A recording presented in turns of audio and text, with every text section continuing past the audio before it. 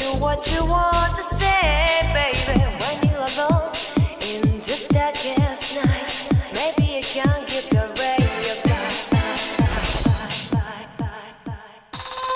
Open your heart and show your eyes that you're destiny. And grow your love, baby. The future is waiting for you. And show your eyes that you're destiny.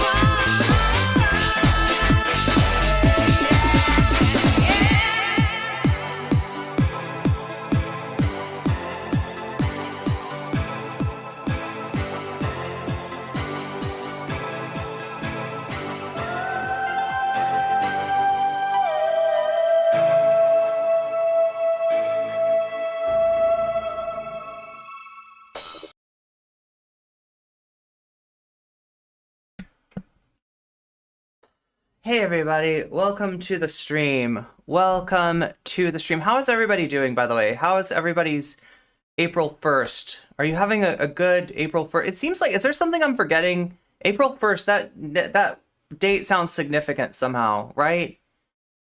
Oh my god, what was I supposed to remember to do on April 1st? I don't know. I'm sure we'll get to it eventually though. Yeah, so yeah, it's the 1st of April. March is over. We're fully into spring. I dislike April 1st. Yeah, there's something annoying about April 1st, but I can't remember quite what it is. I feel like I've had some iffy experiences on that day, right? April 1st is the anniversary of the first true fact ever spoken. Yeah, that sounds right. The first true fact ever spoken. Started on April 1st, yeah. In fact, maybe the April 1st is like the source of all factual information. Is that right?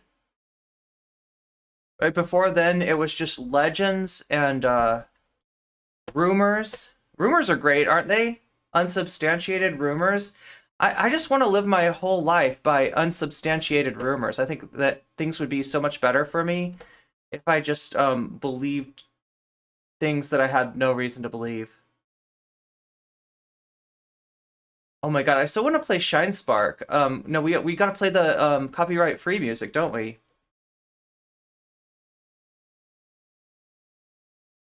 We gotta go with the copyright free. I don't know if I can get away. Does anybody know the video game Valhalla, right?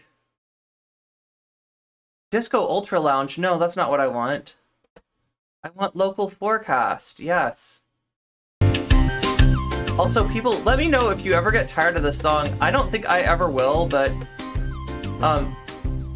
you know, there's a lot of copyright-free music, right? You're staying off Twitter. Well, yeah, you might have gotten, oh my god, Shakespeare, thank you for the membership. So proud of me for finding true facts through April 1st. Finding that April 1st was the source of all real true information. Truer words were never spoken, yeah. And truer words are going to be spoken today, of course.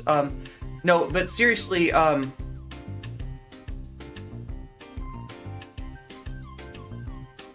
seriously, how is everybody doing?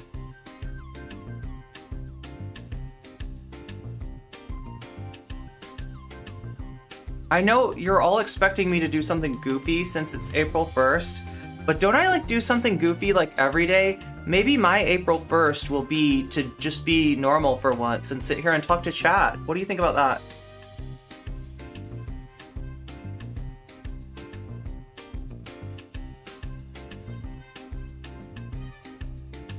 I could just act like a normal streamer for once.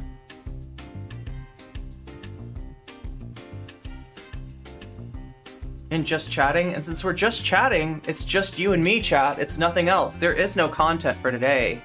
Why would there be content? Frog Powered Train, certainly you didn't come in here expecting content today, right? It's just chatting.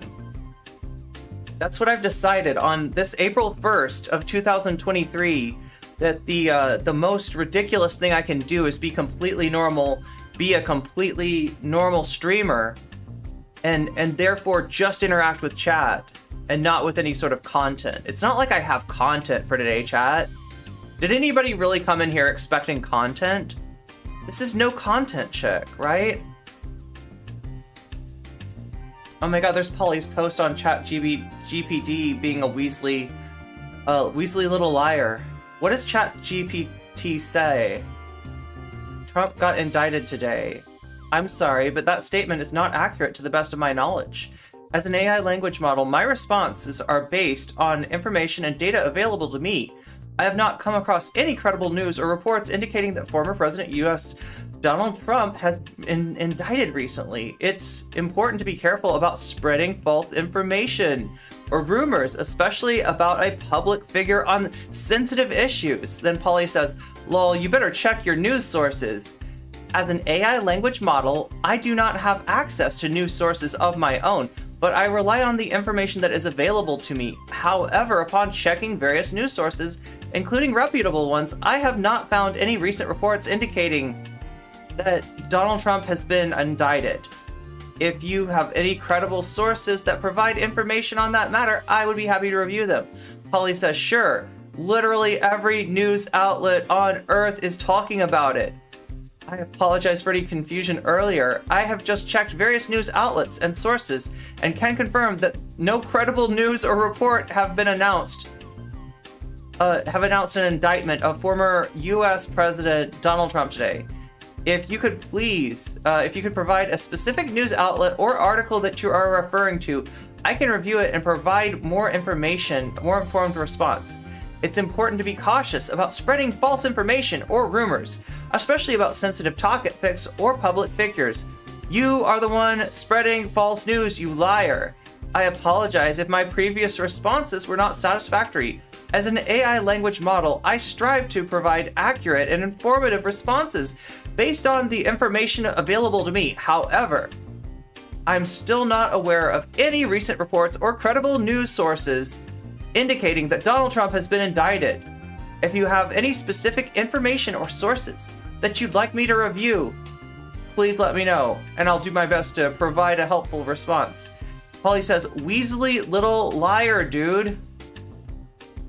I'm sorry if my previous response... Okay, it's in a loop now. It's in a loop. ChatGPT is 2 years behind.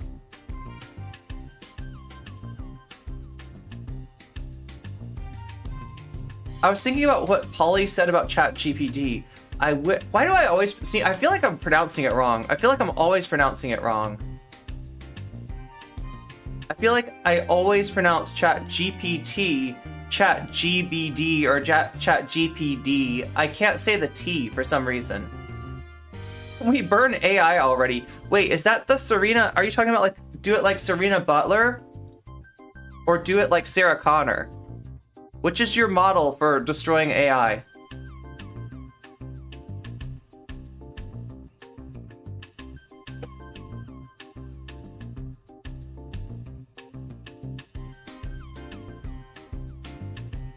ChatGPT, from their own site, doesn't have access to the net.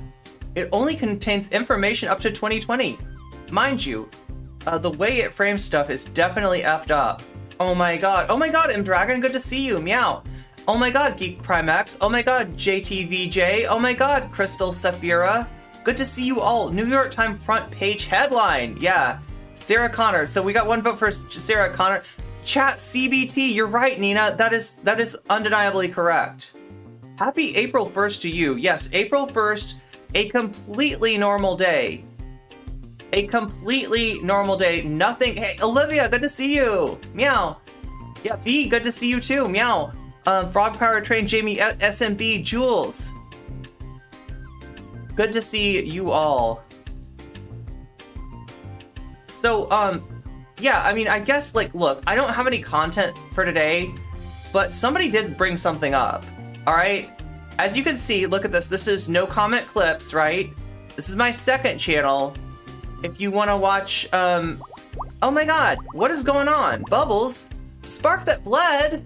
You just made the bubbles happen.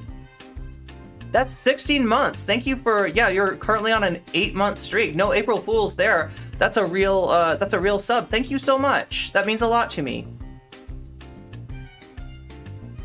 So as you can see, like, somebody's brought up to me recently that I've been mean to Vaush for no apparent reason. Look on my comment clips channel right here, right? Which is the channel that you can follow, no comment clips. Here, let me just like copy this for you. You can follow this channel if you don't like to go to the homepage to find the VODs, or like if that concept is just like, huh, right?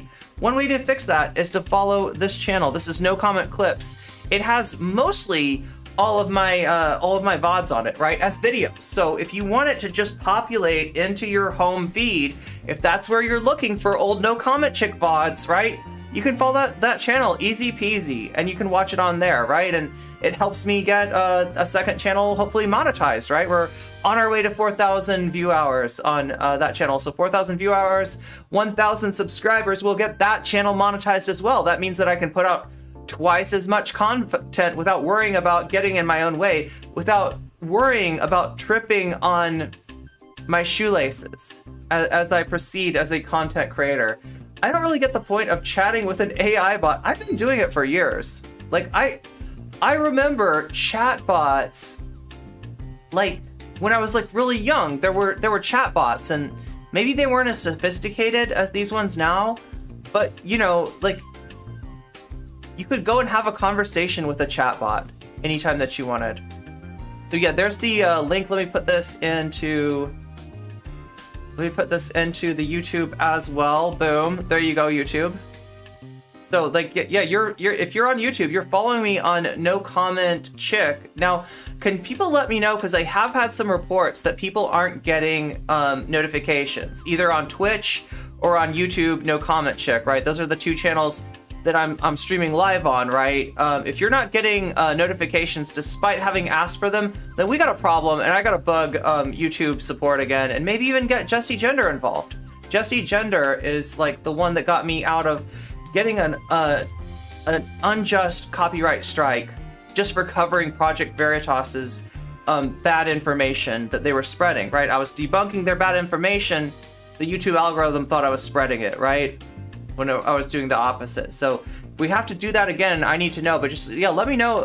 Anyone else use Cleverbot? I've never used Cleverbot. Rebecca Watson put it very well in my opinion. ChatGPT and all AIs are essentially an autofill. Very big jump forward, but that's all they are. They aren't impressive as this they feel. Wait, somebody was telling me that. Chat, do you remember who was reacting to one of my videos and who told me that exact fact? That AI is not as impressive as you think, No Comment Check, right? Do you remember somebody that told me this? I remember my ex's niece using a chatbot. A cat AI bot? Wait, a cat? That's actually interesting to me. That's relevant to my interests, in fact. It was Lucy, right? And if you've looked at the title of today's stream, or you've been on Twitter, oh, speaking of Twitter, let me grab that post so that, look, I found out something interesting about Twitter, okay? And I didn't know this at all. The code for Twitter, I guess, was leaked, right? And I am not a smart coding chick, okay? I am no coding chick at all, right? And because of that, here's the Twitter post for today, right? Because of that, I don't know what things mean, and I have to have them explained to me through other sources. Hey, what's up, Woody Red? But yeah, you're right, Jules. It was Lucy. It was Lucy that said that, right? So I have to get this stuff explained to me through smarter brains than my own. What's up, August? Oh yeah, Elon had it programmed to prioritize his tweets. Yeah, there was 4 categories of user. Power user, right? Republican, Democrat, and Elon. Elon was the 4th category. Isn't that wild? Yeah, so I mean, I guess that it just like, you remember when he complained about his tweets? He said that his tweets weren't being treated fairly. They weren't getting the reach that they deserved. He literally had them like boost his tweets. He literally got a buff that nobody else has, right? So there's the Elon buff, there's the Republican buff, there's the Democratic debuff, and there's the what is the power user is probably a buff too. I guess I don't know what makes you a power user though. But I know somebody who plays with power regularly, right? And her name is Lucy Hayes. So yeah, it's been pointed out to me by Lucy and a bunch of other people that maybe I was a little too hasty in judging Vaush, right? Maybe making all these videos that are mean to Vaush and judgmental and woke scoldy, you know? Maybe that's the wrong thing to do. Maybe Vaush could be an ally, right? Let's see what Lucy Hayes has to say.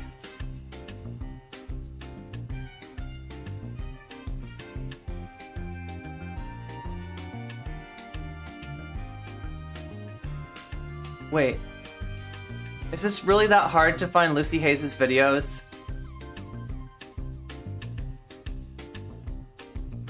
Like literally only like 2 of her videos are coming up here when I search her name. That's wild. Because I know that she's got a video about Vaush, right? And she told me, you know, she wants to make a bridge between me and Vaush. She wants me and Vaush to get along. And she's got a video that's gonna make me change my mind. Oh my god. Wait, there's more Chud logic here? Why did nobody tell me that there was more Chud logic? There's more Chud logic. I don't think I've watched all these Chud logic videos.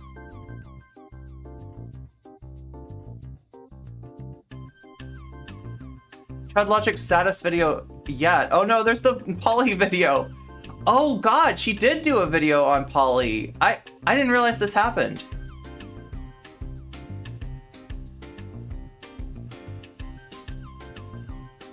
I am just trying to find Destiny, Loner Box, Ducky Ducky, Loner Box. Oh my god, a lot of videos on Loner Box, right? That's pretty. There's the Polly video with President Sunday. God, she's done a lot of Polly content too. It's sad that the NCC stream did not end up. The DJ Mule got a video, but Lucy, where's my video? Where's my video, Lucy? Weren't you supposed to do a video on me?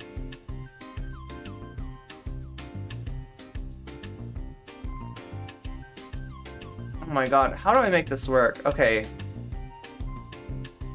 Let's look up Vaush.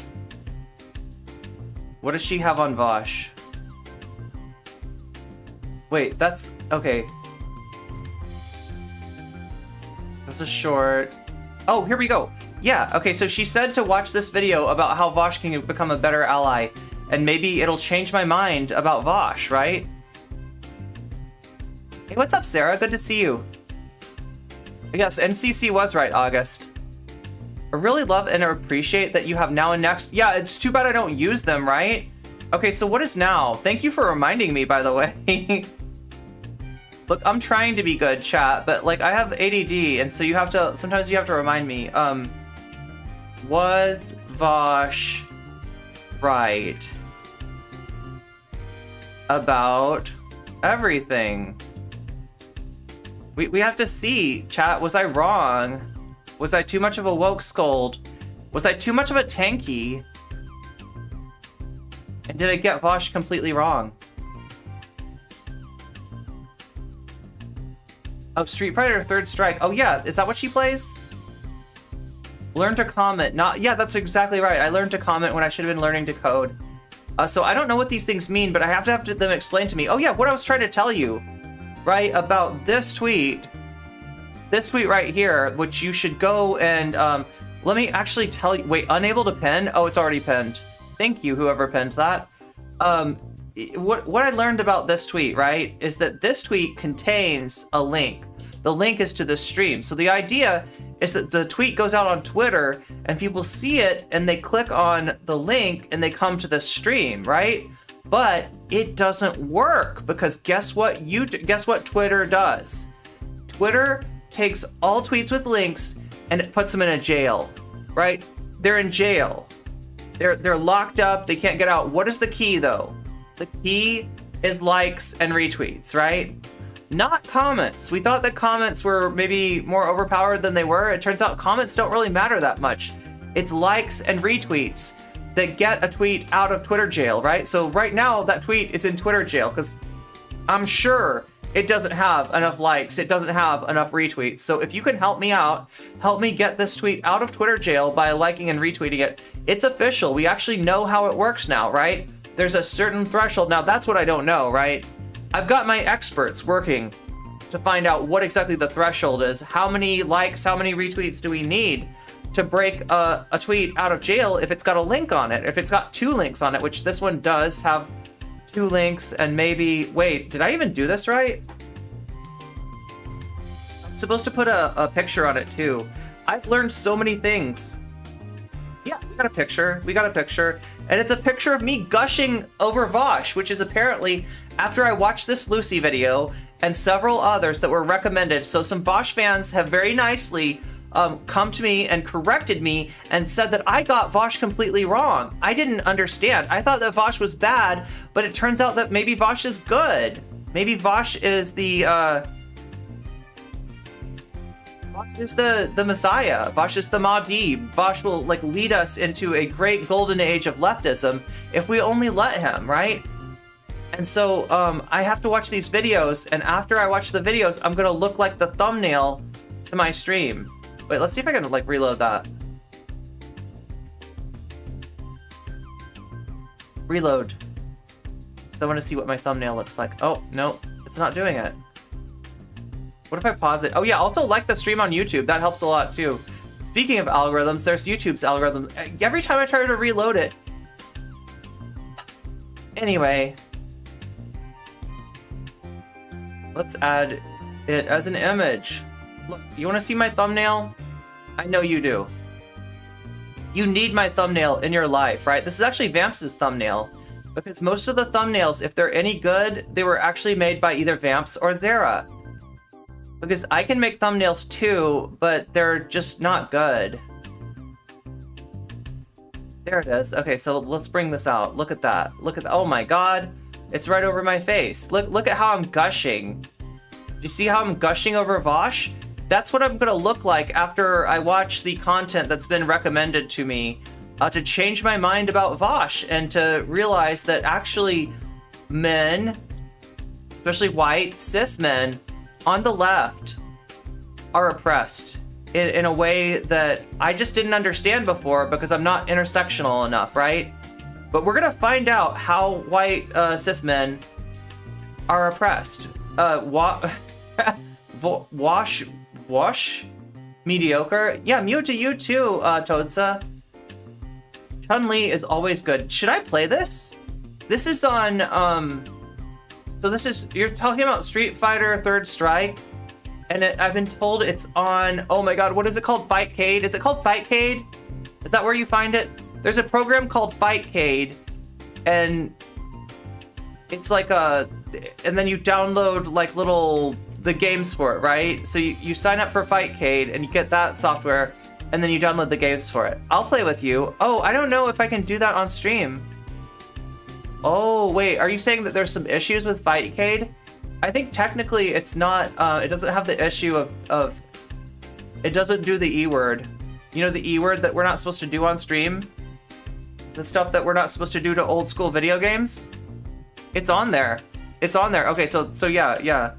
It's on there along with that JoJo's game that she was playing. She was playing that JoJo's game, and also Dinos and Cadillacs, which, holy crap, I never knew there was a game called Dinos and Cadillacs, but there is. But yeah, we gotta check out and see if Vaush was right. And that's gonna start with watching this Lucy Hayes video.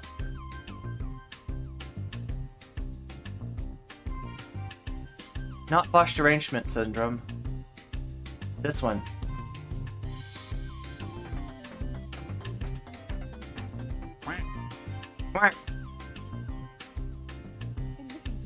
The online political community known as the BreadTube has gained a significant following among the most prominent figures in this community is YouTuber Vaush. While Vaush is widely respected for his progressive views and his ability to articulate complex political ideas, there have been some concerns about his behavior as an ally. In this essay, we will explore the ways in which Vaush can work to be a better ally. Happy birthday. Wait, is it really your birthday or is this a prank? I can never tell. Yeah, the JoJo game. Well, yeah, it's not the one that you've seen. Like, right? I've seen there's some arcade game that people always show that's like Dio with the road roller and stuff like that, but this is like a different one. This is a game where I think you're actually playing Stardust Crusaders, like as if it was real. You were actually born on April Fools. Wow. Believe it or not, it's true. That's no joke. That's no lie. That's no prank. Yeah, happy birthday, says V. The thing we can't do, erupt on stream, of course. Wait, erupt on stream? You mean showing emotion on stream? Is that what you're talking about? I feel like I do it all the time, though. Particularly in regards to marginalized communities. Okay? First and foremost, it is important to acknowledge that Vaush has made significant contributions to the progressive movement. His videos on economics. Okay, he's made significant contributions to the progressive movement. Okay.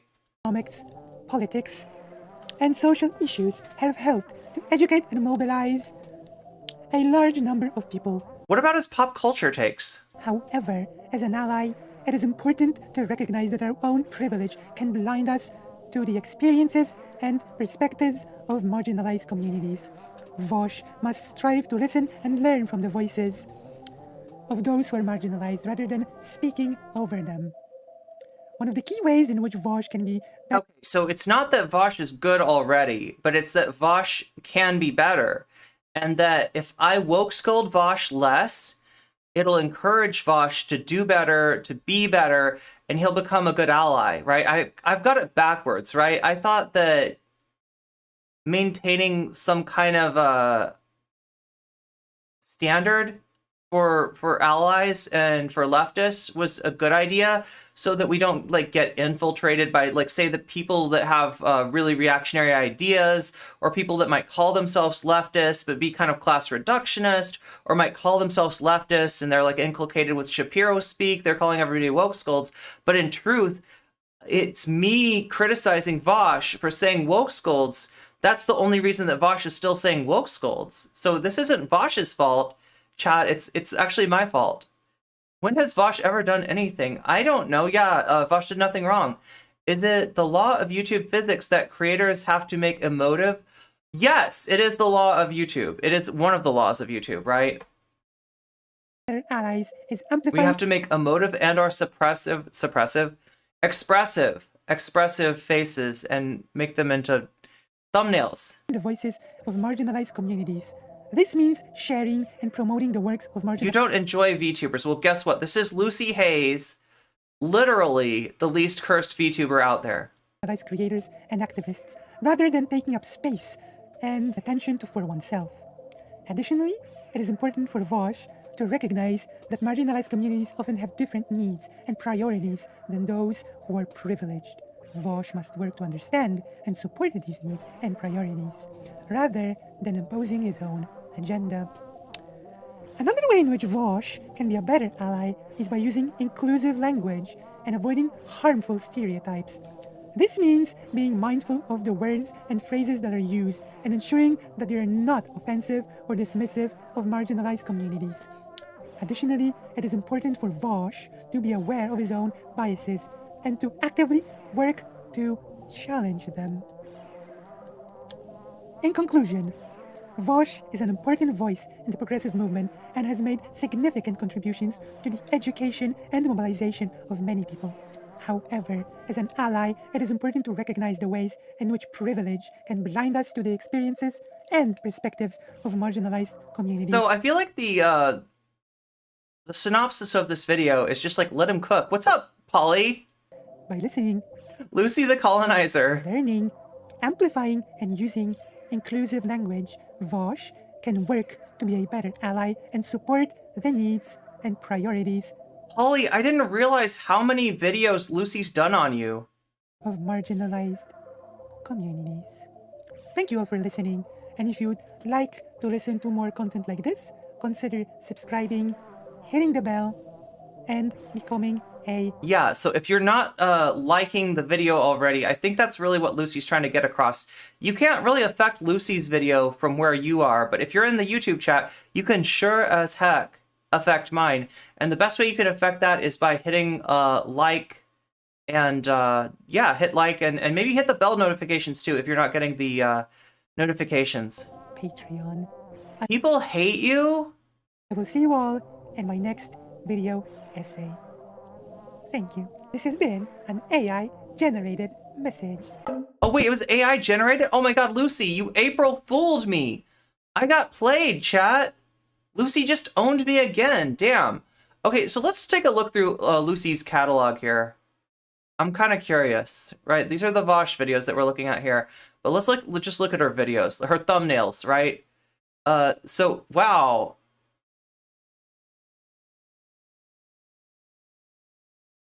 What is this? This is the Chud Logic video. This is about Putin.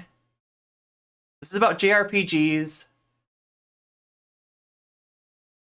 A transphobe and Chud? Who's the transphobe? Wait, I gotta know. Who's the transphobe? Lucy, tell me who the transphobe is. Personal life. Like I've said... Oh my god, is it Destiny? We can't watch Destiny.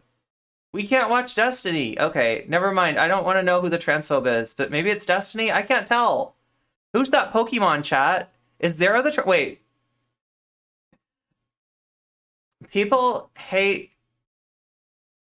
that which is based, because this is Twitch, and this is Gamergate, right? And so, yeah, all that hate, just think of it as, like, love that is misplaced. So Chud Logic strikes again, say her name, Vladimir Putin, Dylan Burns versus a Karen. Hogwarts Legacy, oh my god, I don't want to watch this. Oh no, oh no. This is more Chud Logic. Keffels and Keemstar, Demon Mama, Demon Mama, Demon Mama. The thing that, okay, so here we go. Keffels versus Poly People. I feel like there's a few Poly videos on here, aren't there? There's another one. Sansol Painful Content. Okay, so wait, did she like Poly? It looks like Lucy used to like Poly. And then probably the Sunday, there's more Sansol, right? We're gonna get into Sansoy a little later today, right?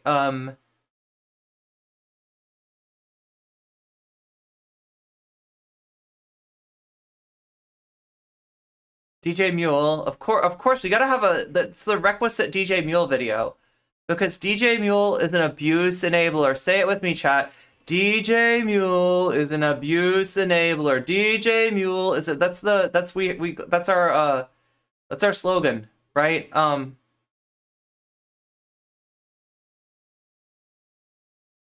versus Poly People. So wait, is this where I'm looking for the Sunday one? I feel like she must have done, okay, Loaderbox Manifesto. Anyway, I'm getting distracted. Oh, there it is. Oh, she had Ellen DeGenerate on to explain. Yo, that's the voice I trust. Look, when I want to know about Poly People, right?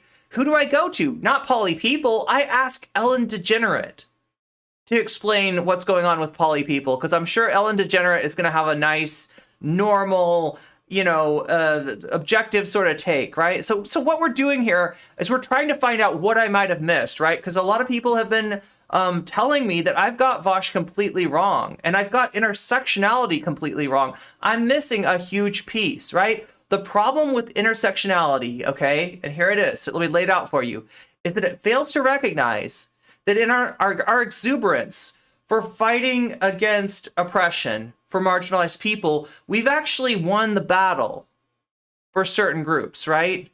For women and for non-white people, right? We've won those battles, and we didn't realize we won the battles, so we kept on going, we kept on going, we kept on chugging forward, and what we ended up doing is oppressing men all right? Because men are very oppressed and oppressing white people. White people are getting oppressed in our own movements. Isn't that ironic, right? We're supposed to be intersectional leftists, and yet we're not intersecting white people. And they're they're at a loss. They're at a deficit. They're suffering from oppression. It's really hard to be white.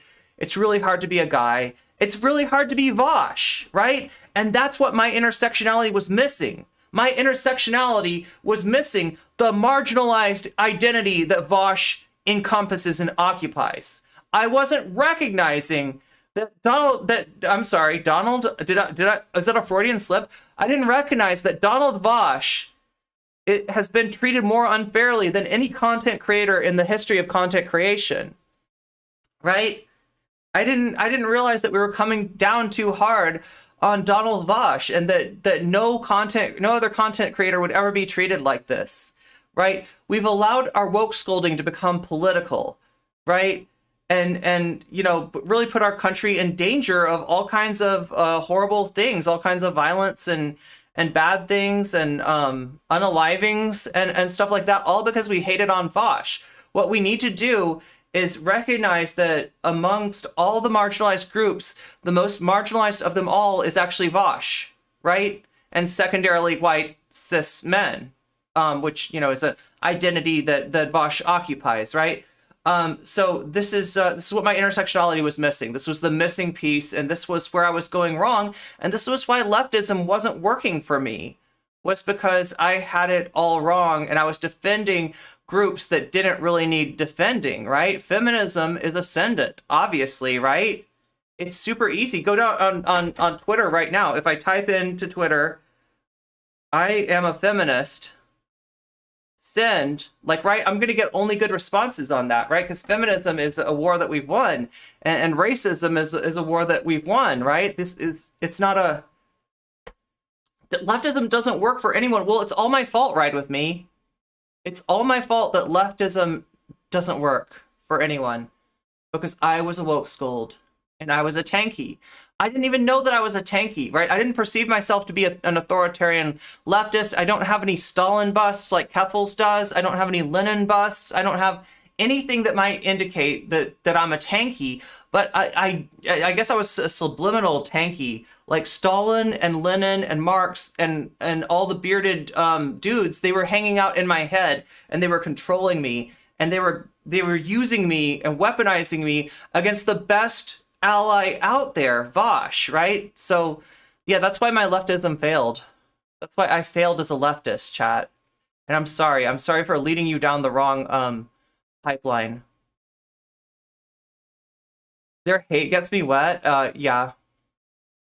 I think I lost her. Yeah, it has to be President Sunday. It has to be President Sunday.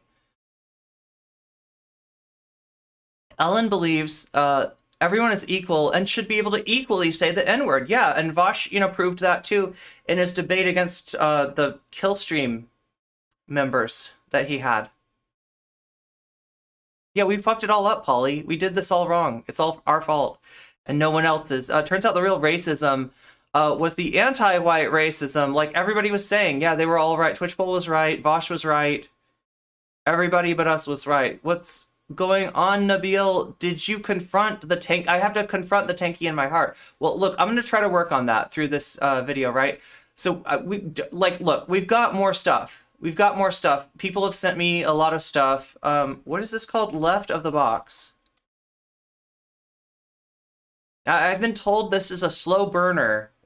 Right? This is a former TYT host. And bit of a note before we get started. I recorded this before I learned of the tribe. So here we go. Former TYT host here, talking about Anna Kasparian's tweet.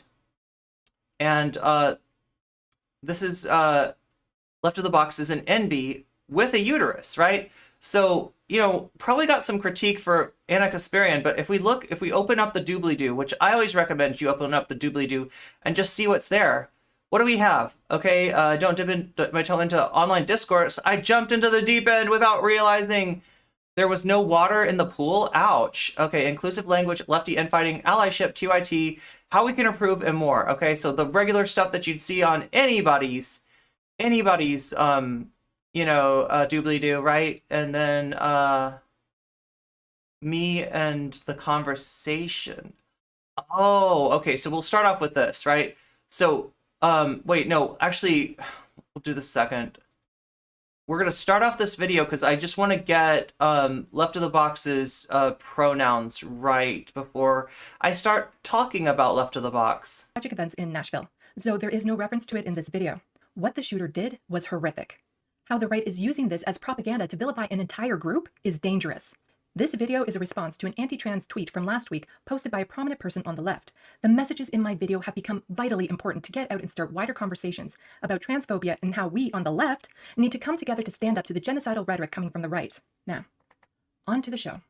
If you're left of Vaush, you're tanky, therefore a fascist. Do-do-do, theme song. Do-do-do, I got a theme song. Do-do, I'm broke, so this is my theme song. Theme song. Do-do-do, just imagine this is an awesome theme song. I'll sing with you. Theme song. Make it more awesome. Yeah, there we go. That's our duet. Okay. Hello, welcome to Left of the Box. Bonjour, bienvenue. I'm Sandy. When I started the script, I was thinking, it's just going to be 2-3 pages at most. Ooh, yeah. I know how that feels, Sandy. For those of you who don't know, important context for this video. I'm non-binary, or... Okay, so Sandy's non-binary, but prefers she, her, Mr. Sir, and folk, as far as pronouns go. Oh, thank you, Shakespeare. Meow. NB. And you're proud of me for finally realizing that Vaush is a great ally. So yeah, have a uterus, and I menstruate. I do not identify as a woman. Okay, so Sandy's non-binary, and also uses she/her pronouns. So that's what I wanted to get. Now, so like I said, look at the doobly-doo. We got videos from the Young Turks, videos from Rebel HQ, videos from the Majority Report, videos from the Humanist Report, videos from the Rational National, David Pakman, the Serfs. The Letter Hack? I don't know what that is. Dan from the Internet? I don't know who that is, right? Then we got the Leftist Mafia talking about Anna's tweet. And then what do we have at the very bottom? Look at this. Vaush videos. We got Vaush videos at the very... What is this about? Anyway, we're put a pin in that for now, okay? Put a pin in that because Sandy talked to Cenk Uygur 11 months ago, right? Controversy. If you watch TYT Network. So this is 11 months ago. Yeah, 11 months ago, right? Rebel HQ contributor Sandy Lovas, who I'm sad to say no longer works for TYT, right? So Sandy it's not a TYT contributor anymore, but worked with TYT for a long time. Wanted to have this debate, and yeah, it is a debate with Cenk Uygur. This was 11 months ago, right? So we're trying to trace back the hoggery of TYT. If you've noticed, even Vaush has commented on the hoggery of TYT. Even Vaush did not, as President Sunday pointed out, we must all commend Vaush because he did not go for the easy dunk of betraying trans people, right? So because Vaush did not betray trans people and agree with Anna Kasparian in her turf take, I guess Vaush is okay now, right? That's one argument. You're thinking, of course! Of course! When don't you? Here's the twist, though. With our own audience and some of our own contributors. So we're going to talk that through. Before I bring on our guest to talk about it, I'm going to show you the original clip of Anna and I talking about this issue. Okay, she, her, Mr. Sir, and folk. Okay. So that's Sandy Lovas. And then we'll discuss. Let's watch. I'm speculating that she doesn't want to say mothers because mothers is gender. Polly, do you know about this? I bet Polly was on to this before I was. I didn't know about this. I believe maybe Natalie Marie mentioned something to me about the mother's discourse at one point. But I wasn't aware that, this is 11 months ago. This is more than 11 months ago. I don't know when this video was. Maybe somebody out there can tell me.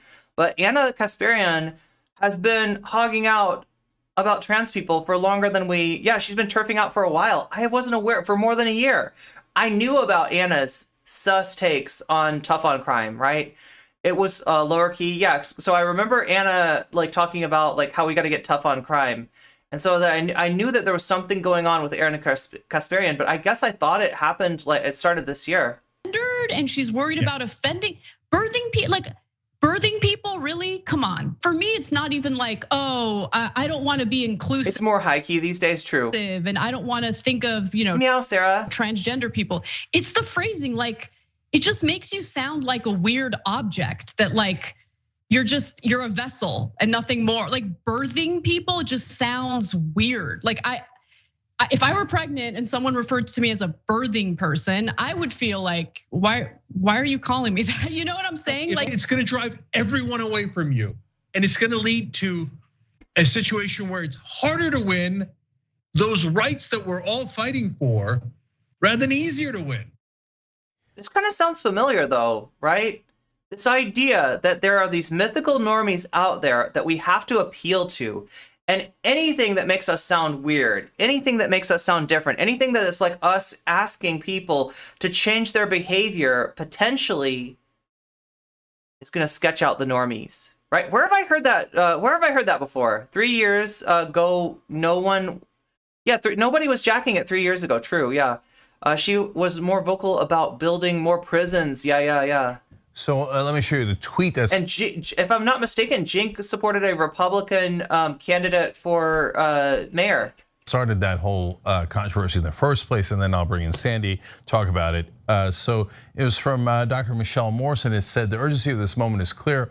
Mortality rates of birthing people are too high. Okay, so now here's what I want to point out. Like Anna said, if so, and they said like if somebody comes up to me and calls me a birthing person, I'm gonna be weirded out by that. Yeah, like right? If I could give birth and that was how somebody chose to refer to me 24/7, you just come up, hey, what's up, birthing person? I'd be weirded out too. However, I need to point out, it's very important that I point out, no one is doing that, Anna. No one is coming up to you and calling you a birthing person. They're talking about people who can give birth, right? And so like in that case, like there's one instance that I would forgive Anna here, right? If it's purely aesthetic and she's like, listen, we're people who can give birth. We're not birthing people. That's weird. And I'm like, okay, Anna, you like people that can give birth better than birthing people. Maybe birthing people doesn't just like alight off the tongue. Maybe it's not super, comfortable, right? If you want to change, like if your issue is like the terminology, I mean, that's a terminology issue, but it sounds like maybe, just maybe, this is more than just that, right? Do people just not sleep anymore? Wait, what are we talking about? Why is no one talking about how there's no consequences anymore? The people on the sidewalks are cranking that hog full time. Yeah, full hog. They're going full hog on the sideways, cranking that hog 24/7. It's my 69th Amendment right to jerk it wherever I want, brother. It's literally semantics. Yeah, if she wants to have the semantic argument, then make a semantic argument. But I don't think she'd be getting this mad over a semantic argument. Like she's acting as if people are actively like going up to her on the street, harassing her by calling her a birthing person when she doesn't want to be called a birthing person. Now, like, right? Does this cover her? Yeah. Right? I mean, ostensibly, I like it'd be really weird if she was reacting to this and she's not, somebody that fits under this umbrella, right? But, like the person saying it is saying it so that they don't, like if you said mothers, you're going to get some people that don't want to be called mothers, right? That aren't mothers, that they don't consider, you know what I mean? So Anna's basically saying, no, don't listen to those people. Listen to me. I'm uncomfortable with that. I am more normal. Trump just got arrested? Oh my God, do we have to change? Oh my God. Twitter. Show me Trump getting arrested. Trump.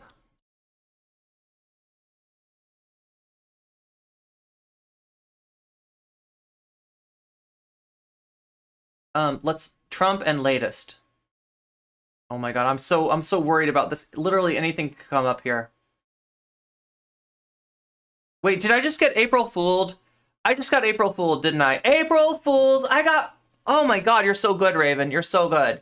Look, like in Soviet Russia, chat April Fools you, I guess. And babies born to black and Hey, Mildred. Meow. Puerto Rican mothers in this city are 3 times more. I just got debated. I just got completely owned. That was... No, don't be sorry, Raven. You are successful. My daughter rebounded. We couldn't get her... Oh my gosh.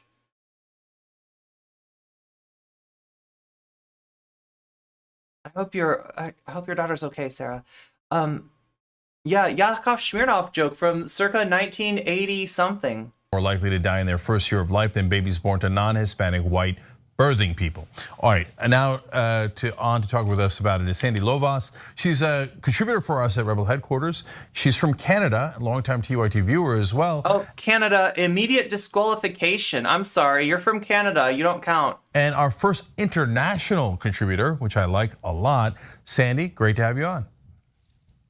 Hi, it's great to meet you. All right, wonderful. So Sandy, go ahead, kick my ass. What did I do wrong? Tell me what the issue is. So this is, yeah, Sandy Lovas, she, her, non-binary, and disagrees with Jink and Anna's take on the birthing people. So right now, people who are non-binary, people who are trans men are coming out more and more. And there's actually, it's not that there's an increase in people who identify as this, it's just that they're becoming more comfortable. Like right now, the recent stat is about 20% of Gen Zs actually feel like they are part of the LGBTQ community. So what's happening is we're trying to find new language to help include everyone. And it's sad that Sandy has to say it that way, right?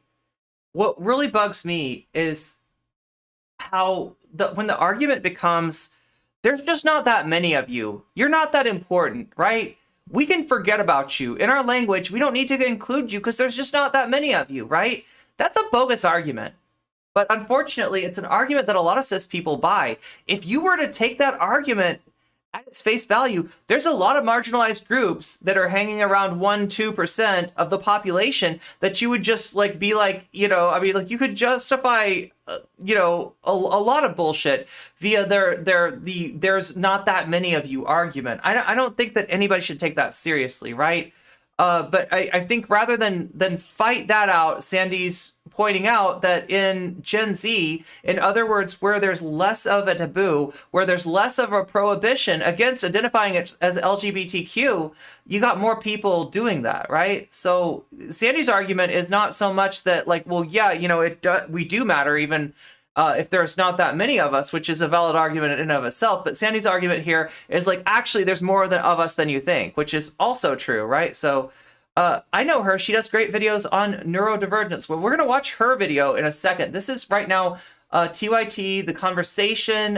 It is Sandy talking to Jink. This is predicated on a tweet that came out. Let's see if we can find it. There it is.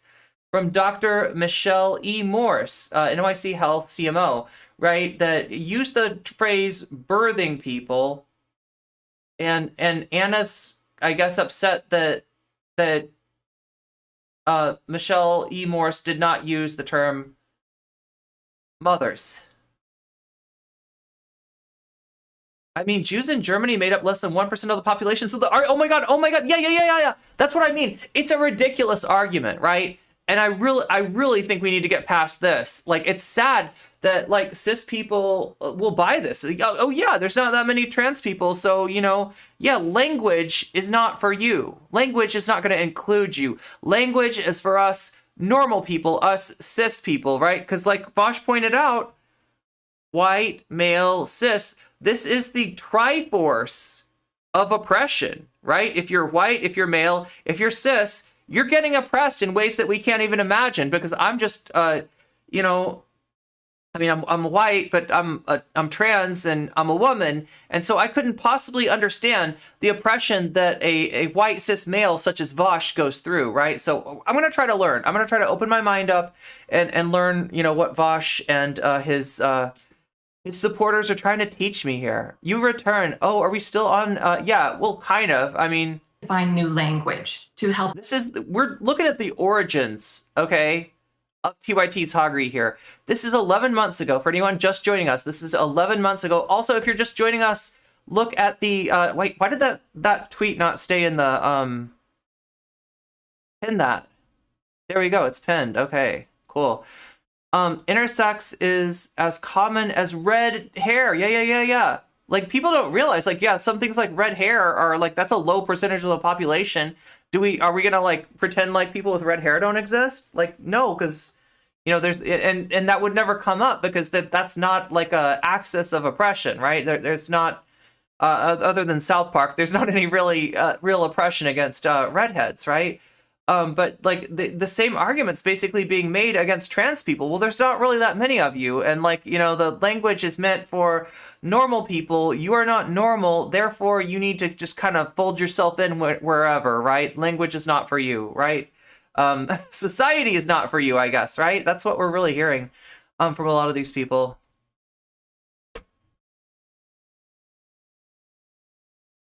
I need to take that HelloFresh off of the YouTube stream.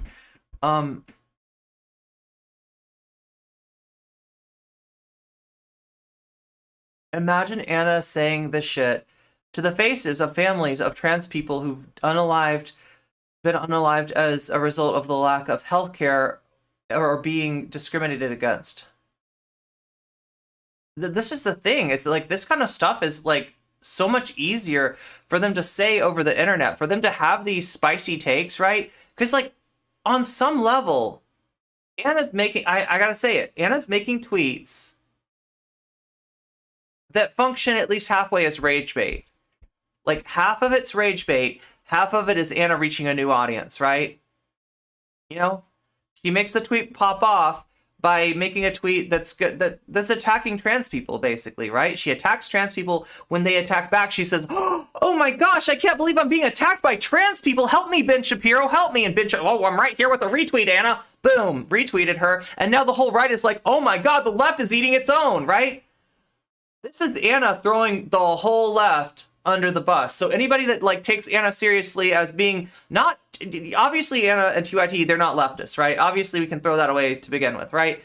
But even like a part of the left, right? They're not. They don't have that ideology. They don't have that care. Now, I can't answer the question, are they grifters? Do they just literally not care? Are they literally just going, "Oh my God, Dragon Princess. That is 5 months. Thank you. Meow. Good to see you as well." Like, no, so I can't answer the question. Do they like literally not care? Is this a grifting issue, or is this a sign of things yet to come, right? And I'm starting to think it's that. I'm starting to think that TYT has viewpoints that they haven't really led on to in the past. That in the past, the lane that they occupied was a progressive lane, not because they necessarily had progressive politics, but because maybe that lane wasn't as heavily occupied. And we always talk about the right-wing gravy train, right? If you have right-wing opinions, there is somebody out there willing to give you money. There's somebody out there willing to grease your axles and make your ride smoother, right? With money, by making it rain for you, right? And that could be what they're chasing as well. Cis women's feelings over trans men and non-binary people's lives. Yeah, exactly. We're allowed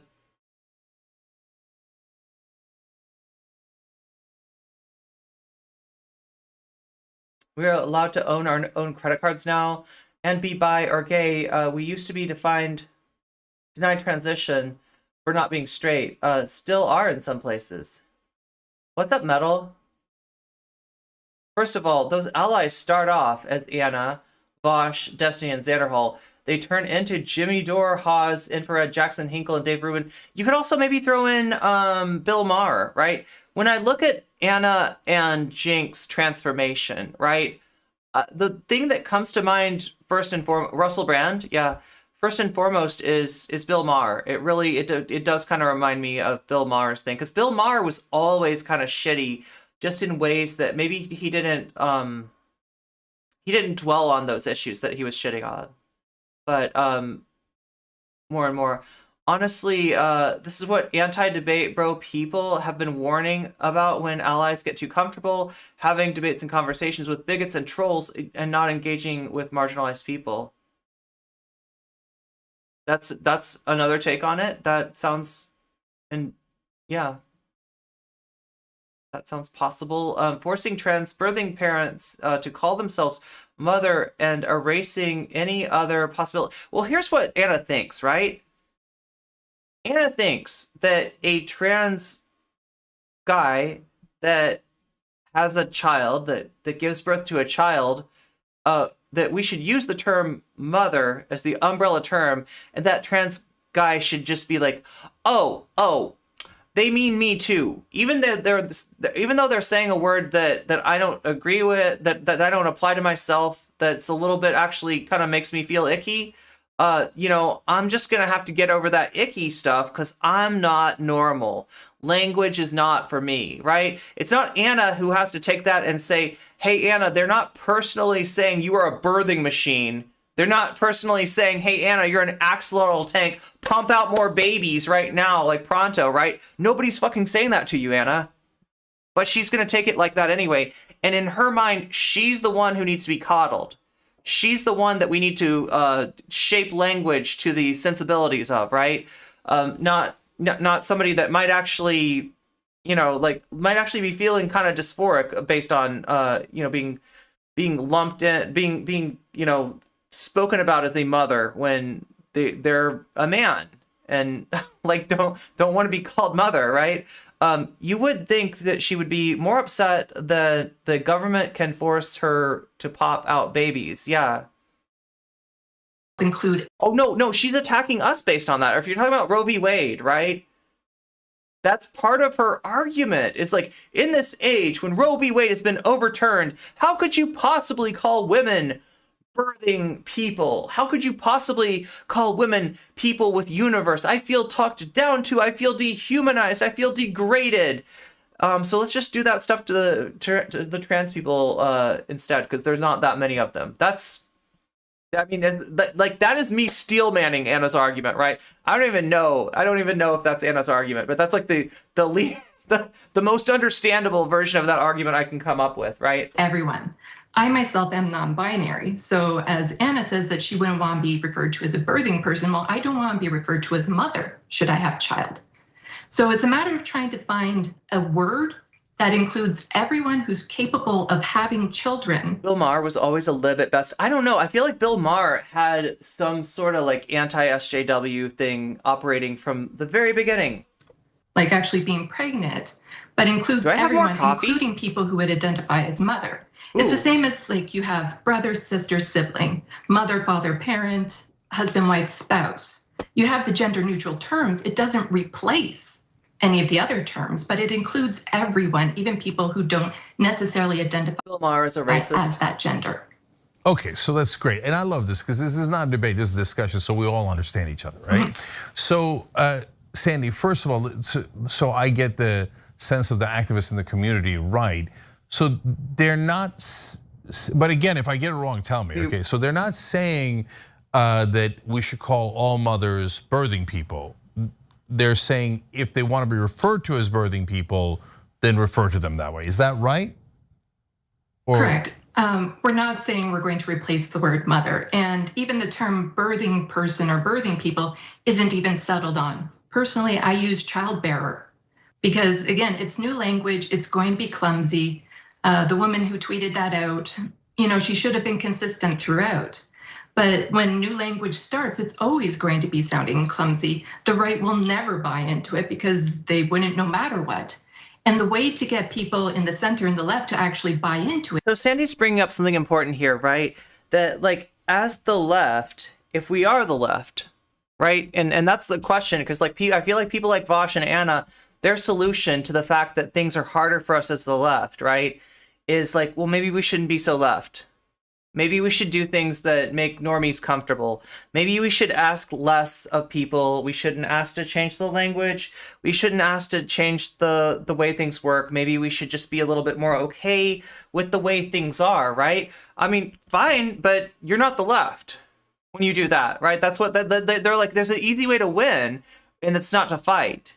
And it's like, okay, that's actually an easy way to lose. Congratulations, right? You figured out the worst possible strategy is just to like pop that white flag up there and surrender. That's what Anna's doing. That's what Vaush is doing. That's what a lot of these reactionary lefties are doing every day. And like they think it's like clever of like, yeah, we'll have an easier time if we accommodate that which we're fighting. And it's like, wait, but then you're not fighting it anymore, right?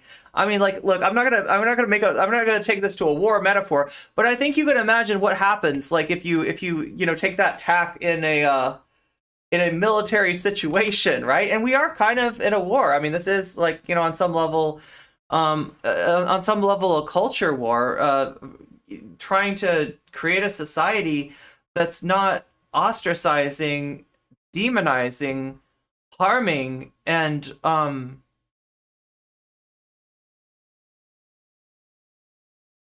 ruining the lives of marginalized people, right? That's what we're fighting for. And if your solution is like, we should just give up on that stuff. Normies don't want that stuff. What does a normie care about, whether a trans person feels bad about being called a mother? Like, what do they care about that? No, let's just go with the normies. And it's like, okay, so you just said in not so many words that you are upholding the status quo, right? That's what you've told me there. Funny how Bill Maher hates Muslims so much that when his last name was a popular Muslim first. Oh yeah. No, also that's so like the hatred towards Muslims. I feel like we saw that emerge from the New Atheist movement under people like Sam Harris. At first, the New Atheist movement was taking on, at least on YouTube, was taking on New Earth creationists. People that literally were like, dinosaurs are a satanic conspiracy. The Earth is only X numbers of years old, and we can do carbon dating and prove that the Earth is older than that, right? So we like just saying things that are obviously false on their face, making like claims about the world which are not only are unverifiable, but they're verifiably untrue, right? So the New Atheists had an easy time mopping the floor with the New Earth creationists, right? And then they looked for another enemy, because like really what they're about is like fighting. Really what they're about is like shitting and dunking on somebody, right? And they looked for somebody else to fight. And, some of them found feminists, right? Like, what about this feminism? I mean, I've always thought that this is a little weird. You say that you're against sexism, and yet the very title of your movement implies that you have a bias towards one sex over another. Interesting that, right? And others of them were like, well, okay, so no, we're against religion, but we gotta admit that some religions are worse than others, right? We've got our Western religions, our Judeo-Christian tradition, and then we've got this Muslim thing, and there's a lot of problems with this one. Yeah, this is the one we really hate, right? And that's Sam Harris and company, right? That's where that all started, of like demonizing Muslims, basically. So I mean, that's is to how did that? Good to see you, meow. Use it and normalize it, because we've been through these transformations in language before. We used to only ever say police men, and then it changed to women, police women. But then that was getting confusing because you didn't know which gender they were, you were misgendering, so it became police officer. We're not against religions. Listen, let me tell you how far the New Atheist Ouroboros has swallowed its tail, okay? You've got New Atheists that are taking what they call the God pill. Now, I'm talking about the reactionary New Atheists. It's not everybody out there, right? But the most reactionary among the New Atheists have taken the God pill. And what that is they're saying, okay, so we started out as New Atheists. We don't like religion. We realized that of all the religions out there, it's really Islam that we hate most of all. And why do we hate Islam? Well, because Western culture, Western civilization is superior. And the rest of the world, they need to get with the program, right? So in honor of our approval and alliance with Western civilization, we might as well just like almost like ceremonially adopt the religion of Western civilization, which is Judeo-Christian religion, or like, right? So they've basically gone full circle and embraced what they used to fight, embraced what they used to hate. Now that's not all atheists, right? I'm not gonna paint with too broad of brush,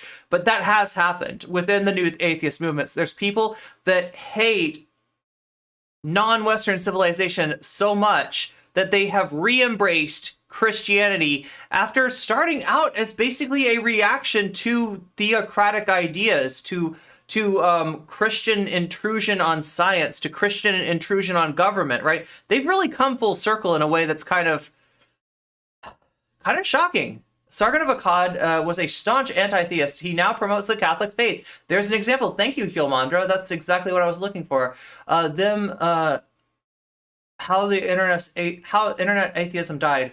We ran out of Christians to fight, so we decided to fight ourselves, and naturally, only the most deceptive and treacherous could reign. I fell off the atheist movement when they started targeting feminists and Muslims. Yeah. Anna and Jink are going over to the dark side. I think you're right, Crystal. I think you're right. Christopher Hitchens, Richard Dawkins, Sam Harris. Yeah. You can find a whole list of like reactionary new atheists, and that's kind of, you know, unfortunately, that was more representative of the movement than say like the Rebecca Watson, Steve Shives type of atheist, the A plus, like atheism plus, like intersectionality, I guess was the idea, right? Was massively unpopular and was attacked by the rest of the atheist community. Judeo-Christian is zero Judaism and 100% reactionary Christianity, zero. I think you're right. Reactionary motto: if you can't beat them, join them. Yeah, I mean that's what we're dealing with here, right? That's what Jink and Anna are saying. And, you know, that's a big part of what Vaush is saying. I feel like I have to say unjerking in saying that because the premise of this whole episode is that some Vaush fans have gotten a hold of me and they've said, Irene, aren't you just kind of being a woke scold and a tanky? And shouldn't you give Vaush another chance? So we got to give Vaush another chance, right? And, you know, well, Sandy, as you're going to see, is going to be part of that. So, like, right off the bat, we kind of like Sandy. Am I right? Compared to Jink, compared to Anna, compared to their reactionary, you know, take on this whole, like, inclusive language thing, like, right, Sandy seems pretty good, right? So it's a matter of trying to find a balance of words that don't necessarily sound clumsy, something that we can all kind of come in on and agree with in the future. But since it is still newer terms, newer language coming up, there is no consensus yet on what those words should be. So like I said, because of the nature that we are advocating for change, our fight is going to be harder. Our fight is going to be an uphill struggle. And that uphill struggle is going to be against people that are used to certain language. And that when you try to offer them an alternative, and in this case, it's not a replacement. Nobody's replacing mother. Nobody's saying you can't be a mother. You can't consider yourself a mother. Nobody's like, mothers, boo, boo, mother's bad. Like, nobody's saying that. What we're saying is that when you're talking about people who can give birth, you might want to have a better term than mothers, because there are people who can give birth that don't consider themselves mothers, right? So if we want to just literally like be just more descriptive, be describing what we're actually talking about, then, you know, something like birthing people or people who give birth or you know, whatever, what have you, right? It's not something that we're used to saying. It's not something that people are going to automatically adopt. It is something that people are going to react to funny and be like, huh, what's this new terminology? And if you got Jink or Anna, they give the old take about political correctness. Oh, okay, so I guess now it's not okay to say mother. No, Jink, it's okay to say mother. Nobody's trying to say it's not okay to say mother. Like, quit strawmanning, right? Also, the term Judeo-Christian was created as an anti-Semitic term to try to convince Jewish people that they should become Christian, and also gave license to colonizing Jewish heritages and tradition. Oh, yeah, I've seen them do that, though. Yeah, I've seen the evangelical Christians who try to sort of codify their Christianity as a advanced Judaism, if you will, right? It's, you know, obviously, yeah, Jews for Jesus. Yes, that's what I was thinking of. I couldn't think of the name, but that's it. Jews for Jesus. Yeah. If you've ever run into a group called Jews for Jesus, understand one thing first, all right? They're not Jews. They're not Jewish people, right? They are Christians who consider themselves to be more Jewish than Jewish people. by virtue of their conception of like the Jewish people had a covenant with God, and then Jesus came, and so the covenant moved over here, and we got the covenant with Jesus. So like they're over there trying to have this old covenant, we got the new covenant. The new covenant is better. I guess we're the real Jewish people after. Like it's really offensive. It's like Kanye before Kanye. It's literally Kanye before Kanye, right? Or I don't know. It's yeah, and it goes back to like the 70s, right? Shakespeare, 60s or 70s. Is where Jews for Jesus derives itself. It's like being mad about no longer saying mankind or and humanity or humankind. Yeah, no, it's. So Sandy, as we clarified in another show after that one, there's no issue with us referring to people in the way that they want to be referred. I did follow Steve Shives, so I think that helped. Yeah, Steve Shives is pretty good.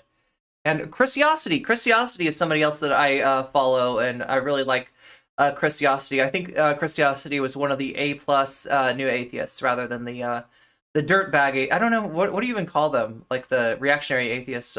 Honestly, the way people have reacted over Anna tweet is kind of frustrating because some of them are coddling white women's feelings. If WSC said that, no one would be defending her. Hey, that's a good point. Yeah, Mankind was okay, but honestly, I always like The Rock more. Wait, is this wrestling? Oh yeah, WrestleMania. Are there any wrestling fans in chat? Should I make a wrestling video? Right. So if I've got some video essays on my plate, right? One about TYT, one about wrestling, and you know, kind of like where it comes from.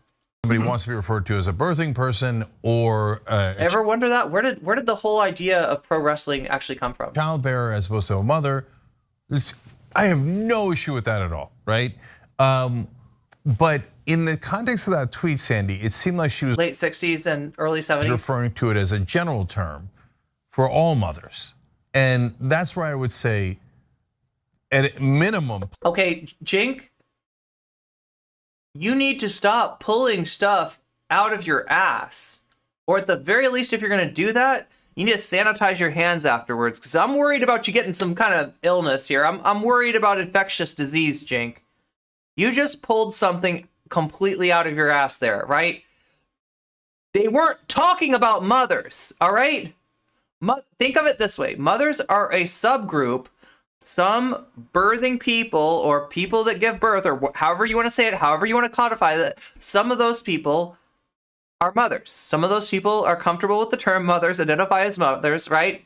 Fine, right? So this is underneath that, right? And some people that can give birth or do give birth do not consider themselves mothers, do not want to be called mothers, want nothing to do with that word. We're not talking about mothers, Jink. We're not talking about mothers. We're talking about more than mothers. We're talking about, like, you know, parents that get, like, how about birthing parents or parents that give birth, or like, I don't know. If you don't like the word, that's fine. We can argue the semantics. We can argue the aesthetics or something like that. It doesn't seem like that's the argument that you want to have, though. It seems like what you're doing is harnessing ignorance and harnessing right-wing bullshit in order to puff your sales up of your failing media company, yeah? To drive engagement with this rage bait, right? Jink should stick to his area of expertise. Street jerkers, exactly, Globitz, exactly. Mankind was one of the most popular wrestlers of the Attitude Era. Is that like the 90s? That's like the 90s, right? Attitude is 90s. I'm learning, okay? Look, do you want me to tell you my wrestling story? Why do I care about wrestling in the first place, right? Because I was, back in the day, a debater. Right? A person who debates, right? No, don't hold it against me, right? I just, like, that was the thing that you did back in the day, is that you debated people, you disagreed with them. And I was the probably one of the most intersectional, opinionated, you know, debaters out there. So I would generally come on to one of these panels, of Twitch Politics, which are generally kind of like right wing, and I'd be arguing from a more intersectional leftist viewpoint, right? In doing this, right, I encountered a person named Dylan Burns, right? Now, I'm not going to talk about, you might know about the drama between Dylan and me. I'm not really interested in that today, all right? I've moved on. We're not talking about that, right? What we're talking about is the way that Dylan ran his panel show back in the day. And he had this theory, right? And it's not a theory I necessarily disagree with, right? But what he said was that there's gaming on this platform. If you're a political streamer, you're competing with gaming, and gaming's exciting. gaming is a contest. Gaming is like, is this Fortnite team gonna win or is that Fortnite team gonna win? Is Dream gonna be able to get the is Dream gonna get the speed running record, or is Dream not gonna get the speed running record? Is Dream gonna win, or are the Manhunters gonna win? Right? That's exciting, right? That's what we're competing with. So Dylan said, you know what? If we're gonna do politics, we need to make it exciting. We need to make it a contest, right? What is exciting in a contest involving like personalities clashing? Wrestling, right? So Dylan had, and I would say it's a pretty smart idea of like visualizing, of conceptualizing debate content as wrestling, to the point where you have people like Demon Mama and Vaush and other people like make promos, like where they'd come out and they'd give like a, you know how like wrestlers do, like I'm gonna kick your ass so bad your grandparents are gonna feel it in the I don't know. So like I don't think that wrestlers really talk shit about people's dead grandparents, but whatever, you know what I mean? Whatever they do when they get out there and they do the promo, right? So, you know, Dylan was doing that, and so I had to sort of learn about wrestling, because the person who had the biggest panel out there that I appeared on a few times, right, was somebody who conceptualized the sport, the blood sport of debate as being like sort of a wrestling match. So, you know, embarrassingly enough, right, as I was learning this, I would read about the terminology and I would mispronounce it. So I famously said K-Fab instead of kayfabe, and Dylan made a lot of fun of me for that, because obviously I didn't grow up with wrestling the way that some other people do, but I enjoy, actually, like, I got into wrestling after Glow, you know, like the Gorgeous Ladies of Wrestling, the Netflix show, right? I got into that show, and then I went back and I watched the original Glow, because Glow used to exist as a real, like, pro wrestling league. The Gorgeous Ladies of Wrestling were like a real league in the 80s. And so I got into all that stuff. And that's kind of how I got into wrestling. So anyway, like, long story, no comment, check, derail. I just thought you should know that, right? Medical fields. Yeah. However, it is not trans people's fault that since cis women have to deal with that. Also, wait, did I miss something here? Many ancient languages have terms like birth giver that are separate from static male and female terms. We call them Jati, Koth, or terms like those who create. Never watched wrestling, but I like talking about it, so I'm kind of a fan.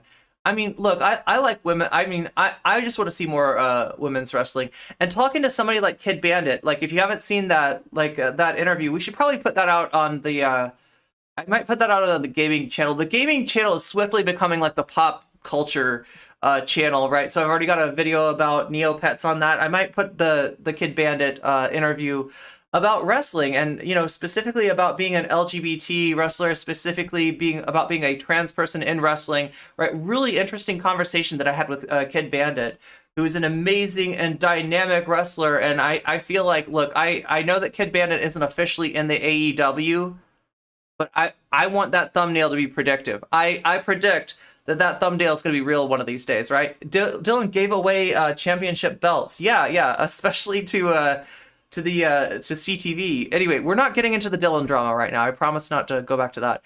Irene elbow drops the debate club from the top rope. Yeah, and I mean, you all know kind of like the reason that I don't do the debate stuff anymore. That's just become the province. Like, basically reactionary centrists and leftists have taken over that culture, and they're not giving it back. And they believe in debate in a way that's like more than just fun, more than just entertainment. I feel like they take debate too seriously, and they look at debate as a source of truth, and it never was supposed to be. I've won debates, I've destroyed people in debates where I've later figured out that I was wrong, right? Mix Vivian is the one that comes to mind. We had a debate about, Xander Hall and some other things, and I think Vivian was right. When I look back at that debate, I'm embarrassed, right? I was wrong, Vivian was right on that debate, but I still won. What does that tell me? What does that tell me? Is it a real good source for finding truth? No, it absolutely isn't. It's just like a dominance contest. I don't know. I mean, it can be fun, but you shouldn't take it too seriously. Most LGBT alliance aren't queer. Wait, LGB alliance? Oh, you're talking about the weird anti-trans group, right?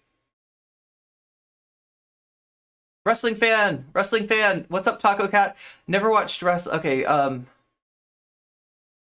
Why is he obsessed with excluding people who give birth but aren't women? Good question.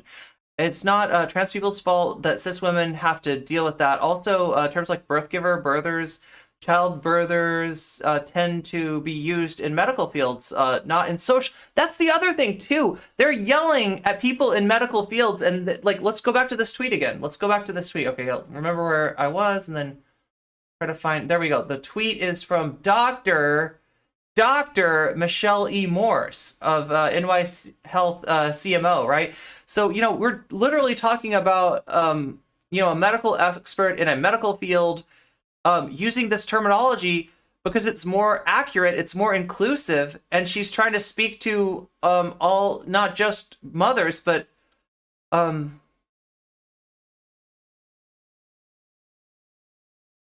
wait, so somebody said something about there like a lack of consistency here. I didn't even read this. Mortality rates of birthing people are too high. Babies born to Black and Puerto Rican mothers in this city are 3 times more likely to die in their first year than babies born to non-Hispanic white birthing people. So yeah, this is actually a mistake here, right?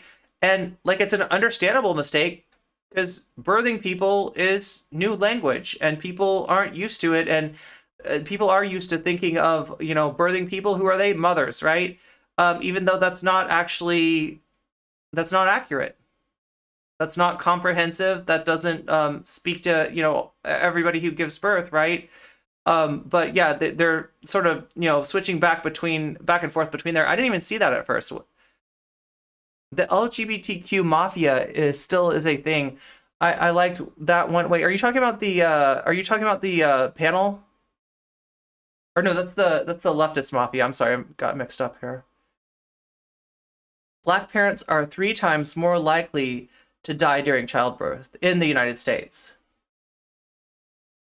So yeah, this is an attempt to bring up an important issue with inclusive language. It's not perfectly executed, but I am not going to woke scold Dr. Michelle E. Morse over the kind of inconsistency in that. I'm overall happy that medical professionals are trying to adopt this more inclusive language, right? And where it's applicable, it should be used, right? If you're speaking about people that give birth, birthing people, or whatever, what have you, is more accurate than saying mothers. By saying mothers, you're limiting to a certain subgroup of, albeit a large subgroup of people who give birth. You're not speaking to all people who give birth. So yeah, there we go.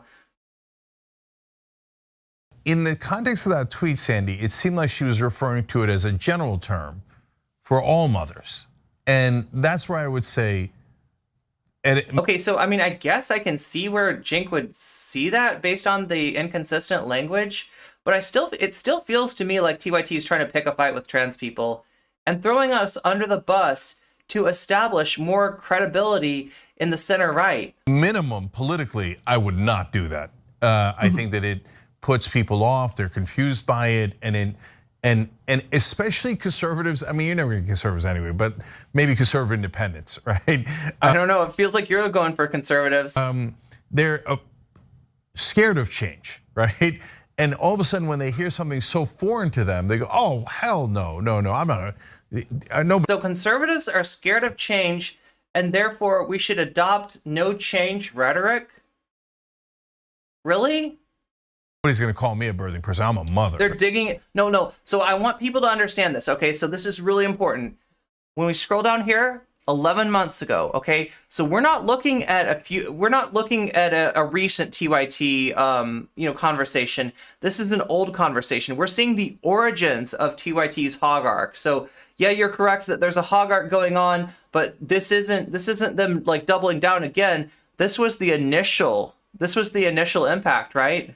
Right, and especially so in other words, they've been doing this for a while. I didn't realize this. I think Polly was aware of it. I think Natalie might have pointed this out to me. I think some other people might have had their fingers on the pulse of TYT a little bit better than I did. But like, I'm just finding out this has been going on for like a year now, right? This has been going on for a year. On an issue like that, I missed it too, Sarah.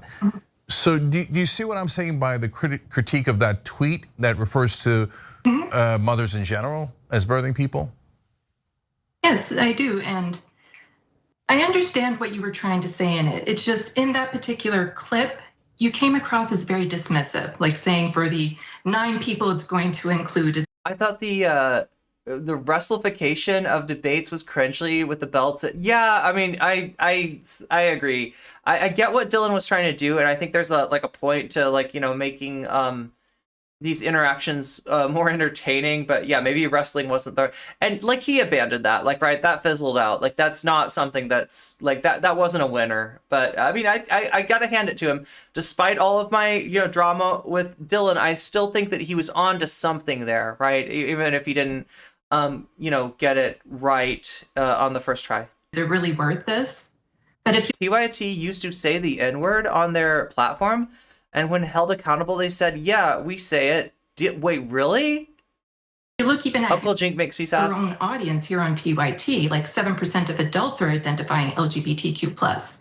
And since this is a left-leaning network, that percentage watching this is going to be even higher. So if you have, let's say 10% of your audience is LGBTQ+, and a large portion of them are people who are capable Jink is literally making the caveman argument against fire. True. of having babies, but don't identify as a woman.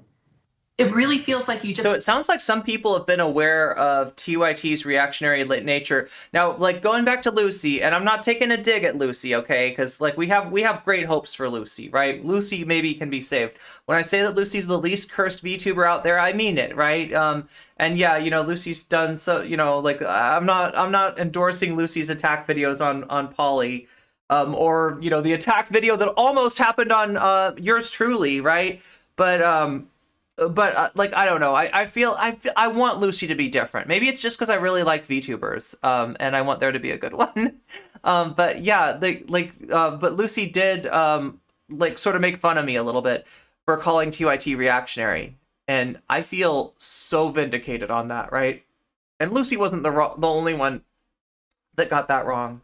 Kind of dismiss that whole part of us, because I do agree right now the right is using us as a distraction. But it's Lucy is the one that broke Chud logic. True. kind of like throwing a bomb into a crowd so that they can go rob the bank. There are people who are losing their jobs, suffering, that are under constant threat, being harassed. And now children who are transgender are literally being erased because of this legislations that are going through. This is going to cause a higher. Good point. Good point, Metal. A lot of people don't realize that a lot of the anti-debate bro people used to engage in a lot of debates. Christy Winters, Hassan Piker, Kevin Logan, Kat Black, etc. And that debaters are not, exactly, are not equal to debate bros. I'm not against the idea of ever having a debate with anyone. You can't really talk to anyone without having a debate unless you're just resigned to not talk about anything you don't agree with. There's going to be some kind of an argument. There's going to be some kind of a debate. And in content creation, I don't really have a problem with that either. What I do have a problem with is the reification of debate. That's what I kind of think is, and the subsequent reification of dominance paradigm that follows from it. Right, that's my issue. Even Dylan agrees that debate is bastardized by debate bros and created. He created that trash fire hippy dippy roundtable. God, I forgot it used to be called the roundtable. Yeah. Old Glow is super funny to watch. Yeah, granted, okay, I want to warn you. Old Glow is kind of yikesy in places, right? They're if I make a wrestling video, okay, this is what I'm going to talk about. I'm going to talk about the way that baby faces and heels are chosen, right? Because wrestlers are like archetypes. They symbolize something. You could have the country boy, and he's like a rural American archetype, and you could have I don't know, right, you could have you've had wrestlers who are kind of gay coded before, right? And the way that they choose who's the baby face and who's the heel oftentimes is through marginalization. So a lot of the heel wrestlers, and you could see this especially in Netflix's Glow, in Netflix's version of Glow, there's some wrestler personas that are just outright racist, just no excuse, and that existed right in the original Glow too. The one that comes to mind was Palestina the terrorist, right? There was literally a wrestler that was a heel named Palestina. And why is she bad? Because she's a terrorist, right? It was, yeah, it was messed up. So like, I am not like, putting my like, yes, Glow is a great, awesome thing and no problematicity whatsoever. Obviously, there's a lot of problematicity. But what I like about it is like women like breaking into like, essentially, it's a type of theater. And it was a theater that was, very gendered. And because it was sports entertainment and, this was a masculine sport, like women weren't allowed to be in it. And Glow kind of represented, despite the fact that you've got the male gaze, and I don't mean the male gaze Gays, I mean Gaze. The male gaze is causing some issues there. And a lot of the Glow wrestlers talked about that, right? But yeah, I still think it's cool, like, to see somebody like Kid Bandit be included in wrestling, right? I want to see that progress, right? It's kind of incredible how shit they were. They only made cosmetic changes. You're talking about TYT. Yeah, well, what's weird about TYT is how little we were willing to settle for, right? And I mean, I guess I was, have the excuse of having been really young and not knowing any better, and TYT being my first introduction to politics at all, right? It kind of but yeah, like they were shit, and we recognize that now. I've been tired of TYT bringing up specific issues that they have around inclusive language and reproductive health, always coming to the same conclusion. Yeah. And just using it to essentially they are throwing trans people under the bus in order to attract a new audience, right? That's very Vaushian. Suicide rate among them, because unjerking, that's very Vaushian. It doesn't matter how many hugs you can give them, how many words that you can tell them. They are being taken apart bit by bit with this legislation, and it's devastating. So Sandy, here's what I'm worried about. So first of all, there's a difference between the LGBTQ community. You say it's up to 20% now in Gen Z. I'm not remotely surprised by that. And I've actually been saying on the show for nearly 20 years, the right wing is not necessarily wrong about the culture wars in that they say, oh my God, if you just allowed people to be gay, a lot more people would be gay. And I always said, yeah, that's true, right? But why are we stopping them from their own true nature? What a weird thing to say. Like don't let them be what they really, really want to be. So it would seem to be against freedom. So we're disposable once money is on the line. Yeah, Kid is awesome, yeah. When it isn't too, as well, if someone has a chip on their shoulder against us. Yeah, that's true. Sometimes it's not about money. Sometimes it's the chip on the shoulder. The culture wars. I hate that term so much. It is annoying. It does come up in all kinds of places. I wish there were better understanding of the male gaze. A lot of people who criticize it don't understand what it means and think it just means ogling women. Yeah. Perfectly aware. Yeah, it really speaks. Adadak brings up a good point that it speaks more to privilege than necessarily a disposition like ogling women. Of the spectrum, and that if you is being gay a choice now? The more freedom that we have, of course, more people in the spectrum will be part of the LGBTQ plus community, right? So, but people who are childbearing but don't want to be referred to as mothers, that is not 20%. That is not 7%.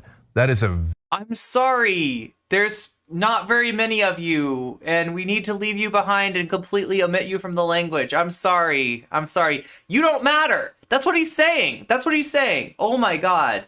Like, this is antithetical to intersectionality. This is antithetical to solidarity. This is not how you build a movement, by leaving people behind when you're saying, okay, there's not that many of you. I'm sorry. I don't care. You don't represent that many people. Oh my God, this is terrible stuff. Very, very Should small not be number. seeing this. Okay, now I understand what you're saying about how my language sounded dismissive, right? Welcome to the stream, Eltsu.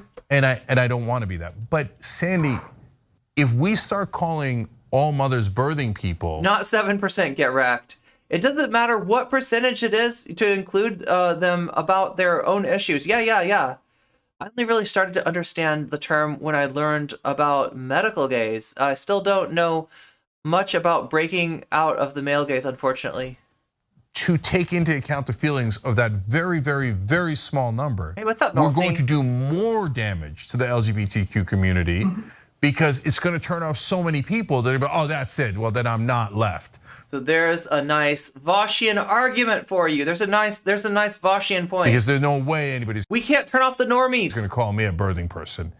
It sounds weird. You're weird. You're trying to change things. What are you doing? You're going to turn off the normies. The left can't include rhetoric that implies that we should change. Holy shit, what are you? But again, we're not trying to erase the word mother. We're just trying to add a term that's more inclusive. Yeah, and TYT was a beacon for a long time, and like I was saying, TYT was the best that we could hope for. Unfortunately, you know, or like at least the best that I was aware of on YouTube, right? And Sandy, I hear when I was young. What you're saying too, because what are you going to do? You have to add a word, right? And you're right; these new words are tough. Right? Some are clunky, some are awkward. Like, this is literally a do you want to be on the left moment, right? Because if you are unwilling at any point to bring in new language, to bring in new ideas, to push for change, then you just aren't on the left. Like, forget about leftists, right? TYT were never leftists, but like you're not even on the left if you're unwilling to tackle that. Some are just new, and new sounds, off to some people. But okay, so the most important thing I think that we've established here is that people are not trying to apply it to all mothers. And because if that was the case, won't someone think of the normies? I think that would be deeply counterproductive. I'm just keeping it real in a political sense. Okay, so Jink is saying that if we were to go around and tell all the birthing people who think of themselves as mothers, you're not allowed to call yourself a mother anymore. That's transphobic. Stop saying mother. If that we're gonna that we're gonna punish everybody who uses the word mother. Jink is saying now, just so you know, that would be too far. Like, he really thinks this is on the table. He really thinks that's like, so oh yeah, you caught us, Jink. We were gonna get to that. We weren't ready to introduce that. We were just gonna introduce the term first, and then we're gonna sneakily come around and say anyone who says mothers is canceled, because that's what we are. We're the woke SJWs, and that's what we do. Apparently, you see how inculcated this guy still is with right wing shit. And like, now, granted, a lot of the criticism of Jink has been about who he was like in college, who he was when he had a public access show, right? Who he was years and years ago. I don't really care about that so much. I'm willing to let somebody change, but what I'm seeing here is that in some really fundamental ways, Jink and TYT have not changed, have failed to change. And then there really isn't that much disagreement. Like, if you said to me, I'm gonna have a kid, Jink, and I want you to call me a child bearer, of course. What, am I going to call you something you don't want to be called? Your name is Sandy Lobos. Am I supposed to call you a different name? What's up, Rebel? Right? And by the way, the answer is yes for the right wing. Rebel, I agree. Right? So when Muhammad Ali and Kareem Abdul-Jabbar changed their names to Muslim names for a long, long time, they would not be called by that name. They would be called by their Christian names. I mean, like, I hope you're not excusing that, right? Yeah, I mean, he's right about that, right? Like, Muhammad Ali was called by his Christian name for a really long time, and you could think of a lot of people, like, in the 70s, 60s and 70s who got that treatment. But I mean, like, noting that this happened historically is different than being like, well, it's understandable. Like, right? No, the people that did that stuff were like Islamophobes, right? They were, that was messed up. So, no, of course we're not going to do that, and I appreciate that. Okay, breaking. Tennessee drag show laws temporarily blocked. Yes, you're correct, okay? So wait, was that last night? This happened last night. Jamie SMB is bringing up something. Thank you for reminding me. Yeah, I meant to mention this in the beginning of the show, but a court has injuncted the Tennessee drag law. So they're considering whether or not the law is constitutional. So, like, there's some hope that law, that one law out of many, there's a lot of laws, remember, and if they don't get this law, they'll find a law that they can get, right? So they're going to keep coming. They're going to keep coming for trans people. It's not, this isn't like a victory, but this is a temporary injunction, which, we're definitely glad to see. We're definitely glad to have. But the fight is not over, not by a long shot. People have short attention spans. It takes less characters to say birthing people. What? It takes less characters to say birthing people than mothers? Then mothers, trans fathers, and NB parents, true with uteruses. Yeah. Well, I mean, and I don't feel like that's what Jink. I don't feel like that's the alternative that Jink is posing. Jink's alternative is just like forget about trans fathers, NB parents, etc. Right? Like Jink's, doesn't like again. Like his assessment was there's just not that many. There's just not that many, so you don't count. So we forget about you, erase you, etc., right? Which is ridiculous thing for anybody considering themselves to be on the left to say. Does anyone know what got Anna to bring this back up last week? They're reaching a new audience, I think. Okay, I can't tell you for sure. I'm thinking about doing a video essay on this to kind of look at this more in depth. But like, it looks to me like TYT is courting a new audience and maybe courting some more money, right? Because when you're on the right or in the center, you're gonna have an easier time funding stuff than you are on the left, right? Listen, Sandy, I'll call you what you like to your face because I'm polite. I'll call you whatever I want behind your back because I want to fit in with the normal people. You got to speak to the normies. Yes. That's good news. Yeah, that is very good news. I think she said it had something to do with Biden's budget. Oh, yeah, it was there was some inclusive language used in Biden's budget. There was also a tweet that AOC made. So if you're talking about why Anna originally brought up the people with uteruses thing, like that's why it was. That was what inspired that. But yeah, she has been doubling down on it, right? So that's showing us that it's not something that she just didn't realize what she was saying. There were a lot of people making excuses for Anna, and I feel like those people have egg on their face now, right? Anna did this because Anna wants to do this. Anna is, I gotta say it, hostile to trans people, right? And why is she hostile to trans people? Does she feel it in her heart? I don't know, and I can't tell, and it doesn't matter. All that matters when it comes to public figures like Jinkariana or myself is what we say. You like, I can't give you a microscope into my heart so you can see like what does No Comment Chick really think about this. All you can tell is what I say and what the effect of my platform is. And if that effect of the platform is anti-intersectionality, I don't expect my audience to support me in that, right? It's not about me, it's about us, right? And that's what I feel like content creators like TYT and also Vaush really forget about. To them, it is about them, and to some of their fans, they'll be along for the ride. It's the violence that can be used to justify against trans birthing people as punishment for not fitting into motherhood. Again, I wish these news shows would talk to more trans people who've experienced discrimination and violence. That's the other thing too, is TYT does have more trans people that they could talk to, right? There are there are trans people in the organization who are notably absent for that conversation, and it's not because they're not trying to engage in that conversation. It's because nobody's brought them on the main show. Nobody's brought them on to talk about this, right? I don't know. God, these fucking bio warriors. All women can't make babies. They aren't less of women.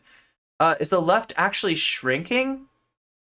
I was saying in Polly's chat the other day, they know they can't keep expanding into the shrinking space that is the left. So they're only one other thing to do, which is move over to the right. And they're doing it under the guise of reaching across the aisle or whatever. Yeah, and they're doing it by throwing marginalized people under the bus, right? They're doing it in the most craven way imaginable. Cis society sees trans masked people as quote unquote asking for it by transitioning. And victim blames trans masked people for their oppression, and saying kids are erasing boys and girls. Yeah, seriously, do people not realize we group people into multiple categories? It's called an umbrella. Yeah, it's a very simple concept, right? There are, there's umbrella terms, and then there's like more specific terms, and we use the term that is best to speak to the group of people we're trying to address, right? So in this case, a better umbrella term than mothers is birthing people. However you think that sounds, if you have a problem with the words that are used, then propose other words that fit that group. But don't, your answer cannot be that we're even though the umbrella term is more accurate, we're going to use the more specific term that we know is wrong because people are more comfortable with it. That cannot be your answer. That cannot, honey, I shrunk the left. Wait, who's shrinking the left? I don't know. Like, do people think that the left is shrinking? Understand that, like, sometimes our perceptions of these things are formed by the social media landscape that we perceive, which is altered by money, in the same way that looking through a glass of water, right? You know, if I have a glass of water and I look at something through it, I might not be able to accurately judge the size of this, right? Because the glass and the water are distorting the image, right? So understand that, like, you know, if you're seeing a lot of right-wing shit, right, it could be Twitter's algorithm. In fact, we know it partially is Twitter's algorithm. It could be, you know, the money that's paying for ads for things like the Daily Wire, right? That there's funding for these right-wing projects. There's a lot of things that can distort the actual lay of the land. So I wouldn't be too quick to jump to the conclusion that the left is shrinking. Do anybody got like some receipts on that the left is shrinking? Like, because what the left is shrinking means is that there's people like I mean, unless you're gonna think of like left, right, and center. But if you want a basic model of it, that there's like people over here on the left, and they're like, there's more people that are like, I'm left, but I'm moving right, than there are people that are like, I'm right, but I'm moving left. And I'm not sure that's true, right? In fact, the midterms make me really suspicious of I feel like that gets overestimated. Do you realize that the Republicans not having a greater, you know, victory in the House and actually not being able to secure the Senate is kind of unprecedented in terms of the way that elections work? Usually when you have a president elected, the midterm is where the president's party loses massive amounts of numbers. And we didn't really see that, right? Part of that was because of the Roe v. Wade.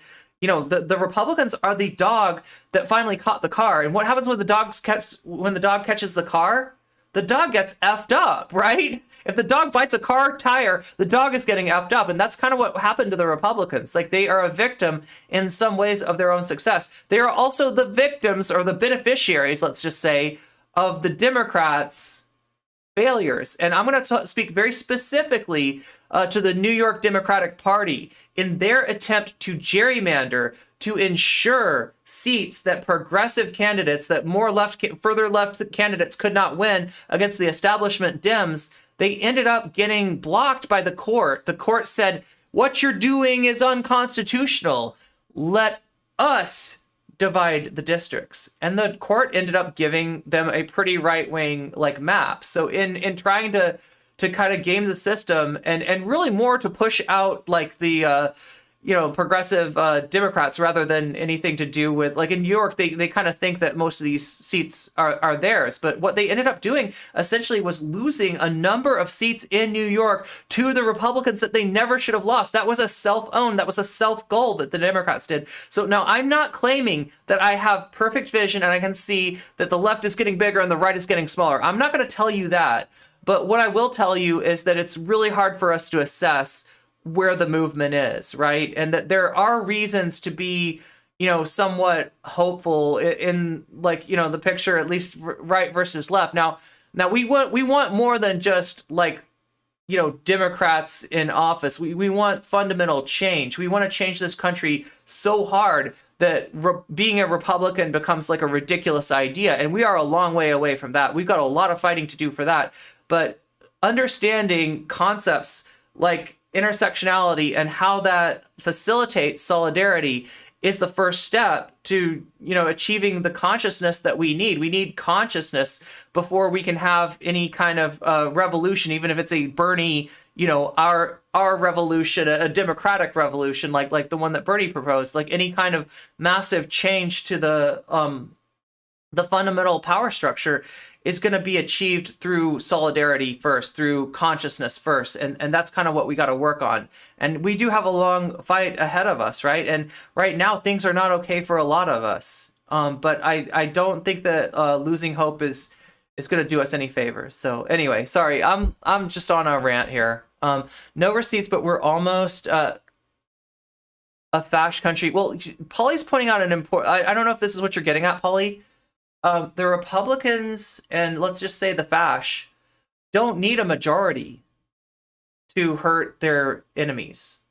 They didn't have a majority in Germany. What they did is they had like a good portion of the German people, and then they were able to intimidate a lot of the German people, right?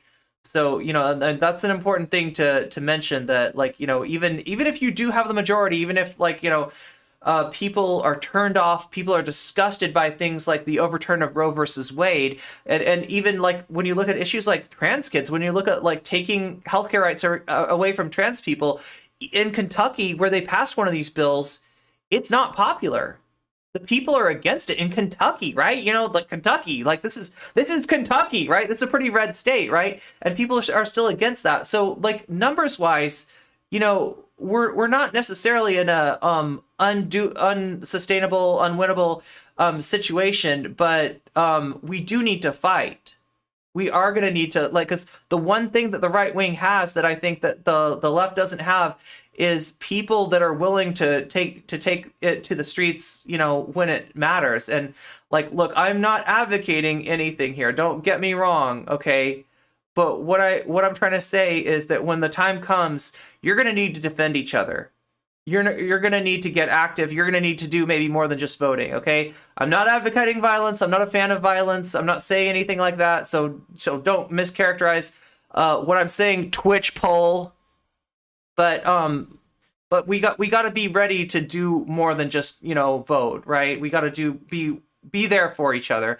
And the first way that starts is just supporting each other through stuff like mutual aid, right? You can do a lot in terms of keeping your community healthy by watching out for each other, by taking care of each other, by being aware of each other. And yes, when the time comes for it and a member of, a marginalized group is threatened, standing up for them and saying, you are not coming to take them because I will not let you. You are going to have to get through me first. And that can have an effect, right? And we do have to be ready for stuff like that. So, yeah, but I mean, like, I understand, I understand the fear. I understand the frustration. That's valid. In Austria, we have half a serious running joke. About a third of the people are Nazis. It's halfway serious. I remember a while ago in Australia, a fascist became president for a little bit because of a coalition building, and the EU lost their S about that. I think the reason why people often take the right-wing position is because it's easy to digest. Leftist ideas are more complicated for more people. Well, okay, I'll give you this, right? It's easier to advocate for the status quo. It's easier to advocate for stuff that people are familiar with, right, than it is to advocate for something new, right?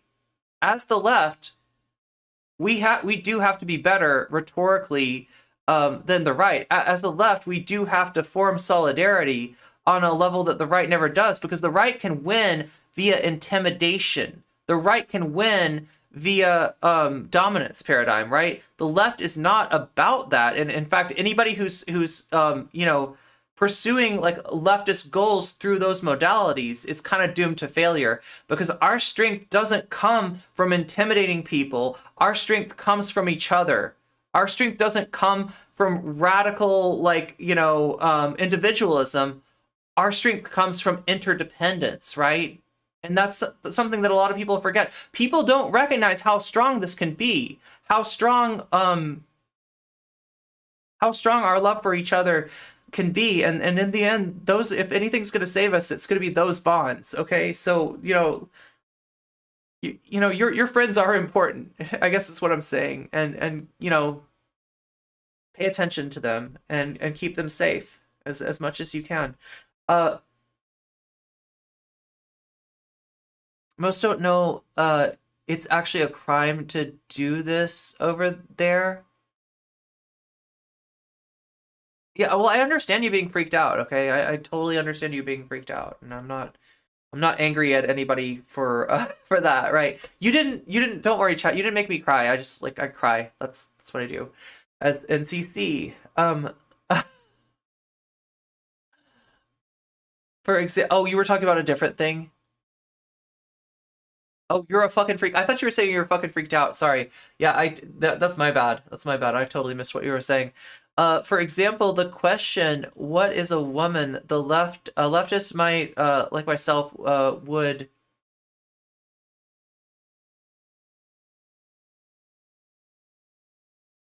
Oh, yeah, yeah, yeah. I mean, just it's about knowing your audience, right? Talking about culture and environment is something that will fly in an academic environment a lot better than it'll fly in a just like general like person to person environment. But there are rhetorical ways to deal with that aren't that don't involve getting into like sociology or something like that, right? You don't have to be a nerd about it. Although sometimes I do wax nerdy here. Cis women do a lot of violence to trans people, as well as cis men, but it's erased because of the patriarchy. Yeah. Wait. Oh my God. So many. I love how active chat is right now. Jesse was very good faith to Anna, but Anna. Oh yeah. Did Anna reply to Jesse? We're talking about Jesse gender here. I saw Jesse made a video about Anna. I don't know if Anna's replied to that. They don't want to protect trans masks because they think that domestic, sexual, and reproductive violence against them is justified. Most don't say that part out loud. I think the right wants to scare left people into silence. Yeah, that's important. That's important. Yeah, like don't think about it's not just a numbers game, okay? Like, that's what Vaush will tell you. In fact, I think we'll be watching a Vaush video where he says exactly that a little later today, right? But it's not just a numbers game. It's also a psychology game, right? You can get psyched out. Your fear is not your friend, right? Your your love for one another, your consciousness, and your solidarity are all you have at the end of the day. What's up, Ken? Good to see you. Normalized crying chick, yeah. Opportunity to work these normalized things out. Normalized hydrating chick. All right, I guess last thing on it, Sandy, is when it is a new word, how do we decide as a community what the new word is, right? Because that is, like, you're gonna think one thing makes sense, the other person's gonna think the other one, that sounds awkward, but the other one is good. I'm gonna have a completely different opinion. How do we have a conversation without offending people, but at the same time trying to be inclusive enough to get to the right word that helps the community rather than hurts the community? Well, it's like any new language in any area. It's whatever just happens to catch on to the biggest population. It's not like you can just go to a certain group of people and poll them because you're going to have multiple different opinions. So like with tech, there's often new words that pop up, and eventually there's just one word that catches on and people coalesce around that. And so that's what it's going to take with this. It's going to take a bit of time. It's going to take people saying clumsy terms, and it's going to take, people actually being willing to try out terms and accepting these new terms. So Sandy, you have something in how you're referred to that is also challenging for people who are not used to it. Your pronouns are she and her, but on your titles, you're Mr. / Sir and folk, right? So for people who are not familiar with that, that is gonna throw them for a loop, okay? So well, I'll also go by they, them, but I'm very open about it, and I never get on people's case if they misgender me. That's not an issue for me. Okay, so that's another thing. Real quick, because we're almost out of time. So do you get that? Like, this is what's going on here. Like Sandy, it sounds like Sandy doesn't want to have to fight the battle. And if you go by binary, he, him, she, her pronouns, like you may understand this struggle that you get misgendered a lot, and it's something that like a lot of people get wrong, and it's the rare time when you feel validated by most people's language about you, right? It sounds like to me that Sandy just doesn't want to deal with that, doesn't want to have to fight that fight. Will accept they, them as pronouns, but isn't like insisting on it. And it's weird that Jink is like getting on her for this. So if you missed what we're saying, right, Sandy is non-binary and goes by she, her pronouns, right? That's what Jink is saying is the weird thing that it's hard for people to get right about her. I think Polly was saying that the Dems' electoral performance in the midterms wasn't all that good, but it certainly wasn't evidence that the left is shrinking. Oh, yeah, no, I agree that it's not. I agree that we don't have evidence that the left is shrinking. We do have a lot to worry about, and I think like overall what Polly's saying is that like we're in for a fight and we're in for a tough time and the threat is real. And I absolutely agree with that. 100% agree with Polly on that. For example, yeah, okay, so like oh my god, I totally caught on to a different conversation in chat. But yeah, no, I think me and Polly are pretty close together in our views of things. But you understand, like, I'm not about losing hope here, right? But I'm gonna fight no matter what, and I hope you are too. I have a sense that the transgender community is the most victimized community in the country. That one's not a sense. That one's real. That's a fact, right? But then oftentimes they'll strike back, and this is the most gross generalization, okay? But I'm trying to have a conversation here. I need to facilitate the conversation, right? By saying, hey, if you mess up the pronouns, etc., that's deeply offensive. But people are just learning these things. Should we give them a little bit of more leeway to take some time to get it right, as long as they're not being condescending and purposely mean? I feel like this is the biggest like straw man of trans like view of like trans dignity here, right? Yeah, we want to be called the pronouns that we want to be called, and it is about our dignity. It is it's not negotiable, right? It's not just like well, if you feel like it, right? But at the same time, it's not a zero tolerance sort of thing, right? This idea that trans people are jumping down people's throats for like one little misstatement is not true, right? This is a paranoia that a lot of cis people have. This is a paranoia, and unfortunately, the victims of this paranoia are us, our trans people. I have personally experienced this, right? Somebody's and I don't have to say who, but some of you might know who I'm talking about. Somebody misgendered me, introduced me to his audience, a much larger audience than mine, with the wrong pronouns, and me just correcting him, which wasn't like a cancellation, wasn't an insult, wasn't me being indignant or saying that he's trash or anything else. Me just saying, oh, the pronouns are actually she, her. Thank you, though.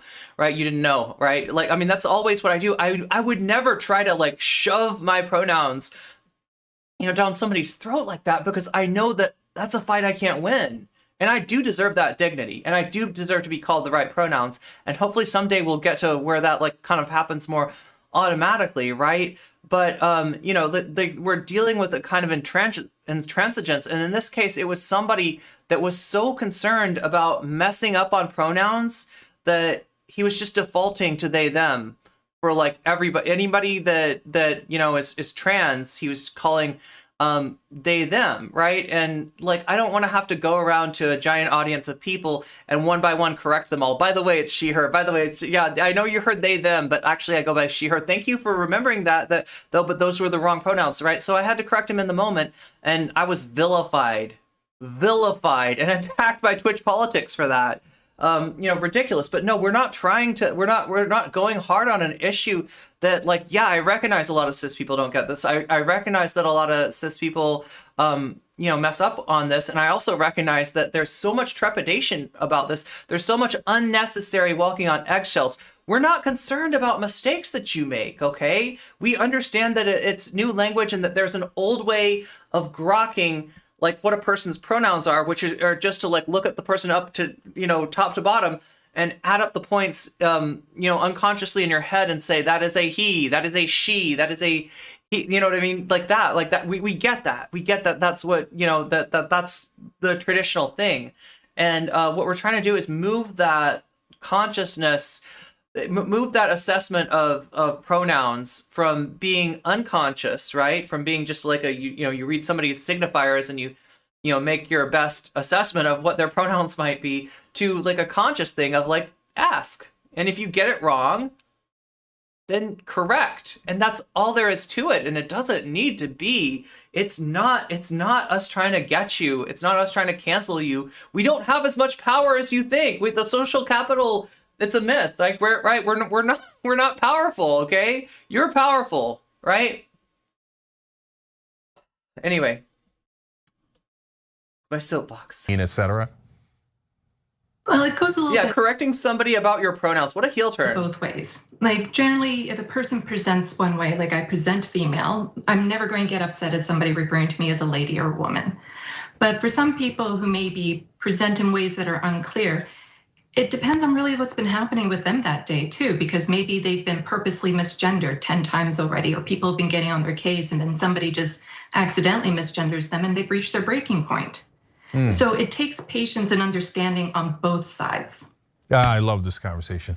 All right, thank you, Sandy, and everybody check out Sandy on Rebel Headquarters, where she's doing wonderful new videos, and I love that you're a contributor. And spoiler, Sandy was, I don't know, fired, let go of, cut off from the Young Turks after this. I don't know if it has to do with this conversation, right? But Sandy is no longer working for the Young Turks. But yeah, I mean, like that's like that's a pretty standard, answer that you're gonna get from a trans person about this, and also it's speaking to like when somebody does react, with anger or whatever, it's not, don't overinterpret it, like, right? It's like, yeah, being misgendered is being denied dignity, yeah. And even though like we recognize that it's not always on purpose, everybody has bad days, and it shouldn't be like. Sorry you had to go through that. No, that's okay. Thank you, Zugli, though. Thank you. I used to watch those Twitch poll debates when I had to take a 3-month break for your online mental health. That is understandable. So yeah, TYT. Well, anyway, so yeah, Sandy, had this conversation with Jink, was dropped from TYT. I don't know if those things are related. I can't say that they were related. I can't say that they weren't related. But more recently, so that's 11 months ago, right? Watching this video was just to show you that TYT has been bad on this issue for longer than I realized. And I think that Polly and some other people might have been onto this for longer than I was. I didn't realize that that TYT was doing this stuff, right? But yeah, this is 11 months ago, right? So this has been going on for a while. So let's get back to Left of the Box. This is Sandy Lavas. This is her video about Anna Kasparian's tweet. So she's been let go, and she is a non-binary person with a uterus who has an opinion about Anna Kasparian's tweet. Should probably throw in a content warning. We're going to be talking about a lot of transphobia.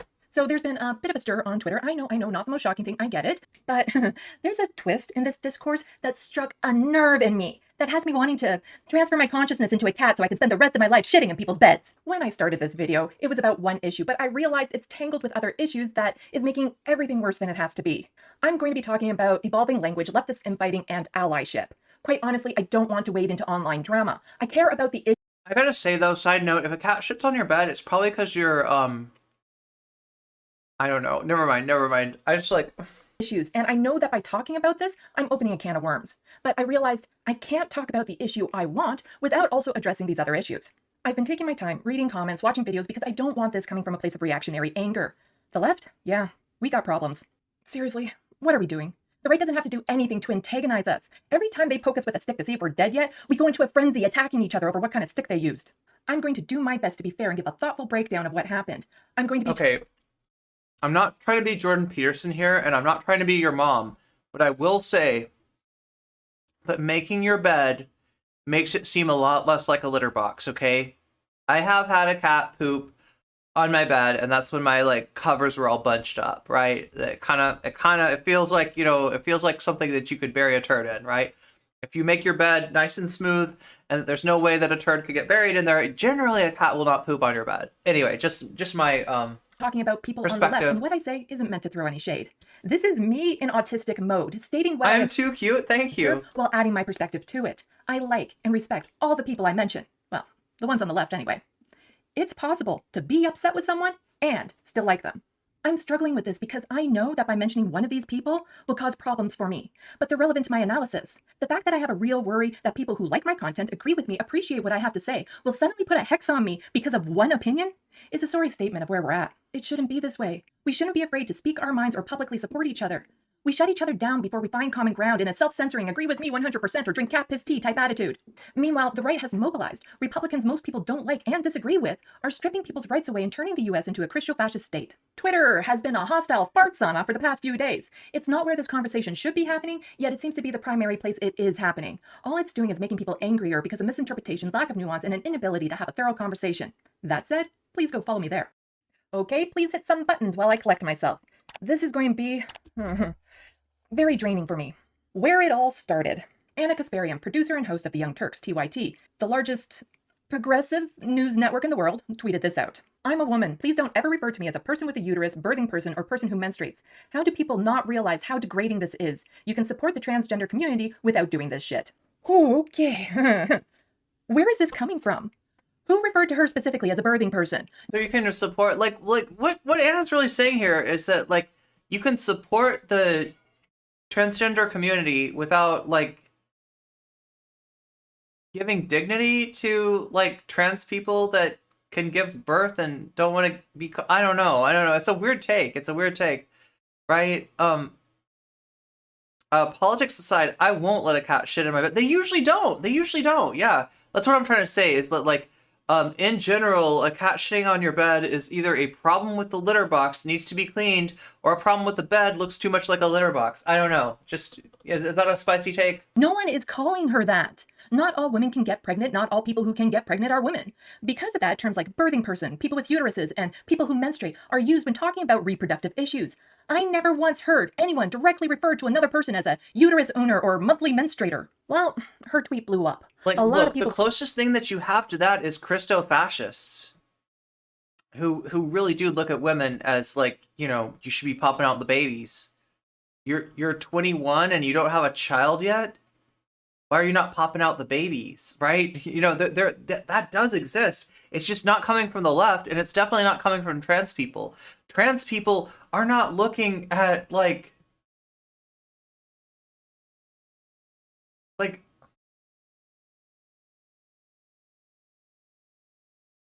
this isn't trans people that you got the problem with. And Anna brings it up later, right? The you know, with what's going on with Roe versus Wade, she says that she gives that as a justification for you know, her ire at trans people, when in actuality it should clue her into the fact that her fight is not with us.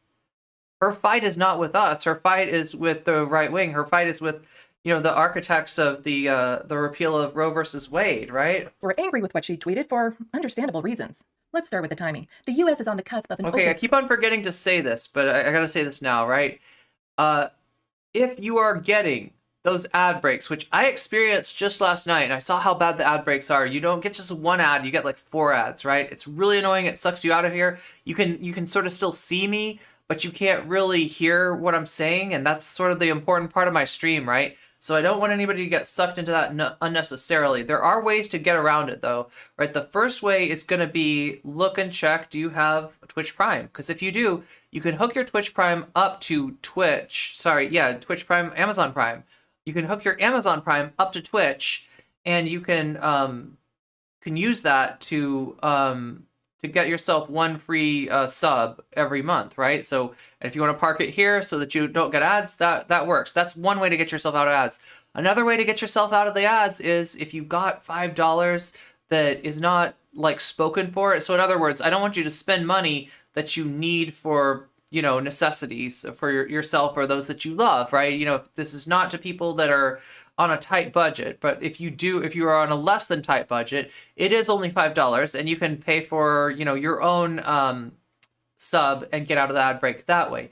Third way is just to hang out here, speak in chat, And eventually you will get noticed by somebody giving out gift subs out of the kindness in their own heart. And we do have a lot of really generous people out there that do not want you to get sucked into an ad break and have to miss like minutes of the stream because of Twitch's ads. So that is the third way that you can get out of the ad break. And we really appreciate people who give gift subs. So anyway, accepted, even embrace genocide of trans people. In fact, right now, if somebody wants to give one, you will be the very first. You'll be the number. It's telling me on the leaderboard that this is the first of the month. So whoever gives the first gift sub will have that distinction of being the first person to do that. So are making escape right now. Okay, so we're gonna get to Vaush, right?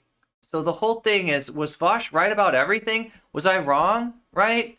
And we're going to give some people, we've already given Lucy Hayes a chance to make that argument to me that maybe I was wrong, maybe I was too much of a woke scold, maybe I was a little bit of a tanky. I was a tanky woke scold, purity tester, and I should just, learn to love Vaush, right?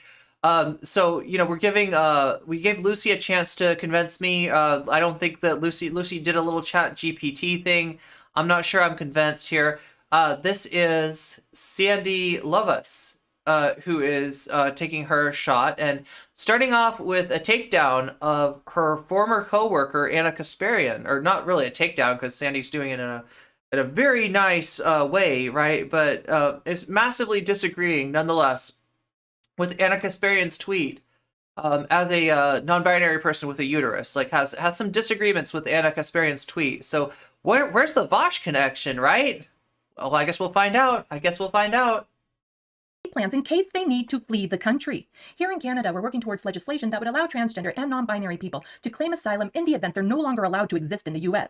States have passed laws banning gender-affirming care to youth. About 50% of trans children can no longer receive their gender. Dear Canadians, thank you so much for having us in mind, and I hope that works. I hope you can pass that stuff because we might just need it. Affirming care. More states are working towards it. More are making the laws more extreme to encompass all trans folks, no matter their age. Laws dictating where trans people are allowed to be in public, how they're allowed to behave in public, have been passed. I wonder how Anna feels about surrogates who don't want to be called mothers. Good point. Yeah, I didn't even think of that, Cryptid Mage.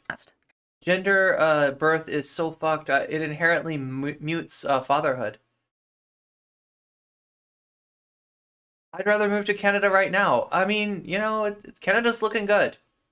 Transphobic media personalities have been calling for us to be erased, eradicated from public life, accusing us of being groomers and a danger to children.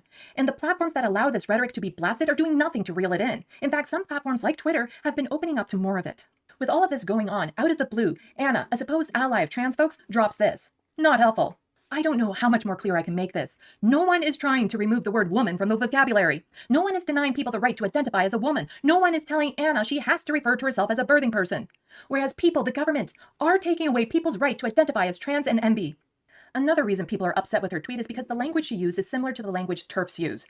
Anna handed the right wing a stick to poke us with. So many right-wingers retweeted it, had positive things to say about it, praised her for it. If you look at the comments, they're full of transphobic monsters who now feel validated because someone as far left as Anna agrees with them.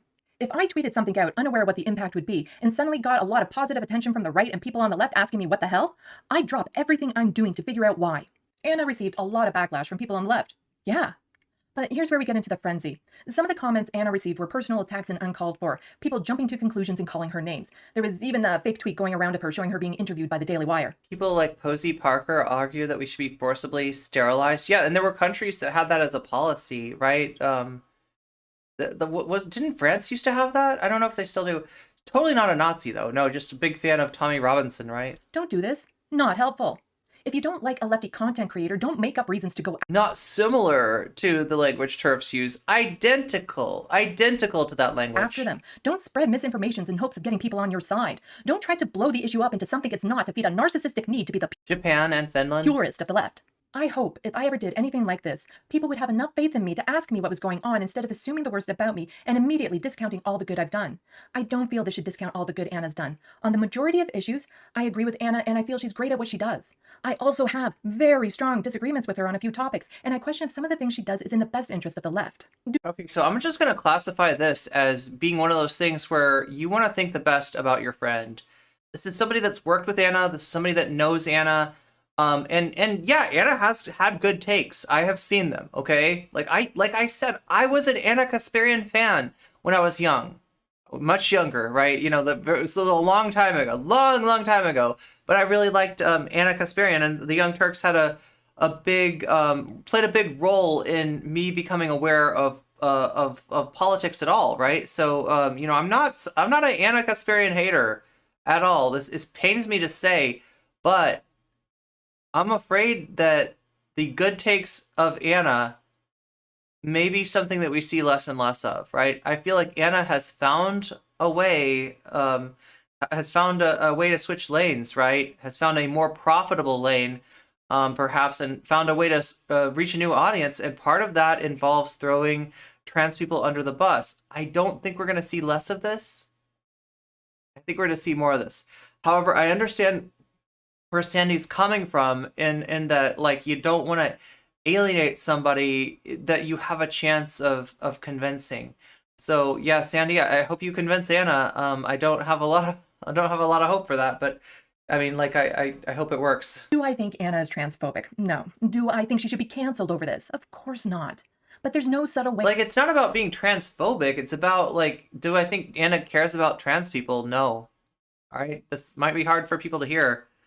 But Anna's willing to, you know, throw us under the bus, right? This is like, she made her choice, okay?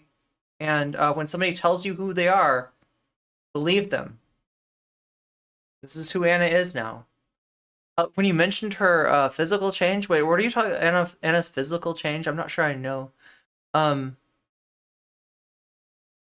Basically, Anna is the only one who gets to decide what's good and true for everyone. Around it. That tweet was transphobic, and her being piled on because of it? Yeah. Okay. Here again is where some of the anger was coming from. People did ask her what was going on. People who like her were cutting her slack. The way she engaged with people and what happened after, not helpful. She was super friendly with the people who agreed with her and snapped at others who were trying to, in good faith, point out the issue, and she continued to use turf-aligned language. Mike from the Humanist Report tweeted, I respect you a lot, but this notion that the mere existence of trans-inclusive terms, rarely used in casual convo, somehow degrades women comes right out of the right's anti-trans war woman playbook. I'm sorry, There's a reason Zuckley. why they're praising you for this. She replied to him, hey Mike, you're a guy and have no clue what it's like to have your reproductive freedom taken away. But consider what it's like to have the same lawmakers who fail to protect our rights turn around and call us people with uteruses. It's not inclusive if cis women hate it. People did know not all cis women hate it. How many people are actually referring to you using this language? It must be a lot for you to air this grievance in the middle of an international hate crusade against trans people. I'm sure Ben Shapiro is retweeting you because he supports your reproductive freedom, though. It's used by many major institutions, ACLU, CDC, universities, and news agencies, and prominent progressive figures like AOC. AOC does use it when referring to reproductive rights. And the guilt by association charge is lazy and lame. It's not about guilt by association. The point is the far-right fascists are using your tweet for anti-trans propaganda purposes. There's no way you're not cognizant of this. I respect you. This is really disappointing. I genuinely don't get it, actually. I, as an NB with a uterus, have no problem with Mike weighing in. I don't believe if a person isn't part of a group, they should never speak up. If a cis man wants to contribute in good faith, I give them a chance. You don't know their background, their experience. I mean, like, I agree with the caveat of, like, knowing what you're talking about and not speaking over, you know, people that, like, so, like, what do we think about Anna silencing Mike, right? Mike, you have no place to speak over this, right? Your reproductive rights are not on the line here. To me, it feels disingenuous. To me, it feels like a right-winger trying to weaponize, like, what they think lefty viewpoints are, right? And taking something and twisting it, right? The idea that marginalized people have a right to speak on our own behalf, speak on the issues that affect us most, and are often discluded from those conversations and are often spoken over by people who don't listen to us, who don't talk to us. Now, like, are there guys on the left that don't listen to women? Yeah, I think so, and I think we're about to deal with one of them, you know, coming up here, right? But I don't think that Mike Figueredo of the Humanist Report is one of those people, right? And so therefore, I do think that, you know, he's got something to say here, especially when Anna, if you really want to hold that, like, you know, that viewpoint, which is basically a parody of Nothing About Us Without Us, you know, it's basically a twisted version of that, then you need to shut the fuck up about trans people. Like, you shouldn't be talking about this issue. If you're going to be that much of an, if you're going to take it to that extreme and twist the concept of nothing about us without us to to gatekeep Mike from this conversation, then I'm going to gatekeep you right the fuck out of this conversation too. Anna, you get out of here, cis person. Like, right? You got nothing to say about this. Obviously, Anna doesn't mean that. Obviously, Anna's just being disingenuous here, right? But it's frustrating. There's a difference between speaking over marginalized group and feeling like they should lead their own liberation movements. And someone like Mike elevating the concerns of marginalized people and using his platform and relationship with Anna to engage in good faith. Yeah, exactly. So like Vaush always reacts as if our reservations about his effect on our discourse, it represents a kind of gatekeeping, like where, people are just saying, shut up, white cis guy, you got nothing to say about this. You don't have enough oppression points to weigh in on this conversation. That's not what's going on at all. He'll say, and when we say like listen to trans people, listen to black people, he'll be like, oh, so you want me to listen to Blair White and Candace Owens, right? And it's like, no, like you gotta recognize that listen to is a different thing than like rubber stamp the viewpoint of a group that's not a monolith, which, like, Vaush will sometimes say it's impossible. When he says you can't listen to trans people, you can't listen to all trans people, you can't listen to all black people, I think that's what he's saying, is that the group is not a monolith. You can't, so if he's twisting the meaning of listen. Listen just means listen. Listen does not mean validate, rubber stamp, just like make yourself a vessel for other people's viewpoints. But in a way here, what Mike is doing is not speaking over trans people, is not speaking over, but Mike is speaking for trans people in this case, right? In a conversation which we've been largely shut out of, and that has huge implications towards us, right? I say shut up, cis people. Nice. Gatekeeping isn't bad. He gets gatekept because he doesn't listen to communities. Yeah, it's just like when somebody shows up in class without having read the book, right? I'm sorry, but if you haven't read the book, your opinion on your opinion on the book isn't going to be that valid, right? If you literally haven't done the reading, and in this case, the reading is listening to marginalized people, is having some familiarity, with our perspective, right? So yeah, it's not exactly gatekeeping here. What Vaush is saying is that he doesn't have to listen to... You want to know what real gatekeeping is, though? Like, right? Like, actual gatekeeping, because this word gets abused a lot, right? Actual gatekeeping, refers to somebody invalidating another person's viewpoint out of a kind of elitism. That's what gatekeeping actually is. That's what the concern was. That's why it came up as a term. Vaush is using gatekeeping here to say that, like, listen, I showed up for class, I haven't read the book, but I'm going to talk about the book anyway, because I want to get the points. I want to get those discussion points. It's really important in the take industrial complex that I get the discussion points. And the discussion points here are the capital that Vaush can accrue via having a take on every situation, even ones that he doesn't understand, even ones that he doesn't have any perspective on, even ones where he's speaking over the people who are most implicated by the issue being discussed, right? That's what Vaush is doing, right? And that's not right. And that's not gatekeeping to say, listen, asshole, you haven't done the reading. Get the fuck out of here. Get the fuck out of here with your stinky ass position, Vaush. You don't know what you're talking about. Like, that's different than the kind of like intellectual elitist gatekeeping that's actually, speaking to, of like, oh my God, you don't use the proper terminology.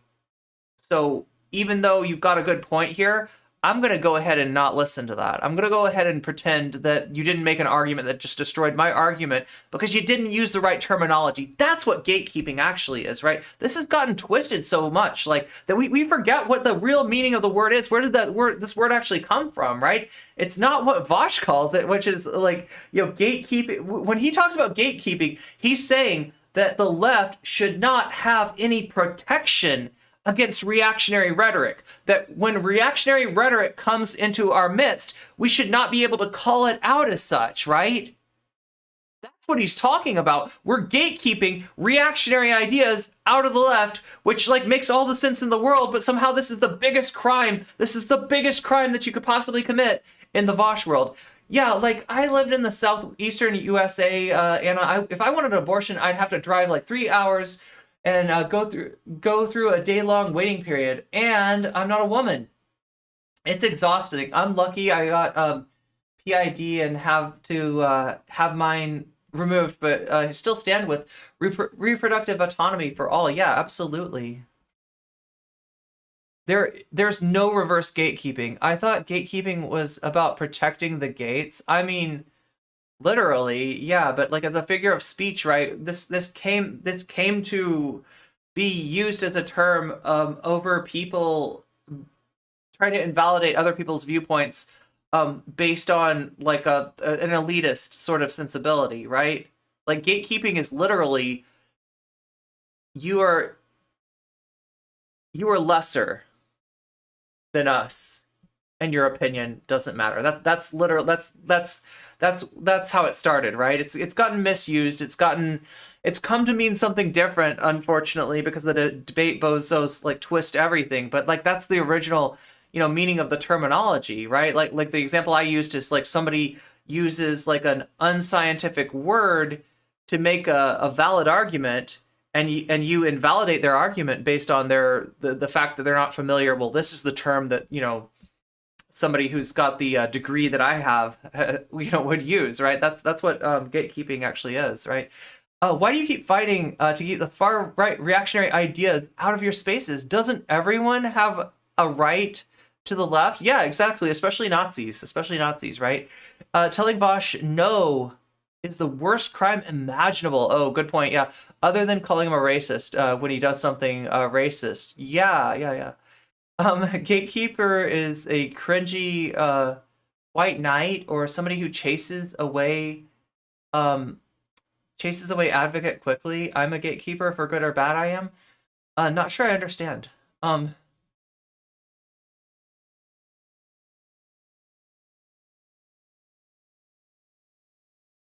Experiences they've had, what they bring to the table, things in their life that could be relatable to what we're talking about. And we want allies to speak up. Generally speaking, if the person isn't allies because they're not part of the group, shutting them down pushes their support away. I also didn't see Anna engage with any trans or non-binary folks. To see this pattern from her was very disappointing.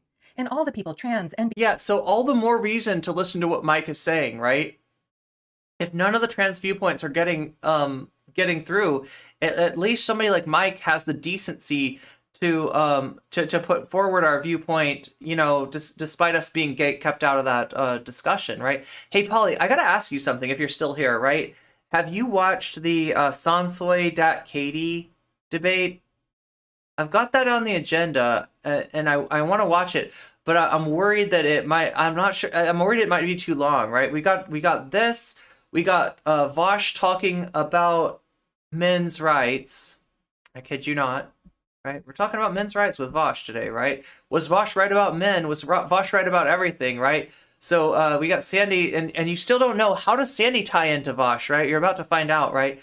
But I wanna know if anybody's aware of this Katie versus Sansoy debate.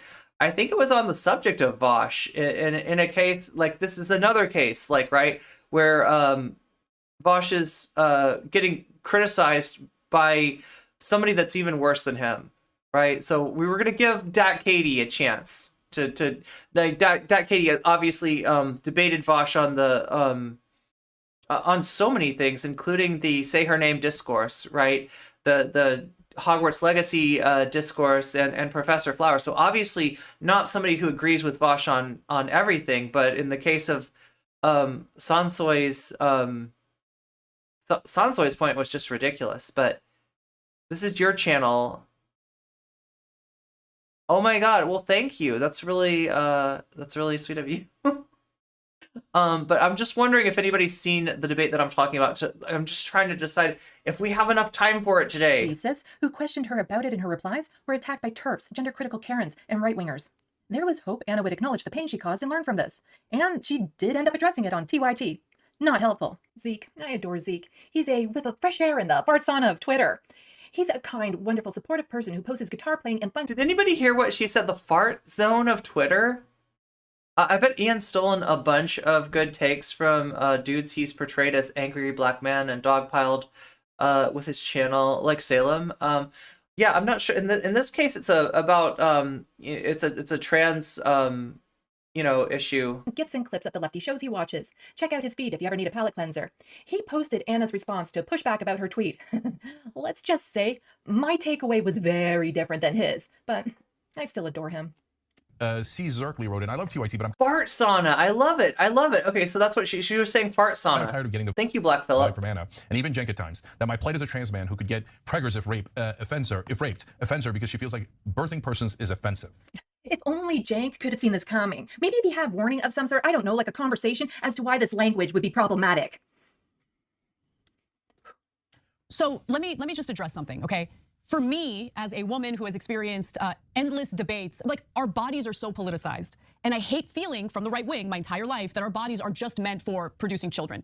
Do you know who else's bodies have been politicized? Trans people. Laws are being made every day about what they're allowed to do with their bodies. People in one. So it's like this, okay? You know the meme where there's like two roads, you could go this way or you could go that way?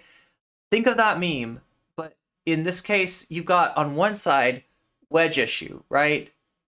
So you're upset about being called a birthing person, and you attribute it to like what's happening versus with reproductive freedom, right?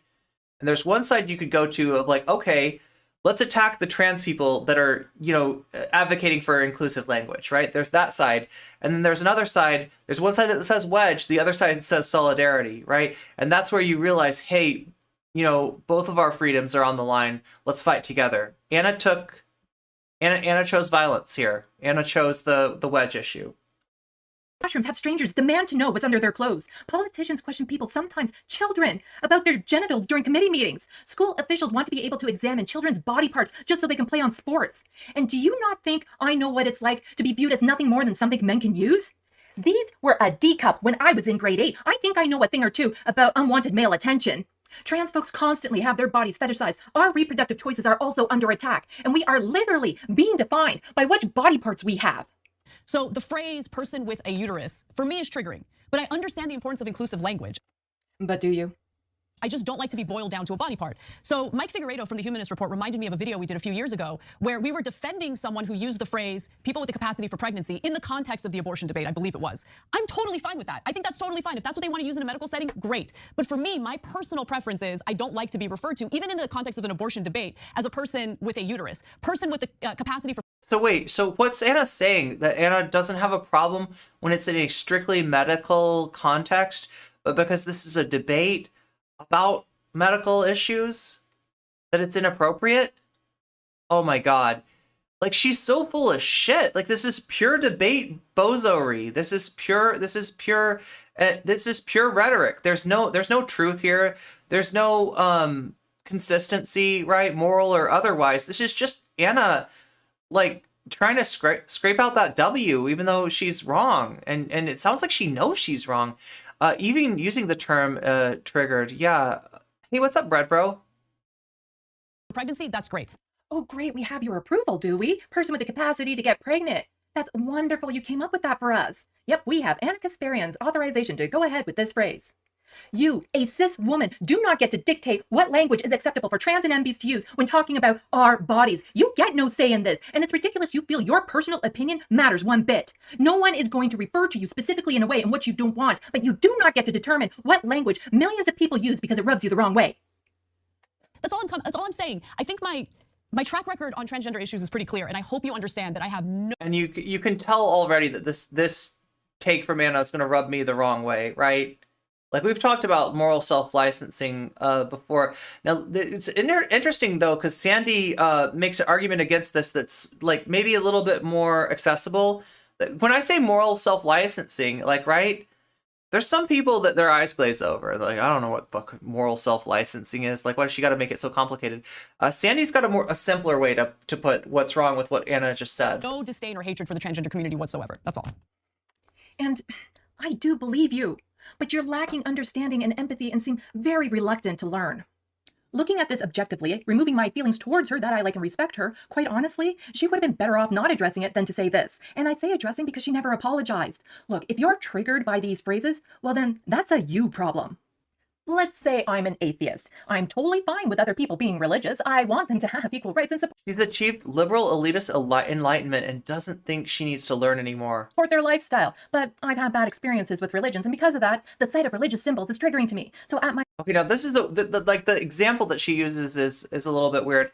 So we're talking about like somebody who is an atheist, right? And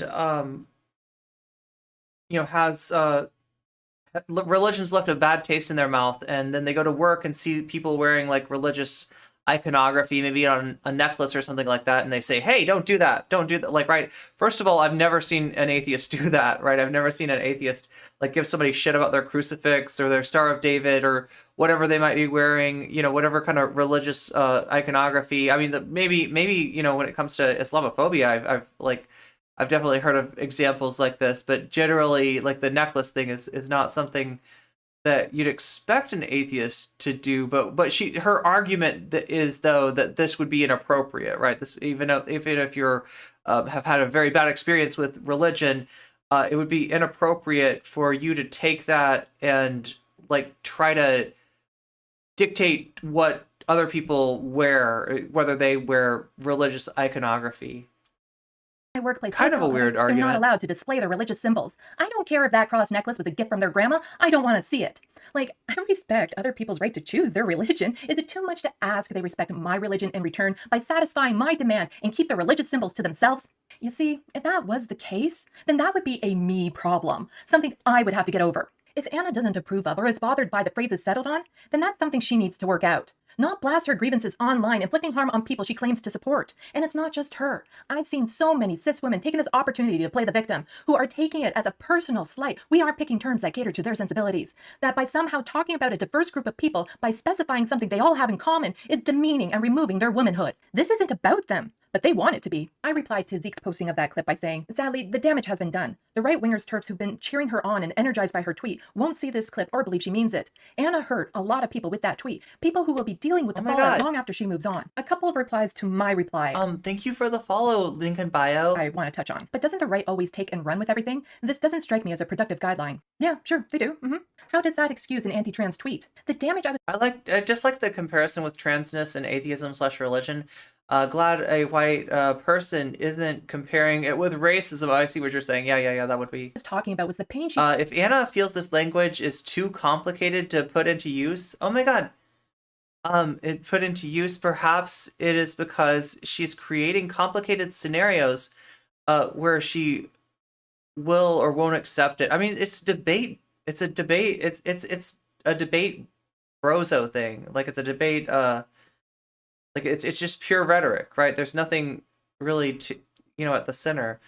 Maybe if they're working around machinery, there's a chance it could get caught. Oh yeah, good point. Yeah. caused trans and MB folks. She did all of the work for them. Thank you for the follow. Amber's the color of my All dragon. they had to do was retweet exactly what she said. This was gift wrap content for them. Matt Walsh, a troll without a bridge, has used this in a video to show just how Oh my unreasonable God, the left a troll is, without a claiming bridge. we're canceling one of our own because she wanted to be referred to as a woman. His reach is millions of people. She gave this to him by sending out a tweet almost indistinguishable from something the self-imposed queen of TERFs, J.K. Rowling, could have wrote. Of course, Anna isn't responsible for what the right does with what she says, but as a public There we figure go. Discourse pervertry, if you with right will. influence, she needs to be conscientious of how her words will be received. And if the right takes something and runs with it, she should forcefully condemn it, not agree with them. And since the TERFs will never see Anna Yeah, push like back you. on This is the thing that's frustrating, right? She does this thing that is harming the trans community in the midst of all the attacks on us, in the midst of an attempted genocide on us, right?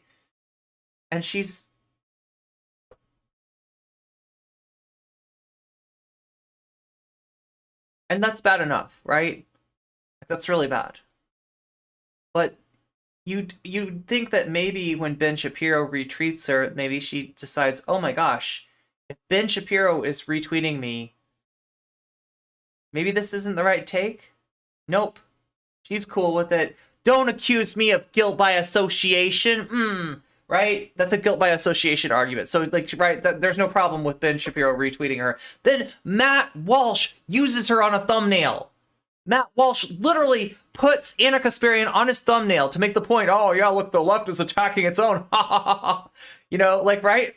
Matt Walsh is agreeing with you, Anna. Are you still gonna stick with it? Yeah, I'm still gonna stick with it. I'm still right. Like, fucking shit, Anna. Them means they'll always have her as an example to point to of how even prominent people on the left agree there's only two genders that are dictated by what body parts you have. I thought she was against that sort of thing. What drives me crazy is the fact people are piling on Anna because of what the right wing will do. Anna has never advocated against any women's right or trans rights issues. Anna also was speaking for herself and not for everyone. No, she's being piled on because the tweet was anti-trans, and a lot of her LGBTQ plus fans were hurt by what she did. For days, if any trans or MB person went on Twitter, we couldn't avoid women saying we don't exist. Women telling me how I identify is illegitimate. People who were already regularly attacked received a barrage of harassment because a tweet from someone on the far left was perceived to have given them a blessing to be as hostile and brash as they want. And it's also interesting that some... Wait, a tweet from someone on the far left, Okay, so rather than just attack Sandy because Anna is by no means on the far left, like Anna's barely holding like left, right? I'm gonna like ask maybe about her perspective, right? Do people think about TYT as being far left? That's strange to me, but like it might be a perception that's out there. It's a new anti-abortion talking point. In my opinion, blaming trans people for Roe versus Wade reversal and offering our lives up as a human sacrifice to protect the real woman. But they actually have zero intention of giving cis women reproductive autonomy. True, yeah. So yeah, TERFs are. Yeah, I mean, what TERFs are supporting isn't like feminism. It isn't women's reproductive freedoms, right? Their allies should show you that, you know, like it should be clear from who their allies are. The far left to chuds, yeah, maybe. I assume that's what she meant. Do they really think of that though? Like that Anna Kasparian is like far left, social democrat at most for them. All people, I don't know this person, so I'm not saying anything about them, but a lot of people, when it comes to content creators they like, say we shouldn't hold them accountable for what the right does because of what they say, are often the same people who, when it comes to content creators they don't like, want to hold them accountable for what their fans do. The left eating itself will cause more damage than any single tweet will ever do. The right will weaponize anything. That's their entire MO. Me, a non-binary person. There are people that think Biden is far left. The state of the Overton window makes me cry. Yeah, no, it's frustrating. Cis people telling trans people what is transphobic, right? Calling out Anna on something that is offensive is not the left eating itself. Every time we have a disagreement isn't the left eating itself. I'm not trying to cancel Anna. I'm not claiming she's a bad person. Now, do you hear the arguments that like, okay, so me disagreeing with somebody that's also on the left on most issues is not the left eating itself, right? Remember that one. Remember that one. I want to hold her accountable for what she did. If we label every argument as the left eating itself, it diminishes good faith discourse. I want the left to be better. I want the left to do better. We do that by holding each other to reasonable standards. No matter what Anna's intentions were, no matter how supportive of trans folks she is, sending that tweet out hurt a lot of people. People who are vulnerable and in a heightened state of fear. People who felt betrayed because a person they look up to would so callously do something so harmful. If I'm at a shooting range with a bow and arrow, I'm in Canada, we don't have any guns up here. And I aim at the target, but I overshoot and strike a bystander in the leg, it doesn't matter they weren't my target. It doesn't matter it was a mistake. It doesn't matter what my intentions were. And that's the whole thing, is like, if Anna did have good faith in this situation, she would have apologized, right? Now, I'm not sure Sandy gets this yet, and I feel like Sandy's still trying to reach Anna, still trying to be Anna's friend here. But to me, that is a sign that Anna is unreachable. Anna's going to do what Anna wants to do. And arguing with Anna, trying to convince her, I mean, like, you know, arguing with her to show she's wrong is fine, but like expecting that you're going to reach out to her and convince her that she's wrong, I think that's a lost cause. I think at this point, dunking on Anna Kasparian, fully acceptable, fully acceptable. I'd be responsible for that person's pain. You don't get to then go up to the person afterwards and say, I normally hit the target, so you acknowledging your pain is unreasonable. Then Jank, host and founder of TYT, got into it. Not helpful. He has my number. My favorite are these bitch moves where people ask others to correct us. Are you complaining to the Wait, who? Like, Mango Juice 777 has? Oh, Hassan. Hassan has Jink's number. Okay. Yeah, so that's what Mango Juice is saying. Hassan wants to talk to you, to Jink. Wait a minute. I feel like, did we watch Hassan's take? I feel like Hassan's take wasn't great on this either.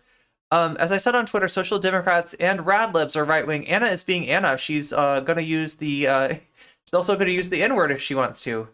Wait, was Anna the one who did that? She apparently ignored and blocked most of the trans people in favor of cis people. There we go. There we go. I agree with what she's saying right here, but can't wait to see where she goes with it. Oh yeah, with Sandy. Yeah, well, you're gonna be surprised. You're gonna be a little bit surprised, and well, I won't ruin the surprise for you. It is April Fool's though, right? So she blocked trans people for criticizing her. I mean, that's what people are saying. Manager Karen, I got news for you. I am the manager. Really? You're seriously going to talk to your audience like this? Come on, Jank. They want you to have a conversation, not Clockwork Orange you. Here's something everyone on the left and right should know. At the Young Turks, we don't get bullied. We love you all and will fight for you, but we're not going to change our mind because you think our opinion is incorrect or because you yelled at us. Never going to happen. Nothing like advertising you're closed-minded. You can at least listen to why people think your opinion is incorrect instead of assuming you're right on everything, because you're not. And you want to talk about bullies? That tweet you quoted, yeah, this one. Of all the thousands of replies you got, you chose to single no, but like on some level, Jink is right, you know? Not really, okay? But what I'm saying here is that, like, if his mind is closed, his mind is closed. If they've chosen this lane, they've chosen this lane, right? I don't think reaching out to them is helpful anymore. I think dunking on them and making sure that other people on the left know that TYT is shit is the appropriate response now. I'm sorry. I wanted to be open to it. Like I said, Anna was a hero of mine when I was young, right? I really respected Anna. I got a lot of my news from TYT, and sometimes Jink had an opinion that I didn't agree with, and Anna would be the one to come in and disagree with him. So I had a lot of respect. I liked Anna, but like, I gotta be honest with what she's doing here, and I don't think she's reachable. I don't think Jink is listening. Do you see, like, he's saying that he's shutting us out. If he's shutting us out, he's shutting us out, and there's nothing we can do about that. But I mean, the thing we can try to do is to try to control the contagion, to try to like essentially just let people know this isn't a lefty progressive network anymore. These are people who are punching left. They're doing a Bill Maher, and they are soon to be in like Bill Maher, Dave Rubin type territory. This is where they're going, and we can't change that, but we can change our behavior as far as considering them part of the conversation on our side. They're not. They're chud. They're the young chuds. There we go. There we go. TYT also supported stealing of N95 masks from Canada from an airplane. Wait, what? Even though Canada produced the wood for the masks? Oh, I don't remember that. Wow. Someone with less than 50 followers? You, with over 560,000 followers and massive social influence, chose that person to respond to and pick on. If you think I'm going to tell my female co-host what she can call herself or what words she's allowed to use, you're nuts, and you don't know me at all. We do something radical at TYT. We let everyone have their own opinion. I know, it's a novel concept in media. If only you were as passionate about defending your LGBTQ plus audience as you are defending your female co-host's anti-trans take. If you think our... I mean, look, like, yeah, he can have his opinion. She can have her opinion. But if you're trans allies, your opinion is going to be informed by what you hear from trans people, right? And you'd think that if you're an ally or an accomplice and you hear that you're hurting us, you're putting us in danger at a time where we're already in danger, that would be your sign that maybe I need to reappraise my viewpoint. Maybe I need to look at this again, right? Jink won't even consider it. Anna's not even considering it. Not only are they wrong, they're like flagrantly? Yeah, they're fragrantly wrong. They're flagrantly, that's the word I'm looking for. They're flagrant. I can't, oh my God, I need, like, why am I so dehydrated? Follower count does not determine who's right. Oh yeah, well wait, is that what he's saying here? Is that where he's gonna go to? Is like start making fun. Oh wait, I remember this. Yeah, he did start making fun of people's account size. Hundreds of videos defending trans rights aren't enough, and probably much more aggressively and loudly than anyone else in media, and that slight differences of opinions around the edges means we should be disowned? Have at it, Haas. Still love you, though. No, to all of that, the framing... Around the edges, so trans people's dignity is just a marginal issue, apparently. Everything. This isn't a slight difference around the edge. Anna tweeted an anti-trans message. You don't get a pass. I can't be flagrantly wrong. I took a bath yesterday. Well, not because you've made videos defending trans rights. I'm gonna get more water. Work like That's that. my This sign isn't that a I need make more four water. videos supporting trans folks and get one transphobic tweet free of consequence. I can't say, I've done some good deeds today, so I should be allowed to slap someone across the face out of the blue and get away with it. Yet So she's pushing back on moral self-licensing. Like, I call it moral self-licensing. I'm starting to think that the way that she's arguing this, I actually like the way that she argues this. I feel like it gets to a wider variety of people. Moral self-licensing, it is maybe a little bit of an overly academic, term, but yeah, it's the same idea that like what Anna's saying is that like she's done so much good for trans people that she can do a little bit of harm to trans people as a treat, right? I'm sorry, Anna, but if doing harm to us is a treat for you, then F off, right? F off. You're not an ally. You're not anything, right? You're not somebody we can trust. You're not somebody we feel safe with. You don't have any solidarity whatsoever. So,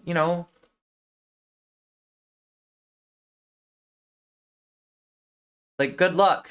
See, this is where my nerve got hit particularly hard. Bye. I felt this personally. Anyway, let me grab the frustration water. this caused is testing the limits of my medication. This isn't the first time this has come up. Last year, I was a contributor on Rebel HQ. Yep, TYT's Rebel HQ. I saw a segment on the main show in which Cenk and Anna came across as mocking a doctor for using gender-inclusive language, birthing people. I was perturbed by this, so I reached out and I expressed my perturbedness. I know, shocking. I can't keep my mouth shut on issues I'm passionate about. I felt it would be beneficial to have a conversation about gender-inclusive language, and to their credit, it was set up. 11 months ago, I was on the conversation with Cenk talking about this exact issue. Would you look at that? See that? See the type? Okay, so it's 5 minutes from, I think, when the ad break hits. I'm not sure about this, but I think that's how it works. So if anybody is needing to use their Amazon Prime or needing to buy a gift sub, now's the time to do it. If you can, do it now, you will save yourself, I think, if I've got the timing right, from one ad break, because there is one coming up. Or if you want to be the first one on the board with the first person to give a gift sub this month, that this would be the time to grab that distinction. And I think it'll give you something on, like, you'll be on the leaderboard. We've got a leaderboard now, yay. At the end of the day, Cenk is a former Republican, and we know what, good point, Powerful Finger. Also, great username. Why am I so lucky to have, I feel like I got the best usernames in my chat. Previously defended trans rights and am therefore immune to criticism. Exactly. It's the same position that made me unfollow Hassan et al. When they spat their dummies out over the... Oh my god. Yeah, the Hogwarts Legacy thing. Yeah. When, how, and if we should use the term birthing people. There's a link in the description box below. Please go check it out. I like and respect Cenk. I love his fiery passion and how animated he gets, and I have no doubt he cares about the greater good. I was super nervous. This was my only time talking to him, and we only had about 15 minutes to chat. I was hoping I would get the chance to meet him and talk to others at TYT. This isn't exactly how I wanted my first interaction to go. I knew this would be combative, and while I enjoy watching debates, I'm not keen on doing them myself, and up to this point, I haven't done one. Oh my god, hydration. Even though this wasn't the way I wanted this conversation to happen, I wasn't about to back down. And since I was so nervous, I didn't say everything I had wanted, and the time limit prevented me from following up on some of the things he said, but I held my own.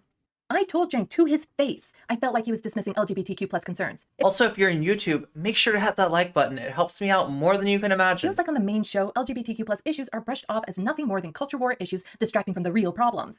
And to some extent, it is a distraction. And it's a real problem. This is like someone throwing a bomb into a crowd to distract people while they go rob a bank. It stops being a culture war when laws are made to deny people their rights, when people live in fear of losing their jobs because they're in anything other than a heteronormative relationship, when people are denied medical care, when families risk being torn apart, when children aren't allowed to play in sports or acknowledge their identity or orientation at school, when people have their existence threatened. And at the end of the conversation with Cenk, it again felt like he dismissed what I was saying because it only affects such a small group of people, so why bother putting any energy into it? And it's disappointing because now it feels like me putting myself out there like that was for nothing. Okay, so I want to move on to another frustration I have with the left, but don't worry, everything I just said will be tied back in. The exclusion of trans and MB folks from conversations about trans and MB issues in leftist media. This is just one example. I often see lefty content creators have conversations about various groups of people or different issues without including people directly involved with them. I love the Majority Report. Sam's response to Anna's tweet was spot on.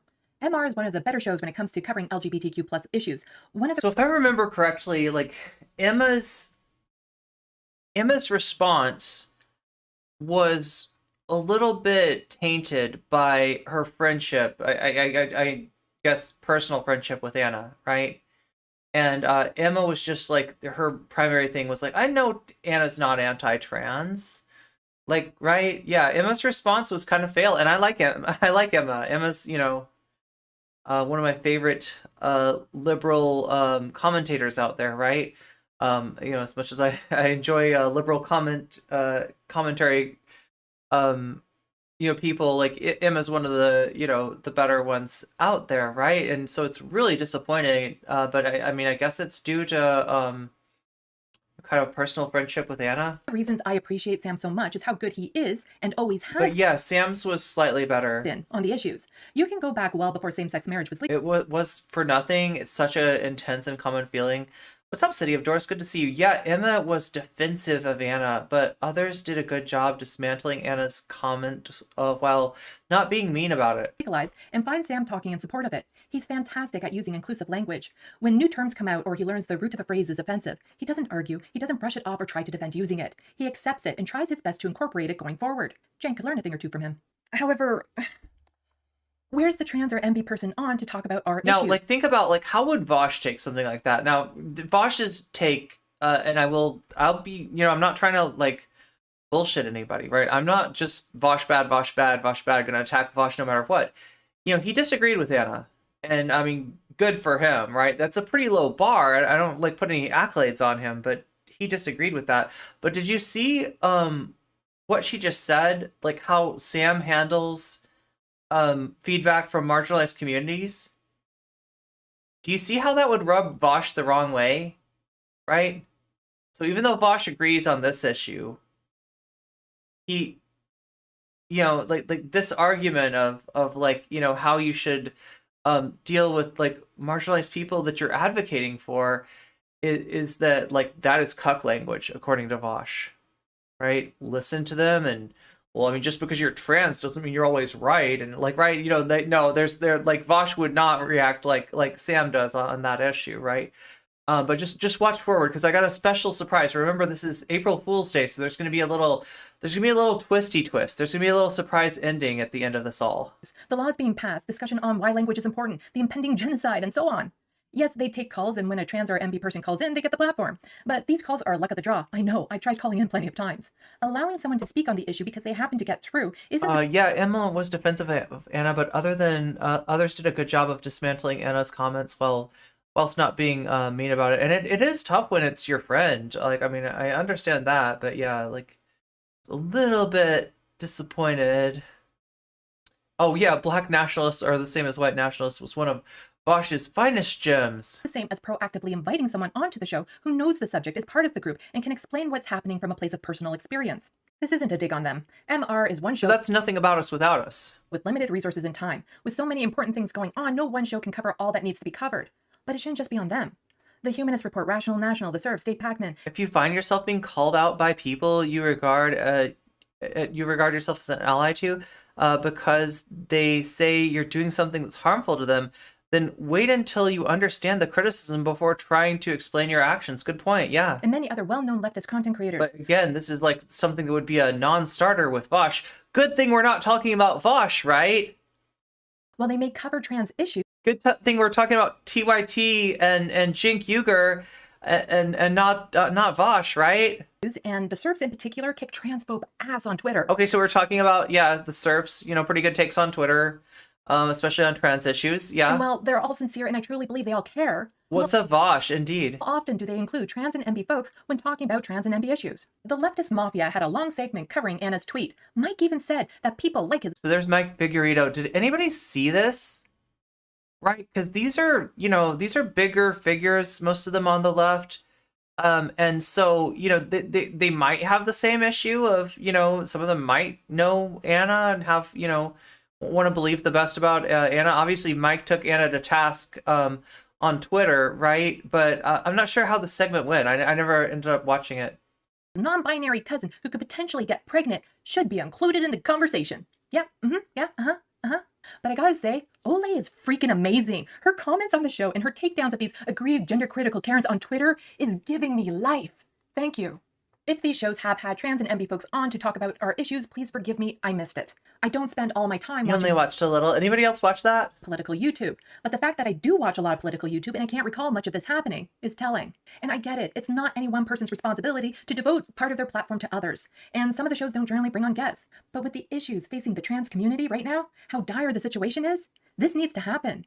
I can talk all I want about it on my channel, but since I have such a small platform, my message doesn't reach a lot of people who need to hear it. No matter how good they're at covering what's going on, they're on the outside of an issue looking in, then trying to explain what they see to other people who are also outside of the issue. I know of trans content creators, but I never see them on other shows to specifically talk about trans issues. Now, I can't, in good conscience, say all of this without... Yeah, like I'm saying, like there are trans content creators. Now Sandy doesn't work for TYT anymore, but TYT still does have, trans people, working for them. Like, where were they in this issue, right? They never, there were definitely trans creators, in the TYT organizations that had opinions about this that ran contrary to Jink and Anna's, and there doesn't seem to have been any they weren't interested in having that conversation, right? They shut those people out. So, I mean, that sucks. Noting the exception. And despite everything else I've said in this video, this worries me the most.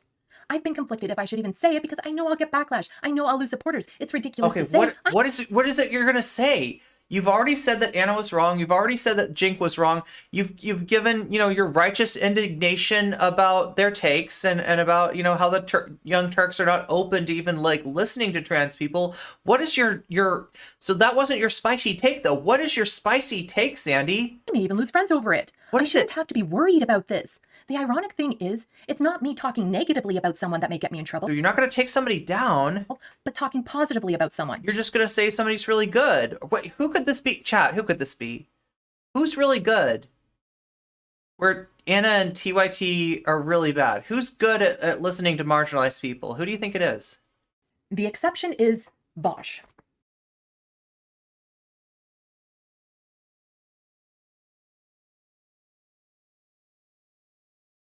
That's a moment. The exception is Vaush. Now listen, I know that some of you out there probably think that I'm gonna my claws are gonna come out for Sandy and I'm gonna tear Sandy apart, all right? Yeah, it's Vaush. That's the April Fools!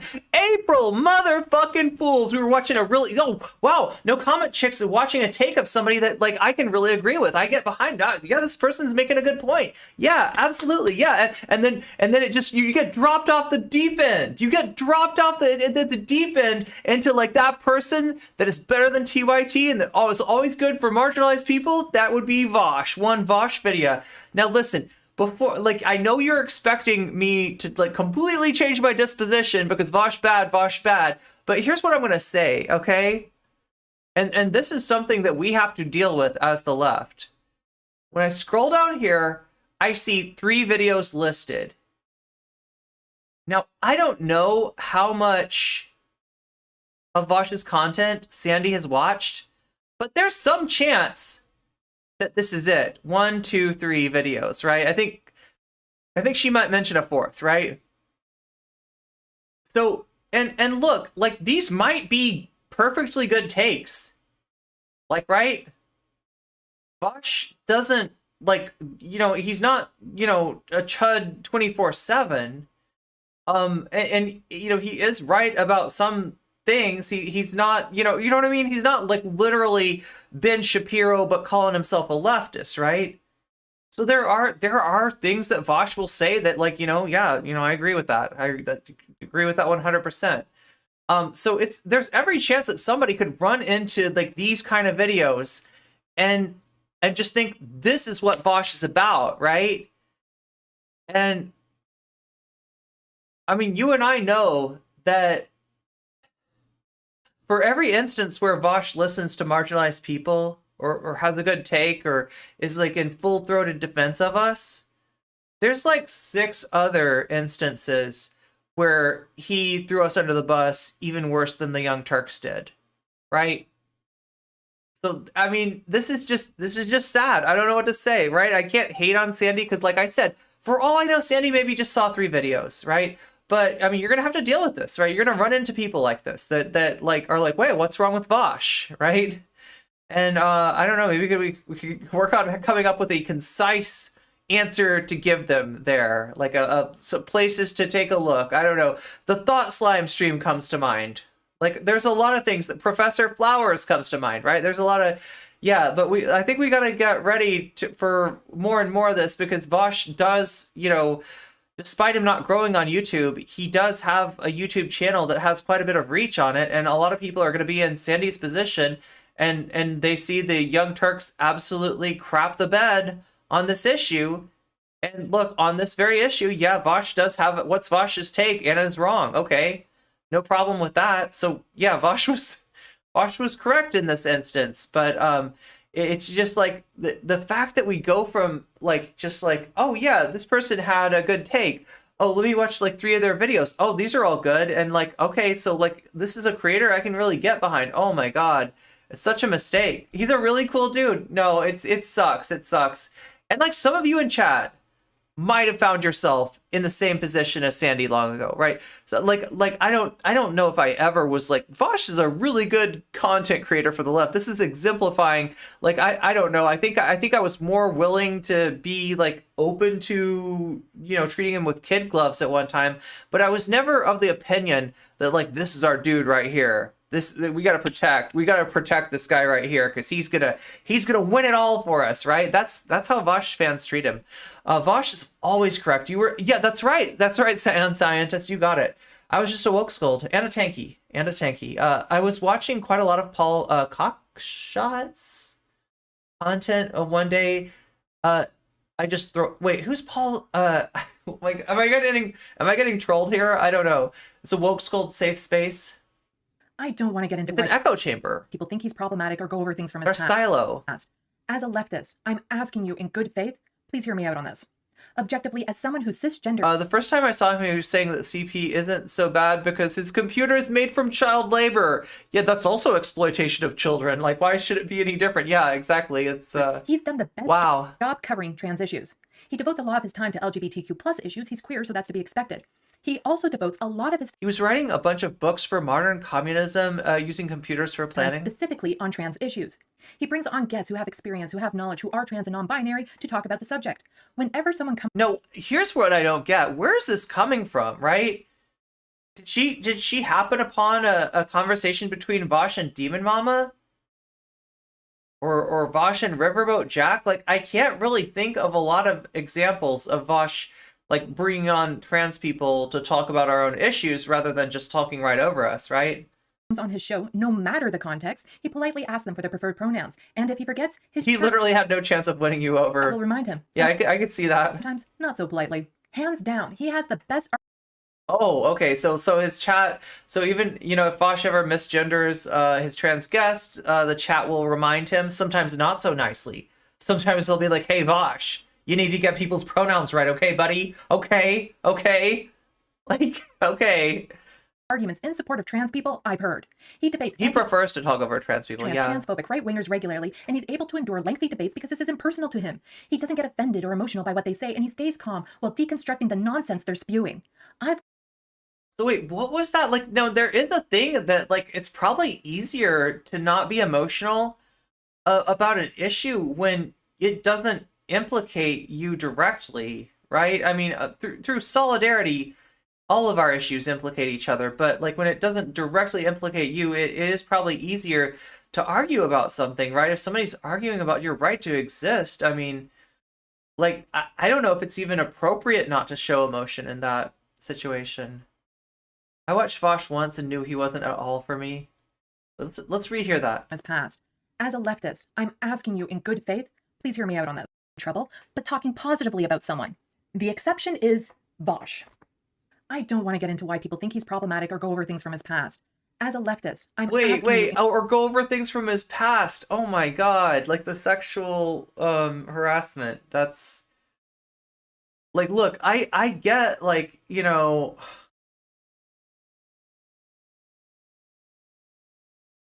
I get that people can change. I get that people can learn. I get that people can be better, but like that is just like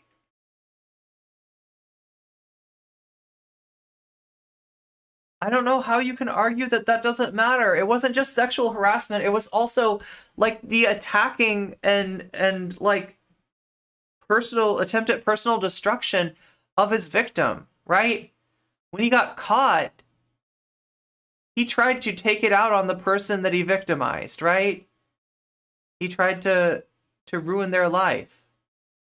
Like this isn't just like a little thing that like, you know, when he was really young and he didn't know, and you know, he said a few things that weren't great, and then he was like, oh shit, did I do that? Oh, I'm so sorry. Yeah, no, that's, I could see how the no, that wasn't what happened. Right? His goon squad, White Nervosa, and the rest of the Vaush intelligence agency, or whatever the hell they call themselves, right? They went and did a little trickery do. They targeted this person. I don't know. I'm sorry. I hate to like get like, I'm not like, again, like I'm sure Sandy's a lovely person, and you know, maybe he doesn't realize this. It's just like you know, the fact that Sandy mentions Vaush's past like almost implies that maybe I'm giving Sandy too much credit on this, as far as you know, being, you know, saying this out of ignorance, or you know, understandable ignorance even. Like, right, if all you've seen is 3 videos of Vaush and you're like, hey, this guy's a pretty good trans rights advocate, don't you think? Right? I guess I can understand why you'd think that. You don't know Vaush like I know Vaush, though. He drove me crazy with his pro-US intervention views as someone who lives in a country that was bombed with depleted uranium. Damn.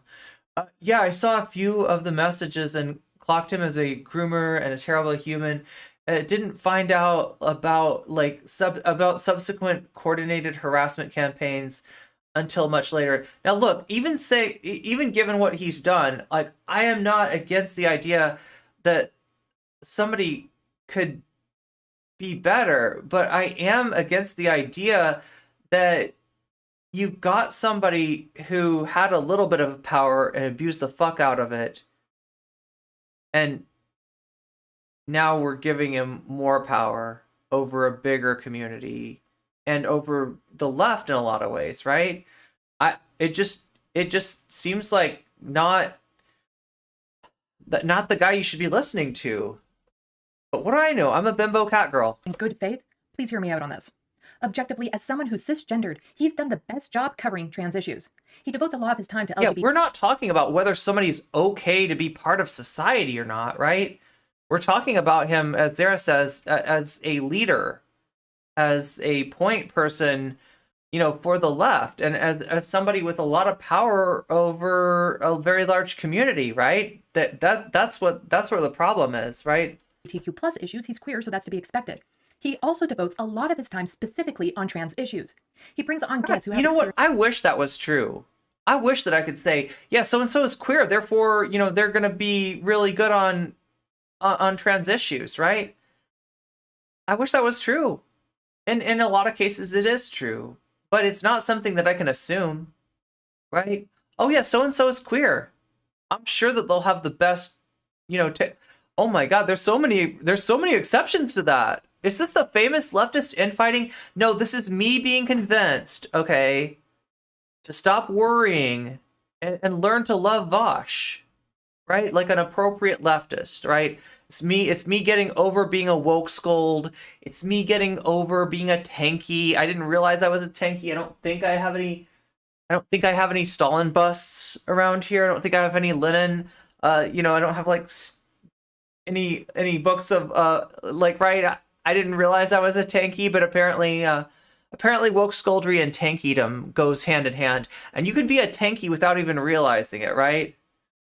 So you know, I'm just trying to get over it. I'm just trying to watch the proper sources that are going to Vaush pill me or horse pill me, as the case may be. Who have knowledge, who are trans and non-binary, to talk about the subject. Whenever someone comes on his I'm a stanky to ADHD to remember to shower. no matter the context, Oh, He politely asks them for their getting Vaush build. That's right. That's right. preferred pronouns. And if he forgets, his chat will remind him, sometimes not so politely. Hands down, he has the best arguments in support of trans people Haha. Sometimes not so politely. I've heard. He debates anti-trans, transphobic right-wingers regularly, and he's able to endure lengthy debates because this isn't personal to him. He doesn't get offended or emotional by what they say, and he's So like debating anti-trans right-wingers, like it's not necessarily a good thing, right? So you get the argument, you get the discourse about platforming from Vaush and from a lot of people like that. And if you listen to them, their take is this. Look, platforming is something to be concerned about, right? You should never debate a right-winger who's smaller than you are, because then you're platforming them and they could get clout, they could get attention, they could get prominence. You might be helping the right wing by doing that, right? And this is something that Vaush has kind of accepted. So how do you explain the infrared Haas thing? Okay, let's checklist. Vaush is larger than Haas, right? Am I wrong about that? Is Haas as large as Vaush? I don't think so, right? I've never seen like a Haas live stream get the kind of views like a Vaush live stream gets. I've never seen a Haas video get the kind of views a Vaush video gets. I don't think that Haas is as big on Twitter as Vaush is, right? Is like so like I don't know. They're not even consistent by their own takes. That being said, I still think that's wrong. I still think there are ways to do harm when you're not even like without bringing somebody on that's like smaller than you, right?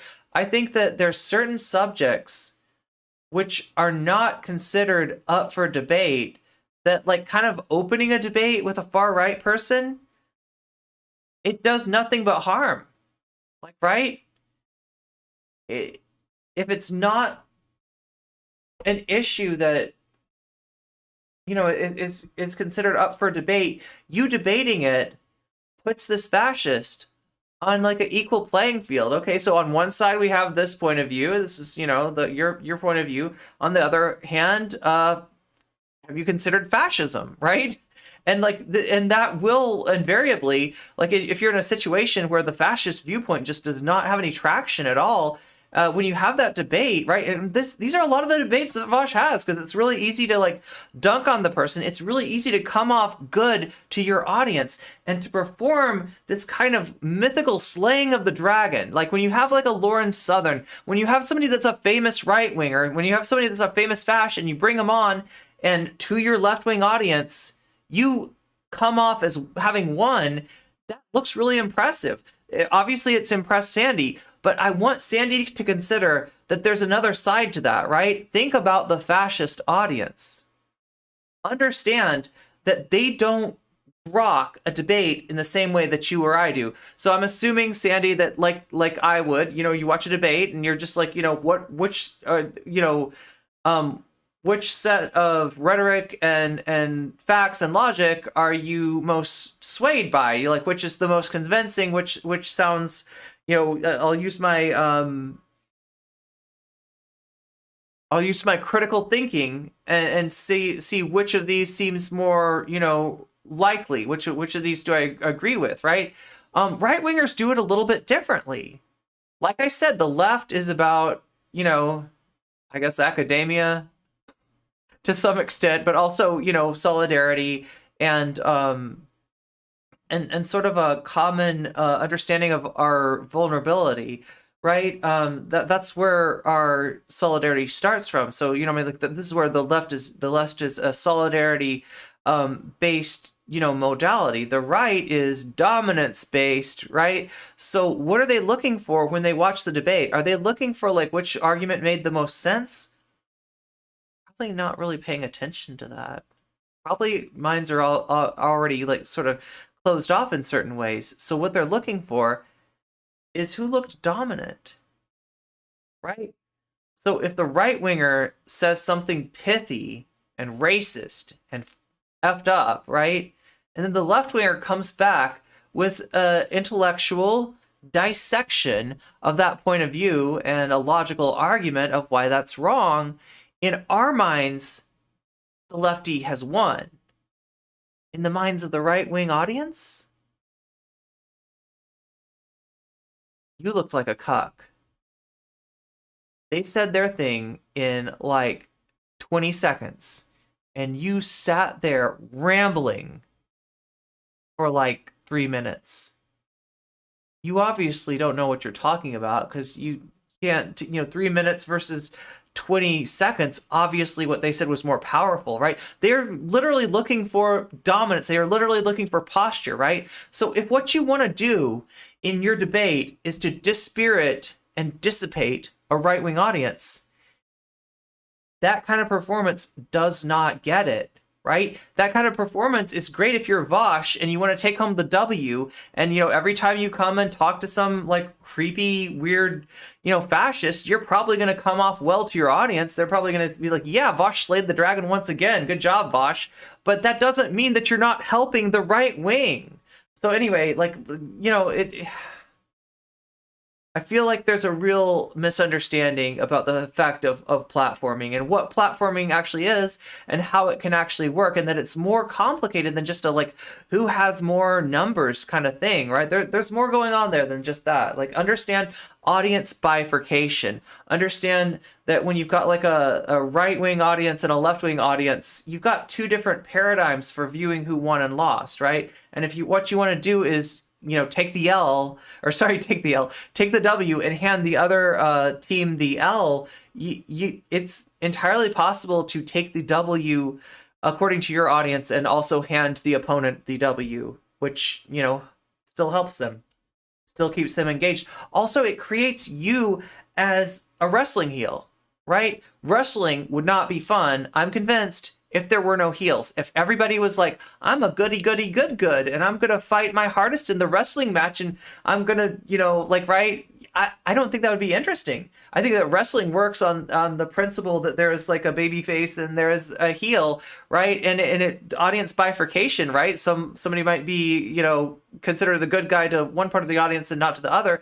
When it's a leftist and a fascist, or a lefty and a fascist, yeah, you're gonna have that kind of thing. You're gonna function as a heel for them, right? And you being the big bad that their person the dragon that their person performatively slays, actually keeps them engaged too. Stays calm while deconstructing the nonsense they're spewing.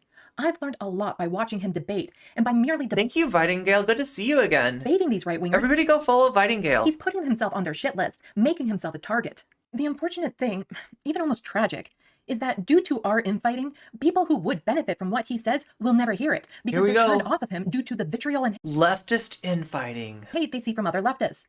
I'm including people who have a hate on for him, who refuse to accept he's anything. I have a hate on for Vaush. Oh my god, I never even thought of saying language like that. Wow, a hate on. Other than the bigoted transphobe they've made up in their minds. The one place that I really get my hate on is in the fart sauna, right? When I go into the fart sauna, it's massive hate on time. Sure, having a villain to focus on can help a small group form community, even bond over it. And look, I'm not having a dig at her. Like, obviously I disagree with her about Vaush. I'm trying to cut her a little bit of the benefit of the doubt, but I gotta admit, so far I'm unconvinced by her argument against my leftist infighting against Vaush. I feel like there's so much reactionary from Vaush that sort of defending Vaush as being like, yes, on this issue, he had a better take than the Young Turks, right? But he's got enough like reactionary takes to be concerned by already, and I don't know. I'm not convinced. But we have plenty of villains on the right that need our attention. Before you at me with anything about... Oh, yeah, you're right, Adaraki did say that about trans people.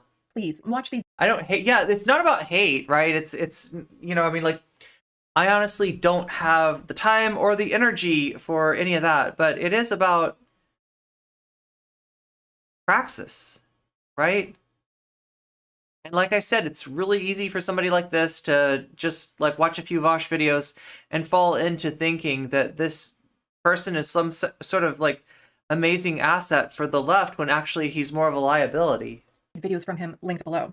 Again, as someone on the left, I'm asking you in good faith to approach them with an open mind. If you can't and have already discounted me because I watch Vaush, please ask yourself how... Well, no, I can walk and chew gum at the same time. Okay, so let's take a look at these videos here. Okay, so this is Vaush talking to a former Daily Wire employee, right? A person that's still massive transphobe, but isn't comfortable with the eliminationist language that Matt Walsh and Michael Knowles used, right?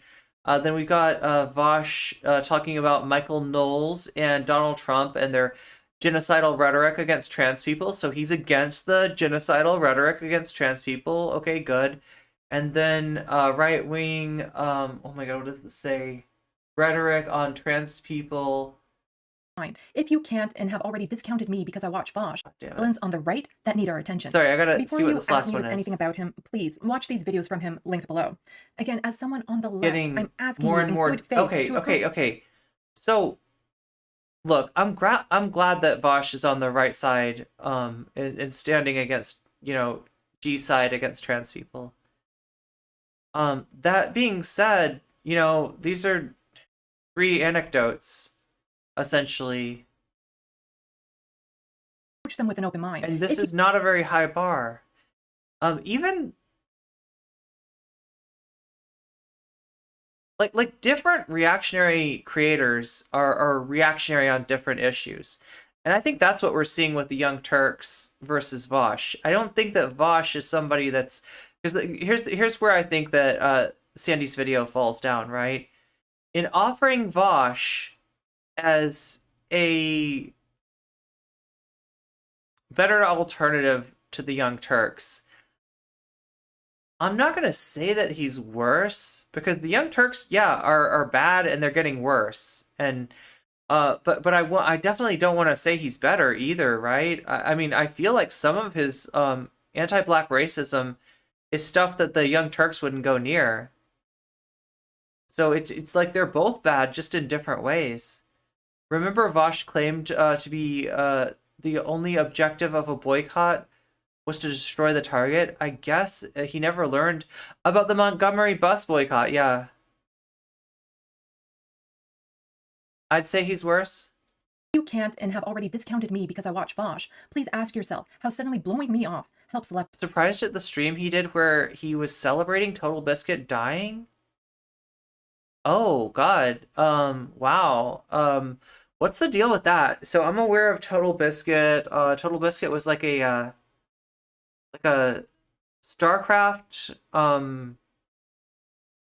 like, the dudes in sports that like call the sports game or the wrestling match or whatever? What is this called? But Total Biscuit would watch StarCraft and he'd be like, he'd do the play-by-play. Yeah, he was like a play-by-play guy. He was also a Gamergator. So, I mean, I'm guessing that's why somebody was like celebrating him dying. I mean, I don't know though. I wasn't aware that happened, Globbits.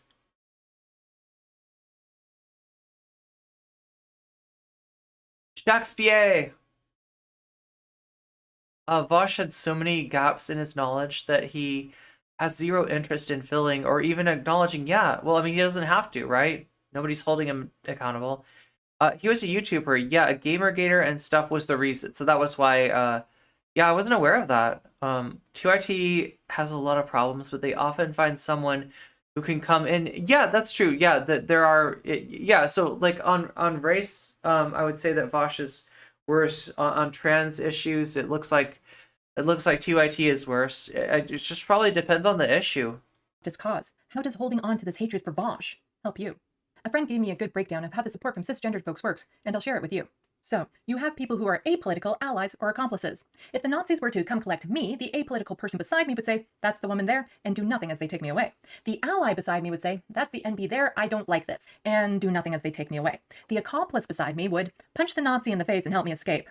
But the sad thing is that Vaush isn't even an ally, let alone an accomplice, right? So, like, that, it's really wild that somebody with, I mean, people that talk about accomplices over allies are, that's the hallmark of an intersectional leftist. And that's what I'm taking, Sandy to be. I don't get that Sandy has, like, an intellectual allegiance to Vaush. I think what it seems like is a superficial, like rhetorical rather than an ideological commonality and just really hasn't seen Vaush at his worst. So, yeah. So no matter how much of an ally a person is, the results are the same as if they had been apolitical. If this were to happen to me, of all the cisgendered lefties I see online, the person I'd want beside me is Vaush. I trust he would punch the Nazi in the face and help me escape. What do you think? To me, Vaush is lacking empathy. I feel like if Vaush punched the Nazi in the face, it would be because he wanted to punch the Nazi and not really have anything about, to do with me. Same W, the racism, misogyny, ableism, exorcism. You wouldn't even be on the left if you agreed with any of those guys. Hey, what's up, scientist? Corn.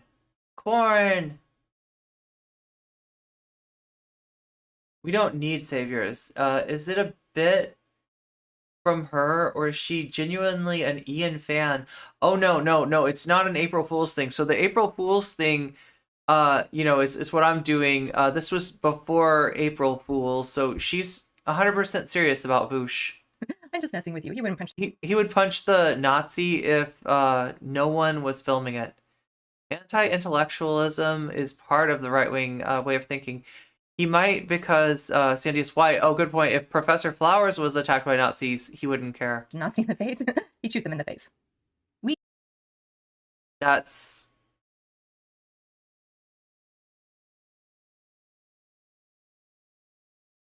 Look, I'm a little worried now at how vulnerable, like, despite, being ostensibly an intersectional leftist, I'm a little bit worried about how vulnerable some people are to, like, other people's savior complexes. And Vaush definitely has a savior complex. Vaush has shown this, right? I probably shouldn't use medicalized language, because I'm speaking of just a general conception of himself as the savior of marginalized people. And main character syndrome is really what I'm saying. So yeah, sorry for the medicalized language. I'm not actually sure if savior complex is a real thing, but on the off chance it is, I could probably choose another term for that. Vaush said trans people were going to get him unalived. He would throw her in front of the Nazi and take the blow that was thrown because he was tossing out random insults. Yeah. We need more people. Yeah, he's definitely not somebody that you'd want, at a direct action.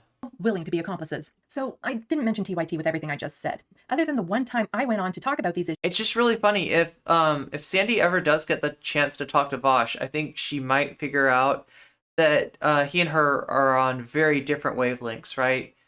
He would cringe, okay? And I kid you not, I'm not exaggerating.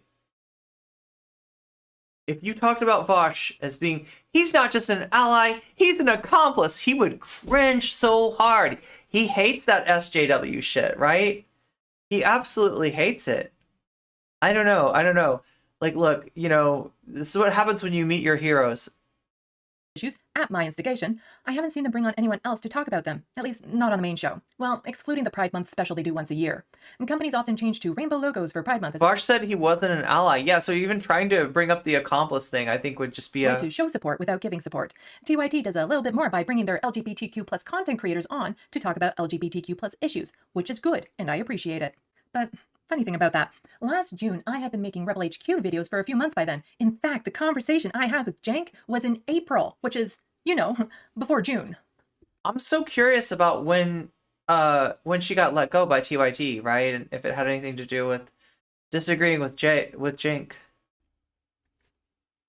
TYT doesn't have an excuse to limit this to one special once a year. They have the resources, the time, the LGBTQ plus presenters, and an audience that would appreciate it. Part of the frustration, and I feel one of the reasons why people were so upset with Anna's tweet, is because on a couple issues, it's like Cenk and Anna are willfully trying not to learn and evolve on them. That by somehow changing their minds or apologizing for something means they've given in to the woke mob. I told them almost a year ago they're losing their LGBTQ plus audience. Other people have tried to reach out to them, but it seems like no matter what we say, what we try to point out, how we try to talk to them, they're digging their heels in and refusing to budge. So this is another member of the TYT organization. I don't think she's a member anymore, but like just confirming what we all know is that TYT has had an issue with trans people, you know, for a long time now. This isn't new. This isn't this has been brewing for a long time. And when we Vaush thinks he's the protagonist. He doesn't have any commitment. He wanders into the movements, has some convos, gets in some fights, gets bored, and wanders into the next movement. She's right. Anna and Jink really do seem to be actively not learning. Yeah, back, resisting. they go on a tear about the radical left, the far left, extremist woke left trying to force our will on them and demand they meet our unreasonable purity test or else be canceled and drink cat piss tea. Okay, so I'm on the far left. I want to abolish. Wait, is this the second time we've gotten cat piss tea? I think it is. Is she implying Vaush doesn't dig his heels in? See, this is what makes me think she just doesn't know, right? She just doesn't know. I think she's reachable. I don't think Vaush is reachable. I don't think Anna and Jink are reachable. But like to me, this just seems like a just a little piece of knowledge that she's missing. You know, some experience, some things about Vaush she hasn't had occasion to notice. Vaush also says you should never apologize. Yeah. There's stuff that she doesn't know about Vaush. Yeah, and if she ever meets Vaush, it's going to be a massive disappointment. Because honestly, the teachable moment, right? This like look, honestly, this is the kind of this video is like a senpai notice me video, right? This is trying to get Vaush's attention, and if she ever does, you know, she actually has a conversation. And it's like, Vaush, you're not just an ally, you're an accomplice. Like Vaush is gonna react so badly to that. Like, well, I usually don't like to use this kind of social justice language. Like allies are cringe. Like, oh my god, why did I have to do with Vaush? How is my Vaush, by the way? That's how Vaush talks in my head. I don't know if that actually sounds like Vaush at all, but that's the closest I can come. Okay, forgive me. I don't think Vaush would be open to trying cat piss tea. Credit where credit is due. And honestly, I don't think that Vaush is going to be open to talking to her. I don't think. No, he's not. He's not. And here's why. Right? No longer working at TYT. You've called out Jink. You've called out Anna. You know what you are to TYT? You're a persona non grata, okay? And Vaush may have disagreed with Anna on this issue. But Vaush, overall, his content strategy includes talking to Anna. Anna. Sorry, I don't know why I'm calling her Anna. Or includes talking to Anna. So, even if, you'd be tempting to talk to as somebody that was in TYT, he's more interested in Anna than in you, so unfortunately, you're never gonna get to have that discussion. But abolish prisons, the police, socialize as much as possible, get rid of gender norms, use fully inclusive language, have fully inclusive spaces. If she's flattering enough, he wouldn't care about the accomplice language. Star Trek. But I'm not trying to force it on anyone. I feel like at some point they'd come to loggerheads. Want to be heard. I'm not trying to correct Jank, but I will tell him where he's wrong. And I think a lot of the friction comes from the conflation of the far left with the reactionary left. There's a loud part of the left that will jump. The reactionary left? But everything they can to cause a stir. They'll prod people to give their take on other lefties, not from a place of wanting accountability, but to create more drama. This part of the left, not helpful. And again, you think that Vaush doesn't go for drama whenever he can? You think that Vaush doesn't use drama as part of his content strategy? Oh my god. Jink and Anna often only acknowledge the takes from this small part of the left and apply it to all of the left. Then they make reactionary takes to the reactionary left. Then people who want to talk in good faith get drowned out. People who have valid points get missed, ignored, or assumed to be demanding something we're not, while being lumped in with people who don't care about the greater good. Listen, we're the good ones, okay? We're not like the others. The way Jink and Anna have been talking about the left like they're not part of it and attacking it, given their influence and how high profile they are. We're not like those woke skulls, okay? Is causing fractures and alienating people within. They're othering other leftists. Leftists like me.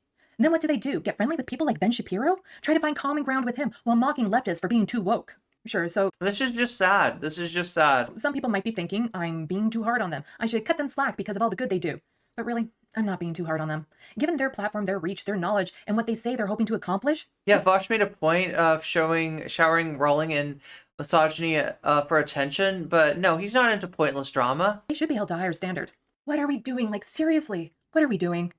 Anna is worried her right to control what happens to her body will be taken away. This is a real threat, and we should care. Trans folks are worried their right... You know what's weird to me, though? That microphone has the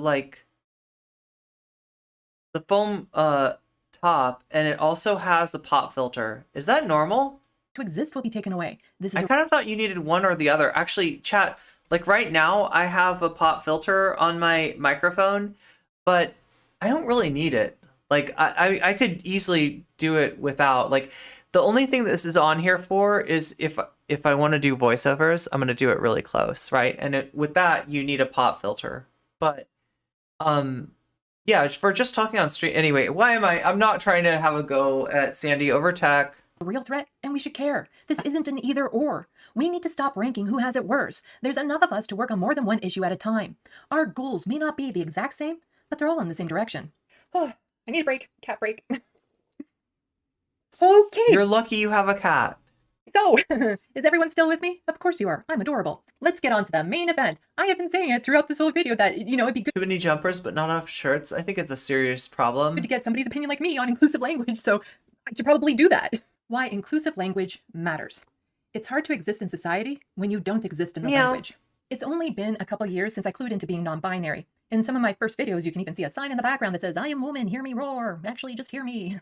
But calling myself a woman felt forced. Fake it till you make it, imposter syndrome type stuff. I've always been non-binary.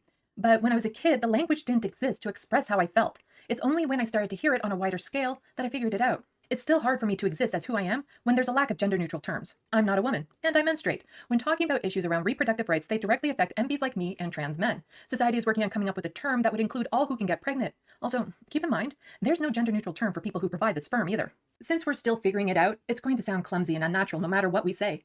People who can get pregnant works, Oh but my god, like, English speakers are lazy and you we don't want even want to know what's on my mind. something that's shorter that would get the point across. But I'm kind of with Anna on this one. Birthing people? I'm not keen on that. Sounds like something from a sci-fi novel. However, if it's what society settles on, so be it. Personally, I lean more towards child bearer. Gender-neutral terms are an addition without a subtraction. The word spouse doesn't erase husband and wife. The word parent doesn't negate mother and father. Language is constantly evolving and changing to meet the times. It's so sad that this argument even needs to be made, and it's even sadder that the people that it's directed at don't care. Like, right? She's literally right. This is unarguable. You're just talking about specificity, even beyond like any sort of moral like standpoint on this, right? On a purely descriptive basis, it's more accurate to say, people who give birth or birthing people or people who menstruate or whatever like language that you want to use. It's more accurate to say it that way, right? And it should be obvious, but yet like Anna doesn't stop Jink and Anna from throwing us under the bus. Examples. Chairman, fireman, policeman. But women also do these jobs. So let's add chairwoman, firewoman, policewoman. Oh, but when we're talking about these roles, we don't want to assume gender, and there are folks who don't identify as man or woman. Okay, chairperson, fireperson, police person. That sounds lame. How about the chair, firefighter, police officer? These include all genders, and people are still free to use man or woman in their titles. How will these terms be settled on? I don't know. It just kind of happens. Where was the survey that selected Karen for Karens? But by me just saying Karen in that context, you know exactly the type of person I'm talking about. Canadians call our coin money loony and toonies. No one demanded we say that. The government didn't create a committee and examine it.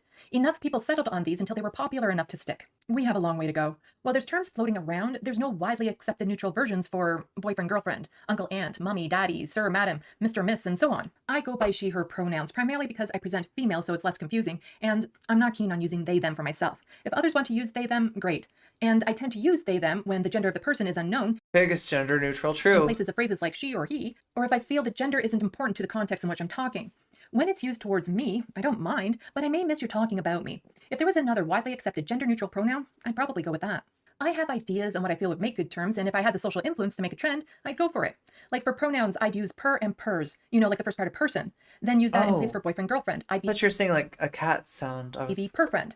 I think for Mr., Miss, mix is becoming popular. Cool. And for woman, man, NB works just fine. Okay, so I thought of this after I made the video, but I really like it. I want to share it. When using formalities, lady, gentleman, mixure would be really cool. But as Jank implied, do we really need to spend energy on figuring out what to call people who can get pregnant that aren't cis women when it affects so few people?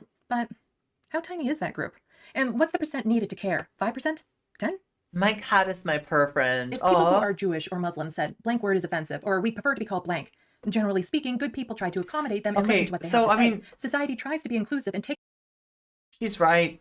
this argument should be obvious. Unfortunately, she's dealing with bad faith people, so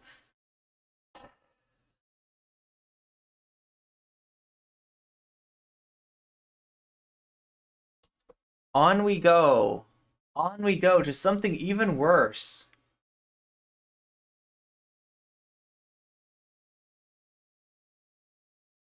So like I said, there are, you know, probably some good videos by Vaush. But they end up serving to kind of Trojan horse in the bad videos. Was this the one? Yeah, I think this was the one. Ask for someone to say, like, in principle, yes. God, I gotta pee This so gets me in trouble bad. a little bit. Living as a man is difficult I in gotta some pee ways, so but easy in some bad. ways, I think, relative to the other options on the table. And one of the ways in which I think it's difficult is that we have an inconsistent idea of what it means to be a man in the modern world. So chat, this is a slow burner. It's gonna get worse as we go on. Howdy, how you doing? I'm doing well. Nice to meet you, Vaush. How you doing? Thanks so much for having me. Thanks so much for revisiting back. kind of an old take here that I want to ask you about how the left responds or doesn't to people like Andrew Tate and the so-called manosphere. I'm excited to get into this. Oh yeah, the pleasure is properly mine. Yeah, so for people who don't know, I'm coming from a podcast called Darts and Letters, which looks at sort of academia and intellectual culture from a left perspective. And so we sometimes look at these kind of pseudo-intellectual spaces, but also look at how scholars and academics and others have sort of come to understand them. And I was just kind of like really interested in this take you had like back in January about how the left was basically completely forgoing the troubles of young men and like letting them sort of into the arms of the right. What's happened since then, by the way? I checked on your Twitter feed and whatnot. Have you kind of engaged in that since then, or have people come back at you since then? Well, it's been quieter for a while because Andrew Tate is, of course, in prison, and he's also earned a lot more public ridicule for being in prison and for a bunch of other stuff. The only person I see right now who's really loud, there are only two people, I guess, a group and a person. It's Sneeko, who is mostly a laughingstock, and the Fresh and Fit podcast, which unfortunately I can't cover their segments on stream because they aggressively DMCA people who check their stuff out. So my engagement has been a bit quieter. I think people, for the most part, have taken more my side, but like not my side, right? I think Sean came out with a video recently which had some stuff to say that was in line with the idea that there's kind of like a sociological push towards those mannerisms, those body politics. But I still think that the left is being quite milquetoast on this. I think we could go a lot further. Yeah, I mean, one of the things that I wanted to share with you, like a little anecdote as a Canadian, there's a sort of episode in Canadian politics that has a weird kind of rhyme to me. And it's like way back in 2013, we had for a long time a right-wing government, and there was a thwarted terror attack. And it was really interesting to see some of the responses to it, because you had in this one kind of famous press conference, a journalist asked Stephen Harper, a prime minister at the time, what I thought was a really astute question. She basically said, like, there's this problem of young men who are being radicalized here, and I wonder if it's time to ask what the root causes are of this radicalization. And then Stephen Harper like famously responded, and I'll just kind of read it because I think it's interesting. He said, like, at this moment, it's not the time to commit sociology. These are serious threats. These people have agendas of violence that are deep and abiding threats to our values as a society. I think we only want to convey the view of utter condemnation. And that was sort of it. And then later, one of his people went in and said the cause of terrorism is terrorists. And the like left-wing sociologist types stepped in and like very obviously condemned this as like anti-intellectual, and like we can kind of understand where these people are coming from without ceding like our ideological ground or apologizing for terrorists. Seems kind of obvious, right? But then to see like, okay, 10 years later, now you try to do that and then people attack you. So I was thinking back to this Harper episode and just wondering like how do we get to this point? We're saying, well, let's just try to understand this to like more intelligently fight it is seen as somehow like apologizing for it or just like not a question worth asking. Well, I think doing that. So, I mean, like, this is such a weird conversation. Like, right? Whenever I hear Vaush talk about this, I feel like he doesn't talk about it, right? He throws this term out here, men's issues, right? And like, is this...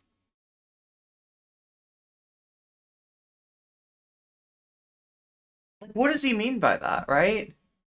Because there's issues that men have due to the patriarchy. And I mean, like, I think that's what part of his audience is supposed to think. And then there's also, like, aggrievement that's felt by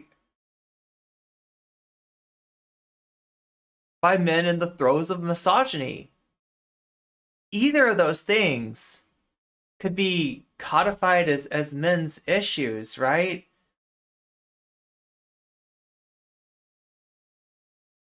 And the fact that you're throwing that word out there without any deeper description,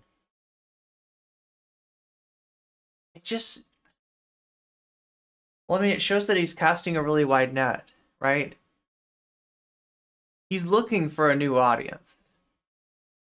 Like, like I've pointed out recently that Vaush's audience sometimes calls him out on stuff that he doesn't, get right. It's not, I shouldn't say his audience, like, that's making it sound like he gets downvoted. He doesn't get downvoted, but there's people in his audience that disagree with some things that he says, right? In some cases, Vaush's audience is better than him.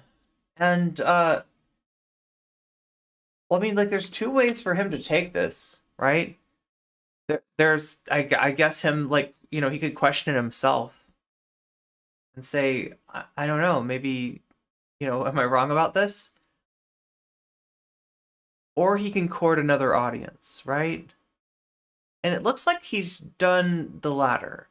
And there's more reasons for it than that, right? If you look at Vaush's numbers over the last year, actually over the last, 2 years at least, dude is not actually growing, right? He's not growing. He's staying steady, but he's not growing. And you got somebody like Destiny that's gone from about the size that Vaush is now to being, I don't know, considerably bigger, right? So in Vaush's mind, I guess he's missing out on those red pill viewers that Destiny's getting. He wants a piece of that action. That's what he's looking for. Requires a kind of non-essentialist perspective on evil, or at least on bad behavior, which people are uncomfortable with. It's the children who are wrong. People like thinking of bad people as being sort of fundamentally, intrinsically, like cosmically bad, in ways that are sort of non-replaceable or transferable. We've had this conversation when it comes to actual, real, like Islamic terrorism, for example. ISIS rose as a response to instability that we produced in the Middle East through our behavior. And of course, this isn't, a coincidence or an accident. This is because people are actually a lot more likely to join far-right terrorist groups if they have nothing to lose and if their family's been blown up by a U.S. drone strike. It makes sense if you think about it for any length of time. But there's been a long opposition to thinking about things that way in the national defense community. They've taken more to it now. But I remember for a solid, well over a decade, like, you just couldn't talk about it, Why are ISIS bad? Because they're ISIS. Al-Qaeda? Why are they mad? Oh, well, you can read out what Bin Laden wrote when 9/11 happened about Western imperialism. But no, it's because he's bad. They hate us for our freedoms. Obviously, I don't think your average manosphere incel over here in the West is like Boko Haram or Al-Qaeda or ISIS or anything else, though there are similarities in the way in which they're recruited, a feeling of dispossession, of masculine entitlement to a kind of heroic story that they feel they're no longer. Why does the ban hammer feel so good when I actually get to swing it? Usually it's my mods that get to those bans before I do, but like, I don't know, sometimes it feels it's very satisfying. Exactly, he's blaming the left for men getting red pilled to draw in that audience. Wait, he's blaming the... Oh, yeah. That basically, yeah. Are part of a feeling that they've been emasculated by another institution, or that some kind of sexual or... No worries. I mean, like, I'm gonna get... I don't expect mods... Like, mods... just like I just had to take a bathroom break. Like, mods have a lot going on in their life, too. So sometimes it is gonna be me, just, like, statistically speaking. But, yeah. That sometimes it's nice. Sometimes it feels a little good. It feels kind of good to do a little ban. Or gender narrative has been taken from them, like their right to a woman or to an idyllic life in in a loving family, and they respond to that. Wait, very radical and very ineffective. Your last message is a Simpsons quote. Wait, did I miss that? In order to deal with it. Yeah, total parallels. Even like the sociological configurations of like little cells of men. Wait, yeah, was that like the principle or something? Kind of reminds me of like pickup artists, right? I mean, they kind of function Gender in narrative? similar ways these like terror cells did. But I don't know if I'm like misremembering this time or like looking at it with rose-colored glasses, but yeah, I definitely remember the pushback of people saying like, we don't need to understand why terrorists are the way that they are. They're just evil. But like with the reaction to this Harper quote, like I seem to remember all of the lefty sociologists like really holding their ground and saying like, understanding the causes isn't like forgiving it. But now I don't see as many people making those kinds of claims about like manosphere people, except for like maybe you and a few others. Like it seems like at least the left is like a little bit more cautious of making this kind of intellectual case. I think it's because it's a little more, it's considered. It's interesting though, because he's agreeing with this with this person a lot, right? That he doesn't list their name. I mean, I guess it doesn't really matter. I was just curious, but yeah, it's definitely not in the doobly-doo. More distasteful. I'm borrowing sort of from the biases that I see in other people on the left. I've seen a lot of people on the left. They're very willing to extend, I would say, an abstract hand of charitability, of reform, of understanding, of reconciliation to people who have done some really bad stuff. Banned for simply being a sigmoid male. I know, right? Principal Skinner, am I wrong? No, it's the children who are wrong. We take a look at ISIS, and I don't think we have sympathy for ISIS, but I think there's like okay, well, you're a victim of Western imperialism, of these campaigns, your family has been killed. Okay, like, I do not agree. Yeah, that's right. When was it? He was talking about dating, right? Tim Pool was talking about dating. So literally, Vaush is appealing to like Tim Pool, right? The problem isn't me. The problem is women, right? It was kind of what Tim Pool was getting at, if I remember correctly. There's lots of people on the left who are looking into why this happens. Yeah, true. And look, like, I mean, it's not...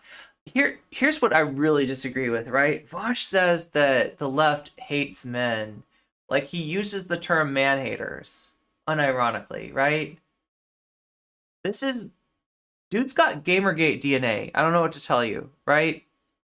He's got a chip on his shoulder over certain things.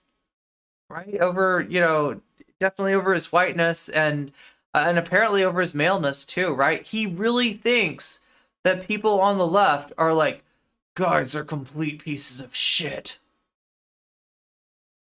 I'm a normal leftist and I hate, do you hate guys? I hate guys. Guys, like, right? No, nobody's fucking doing constipated face over like what pieces of shit guys are. Come on, Vaush, come on. Man-hater is literally something misogynistic people have always called feminists. Yeah. And I mean, like, I hate to say it, but that's what we're dealing with, right? That's what we're dealing with, right? And the problem with, because like, there's people like the like Sandy, who we just watched, who, want to point out Vaush's good takes, want to point out like what Vaush gets right. And kind of, say, hey, you know what? It's not all bad. No comment, chick.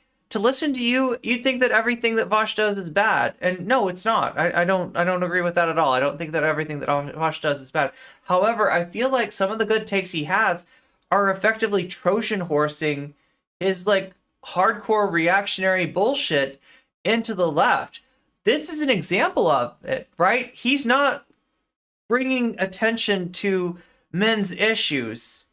He's bringing misogyny into the left, right? He's laundering misogyny into the left, just like he launders anti-black racism, right? Like I said, it's not that Vaush doesn't have good takes, it's that he's overall a liability rather than an asset.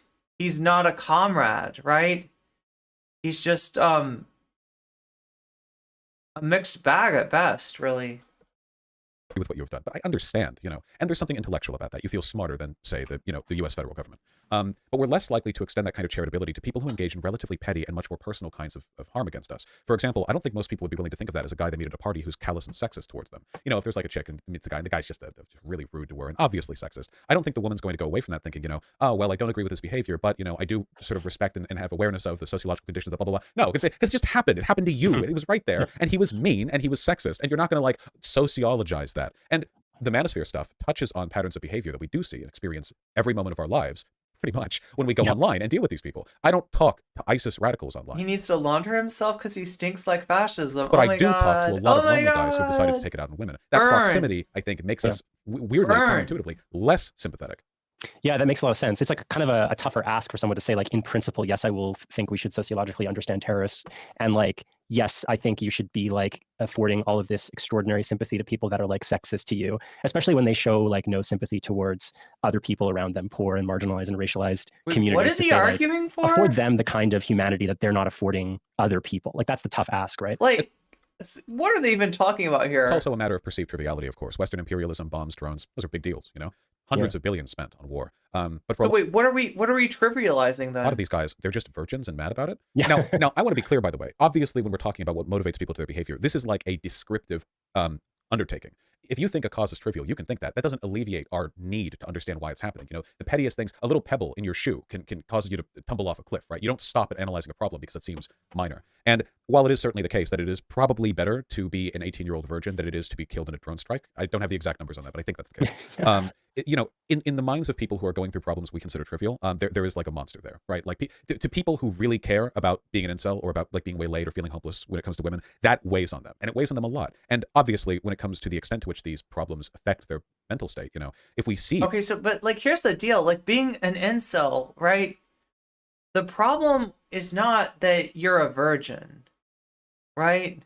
The problem is not that you're, you know, there's something intrinsically about you that you're doomed to have like no relationship interaction. The problem with being an incel is that you believe that incels are a real thing, right? You believe there's like a subclass of men that are just gonna be treated unfairly, and like right, you're I mean, like there's an issue there for sure. But it's not an issue with society, unless you want to say it's like an issue with I mean, like society does have an effect. I mean, you're just talking about self-confidence, you're talking about self image, right? And I guess you're also talking about aggrievement. Like the concept of incels is what creates the problem, right?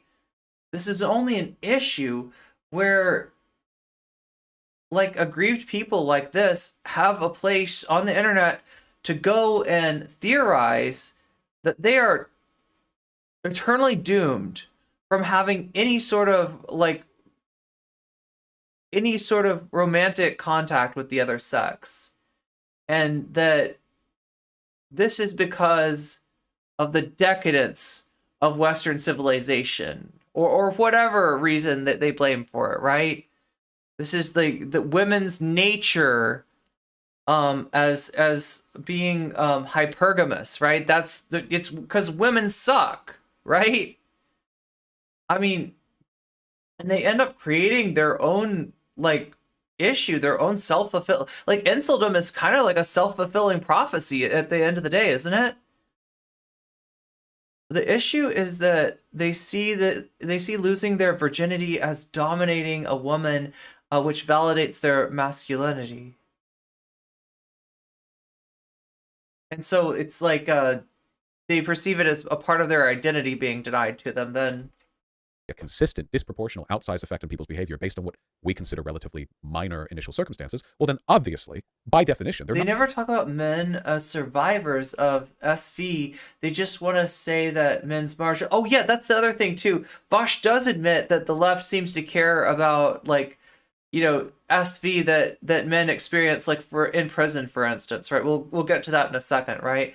But I think that's this debate. No, wait, maybe that's a different debate. He's had a few, not debate. I shouldn't even say this is not a debate. This is him having a nice conversation with a fellow men's issue, you know, fellow carer about men's issues here. So, international banking cucked me by stealing all the Stacys. Not minor. Clearly, then it's actually major. It just seems minor to us because we're not in that headspace, and we should treat it as though it is. Yeah, that's a point well taken. It's not really about sort of like ranking people's the lived experience or the feeling of oppression and saying, well, this one is more worthwhile and this one is less worthwhile, therefore we should ignore. But like ideally, we should be trying to like. I know you want to say men's rights activist. Oh my god. Anxieties and loneliness and their economic dislocation. Look, like I said, I don't have a lot of hope for Vaush. I don't have a lot of hope for TYT, but I do think that some of the people in their audience are reachable. You know, I have seen more cracks lately, and I just want to make sure that I'm holding out an olive branch there and not jumping to the most extreme assumption that I could make. It does have that it does have that energy though, doesn't it, scientist? It does definitely have that energy. And all the other forces that are oppressing them. I guess one of the questions I had was like, why? Nina says men's issues enjoyer. Why you? Why have you made this? I don't want to say that you're like the spokesman of this take. There are other people that say things like this, but when I started to look for other lefties that made You're the lefty PUA. God, I won't even go. What I think is a pretty like self-evident, like obvious claim that we should try to understand these people to like better fight against this kind of ideology. I didn't find. But at the end of the day, there's two things that you could be doing on this, right? If you are a men's issues like carer, right? Then you could be you could be offering men one of two things. And the first one is to validate and reinforce their agreement. All right? There's one. Okay. Second option, you're going to give them dating advice. So you're a PUA, right? I just don't see this going to any good place, right? I've never seen this go to any good place. Like, I don't know. Like, I mean, they're like, I'm trying to be open-minded here, but I've never seen this end up in a good. What's up, Dylan? Incels don't have men's issues, mommy issues though. Oh.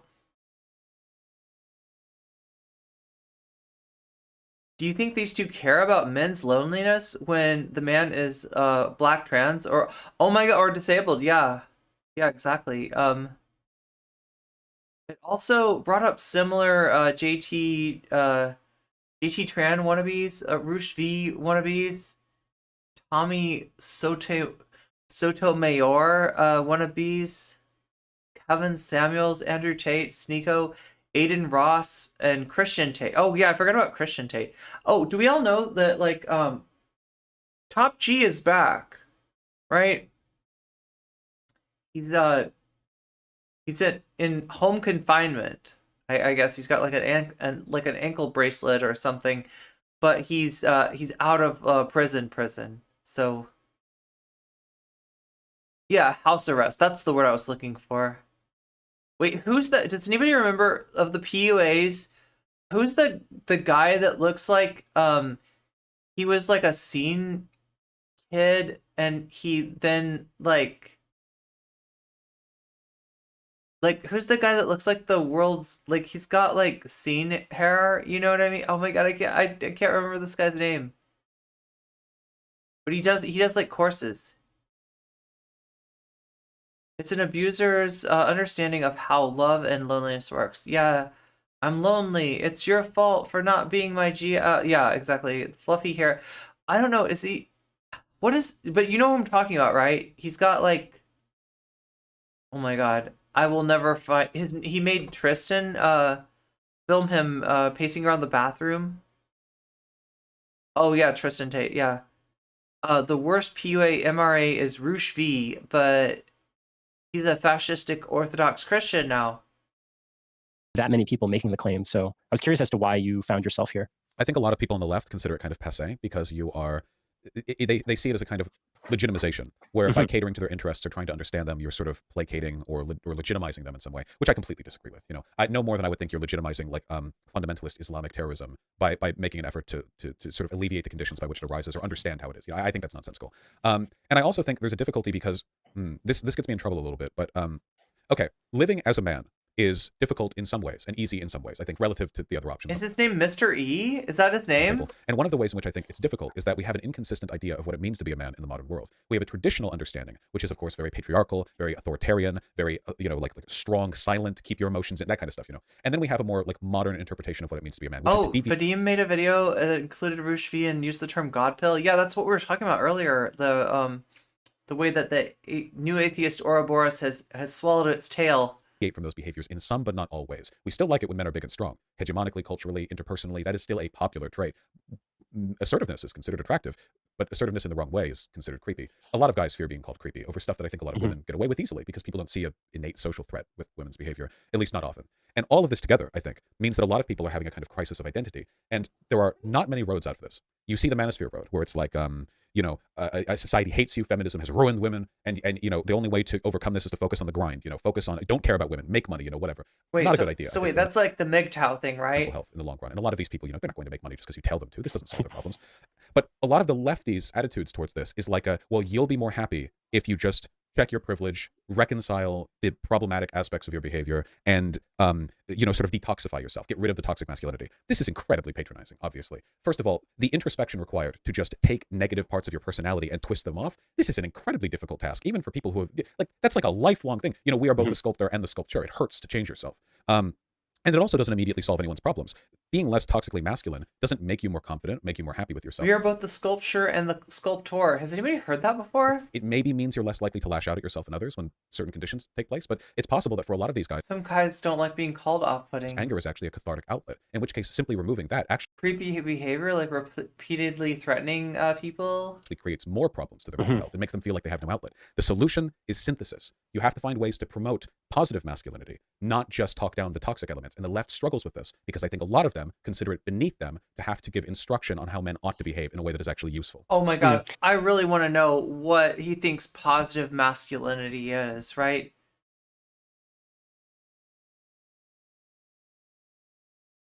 Because I feel like masculinity is one of those things that is so, yeah, what does that mean?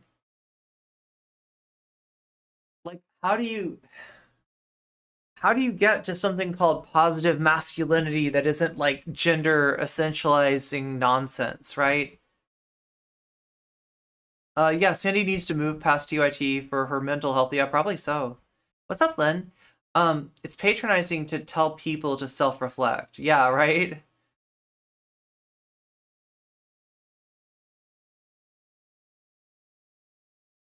Yeah, I don't know where he's going with this. I think another part of the problem is, and what I think you captured so well in a bunch of series of tweets is just the fact of reminding people that the people that we're really talking about here are not weird crypto fascists. They are essentially 14, 15, 16-year-olds who are seeing stuff on TikTok. And I can't remember where it was you said it, but it's just these are not Bond villains. Well, wait a minute. These are just confused people with some bad ideas about okay, first of all, I'm scared of the idea of Vaush having 14, 15-year-olds and 16-year-olds in his audience, although I'm sure it's already true, right?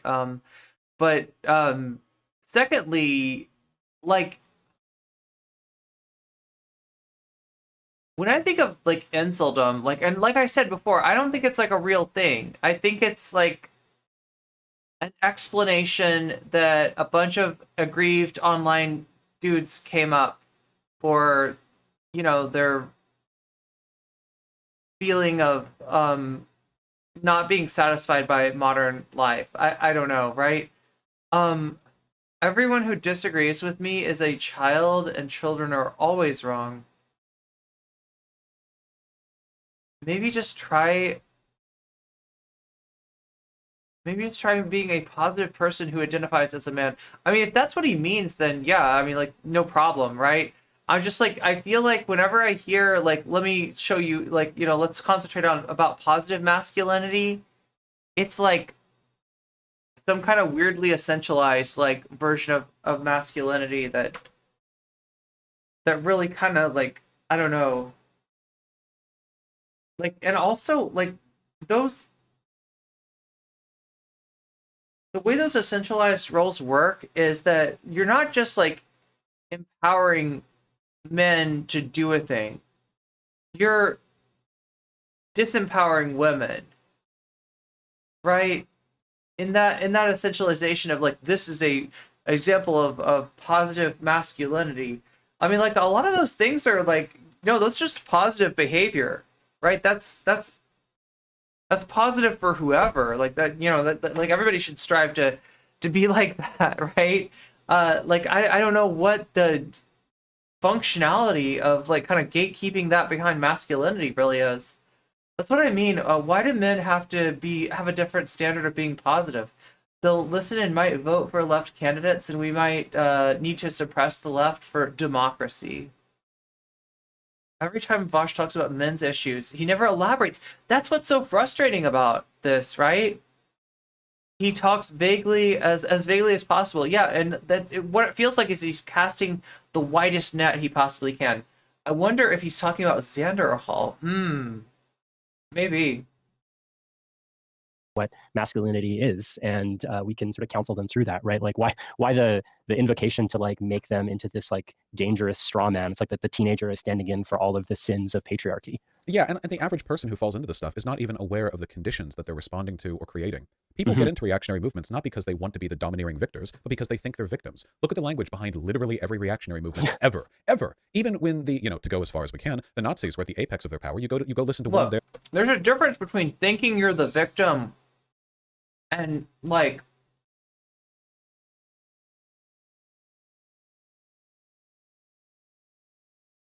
there's a difference between thinking you're the victim and entitling yourself to cross other people's boundaries, right?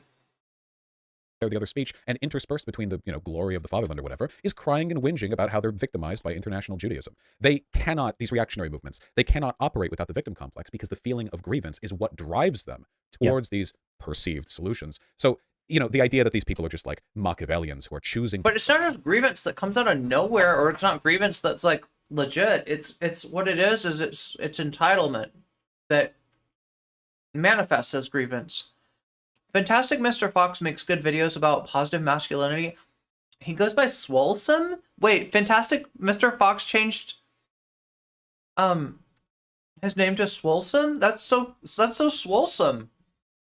He brought up Nazis. Come on, man. Sins of patriarchy, right? There we go. I mean, like, but these bitches are just a bunch of man-haters, right? Be sexist because they think they benefit from that power arrangement. No, they don't.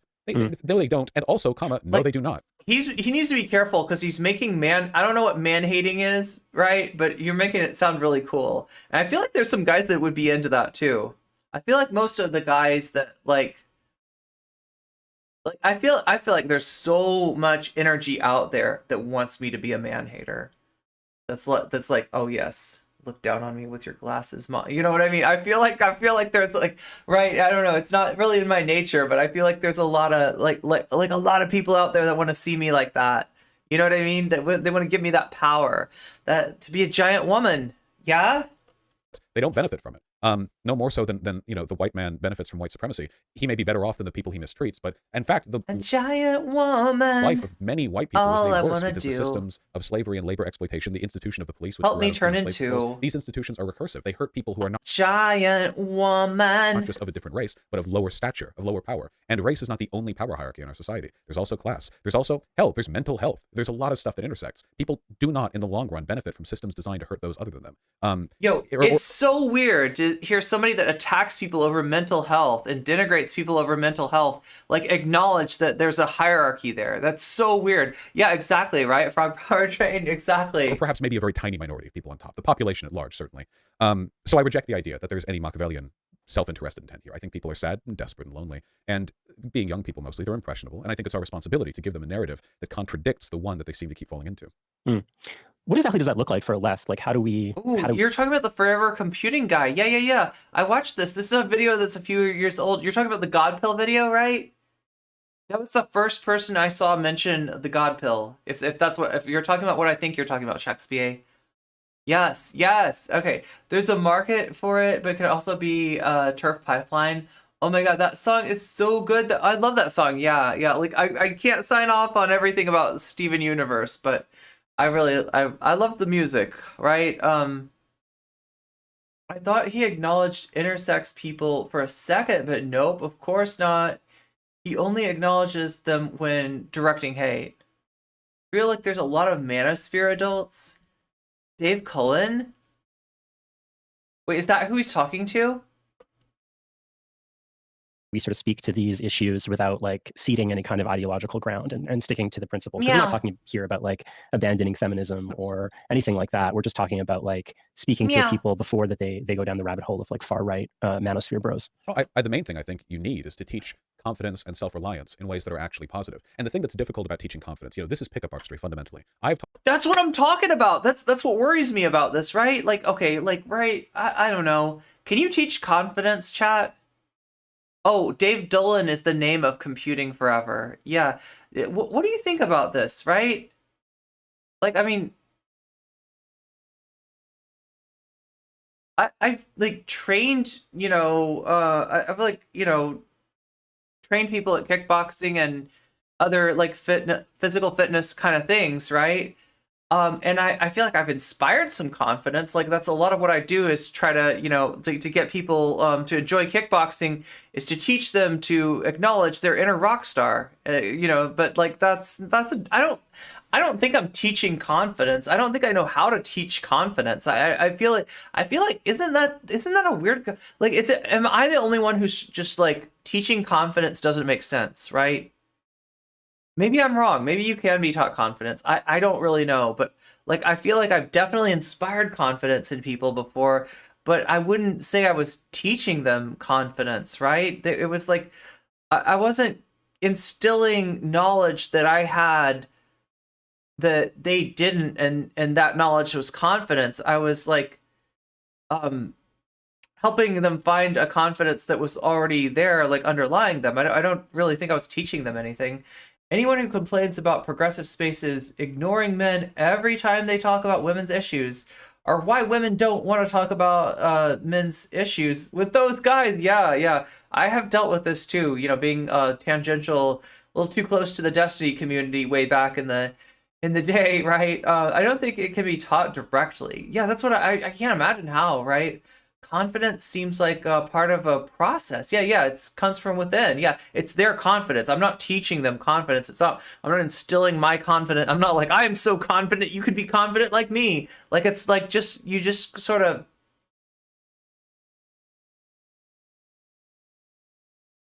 Fellas, is it gay to look at women? A little bit. Vaush famously said, as Vadim showed, the obsession on women's asses is the path to homosexuality. Oh my god, that's such a perfect right-wing thing. Fun fact, the creator of Steven Universe's husband's grandmother, the creator of Steven Universe, Rebecca Sugar's husband's grandmother, created the national flag of Ghana? Oh, I had no idea. I would not have known. I've had people inspire my confidence, but it's mainly like inspiring confidence. Like I don't know, something about like calling it, and maybe this is just semantics. Maybe this is just my semantic issue with it. I don't feel like I'm ever teaching it. Talked on stream before. Oh, if you're at a party, here are some ideas maybe on how you can approach these conversations. But the critical difference, is that you don't want to foster the development of a kind of like checklist to run through. You want to give people basic tools to all I want to do is help you turn into a wine mom rock star, to respect the people they're talking to enough that they know what that's what teaching kickboxing is like. They're doing is getting them social accolades when they're doing something that is being received positively. And if you can get people to understand when that's happening, I think that's the bedrock upon which everything is built. Because I'll tell you, I don't know if you've ever struggled with like a lack of social confidence. I haven't, but I've heard from other people. The main thing that gets them is the idea they're in a social event, they're talking to somebody, and they feel like that other person just wants to leave the conversation. They're like inside, they're talking about this, that, the other, and inside they're thinking, oh God, they just want me to stop talking. You become apologetic. You sort of stutter in your speech because you're like sort of pausing for their signal. You're sabotaging yourself. Look, I get that issues like this are not easy to deal with, and you can't just like tell somebody get over it. But like what is his solution to this? I'm a very fun kickboxing coach, a very tough kickboxing coach, but a very fun and dancey kickboxing coach. Because you're not putting your best foot forward now. You're waiting for them to take a step away. Wait, it is a real song, yeah, except it's Giant Woman. And in doing so, you're giving them an excuse to. It's not good. And teaching people like how to move from that, how to be better than that. I think that's literally like step one. A lot of these. I just adapted the lyrics. Yeah, like listen, wait, what is going on?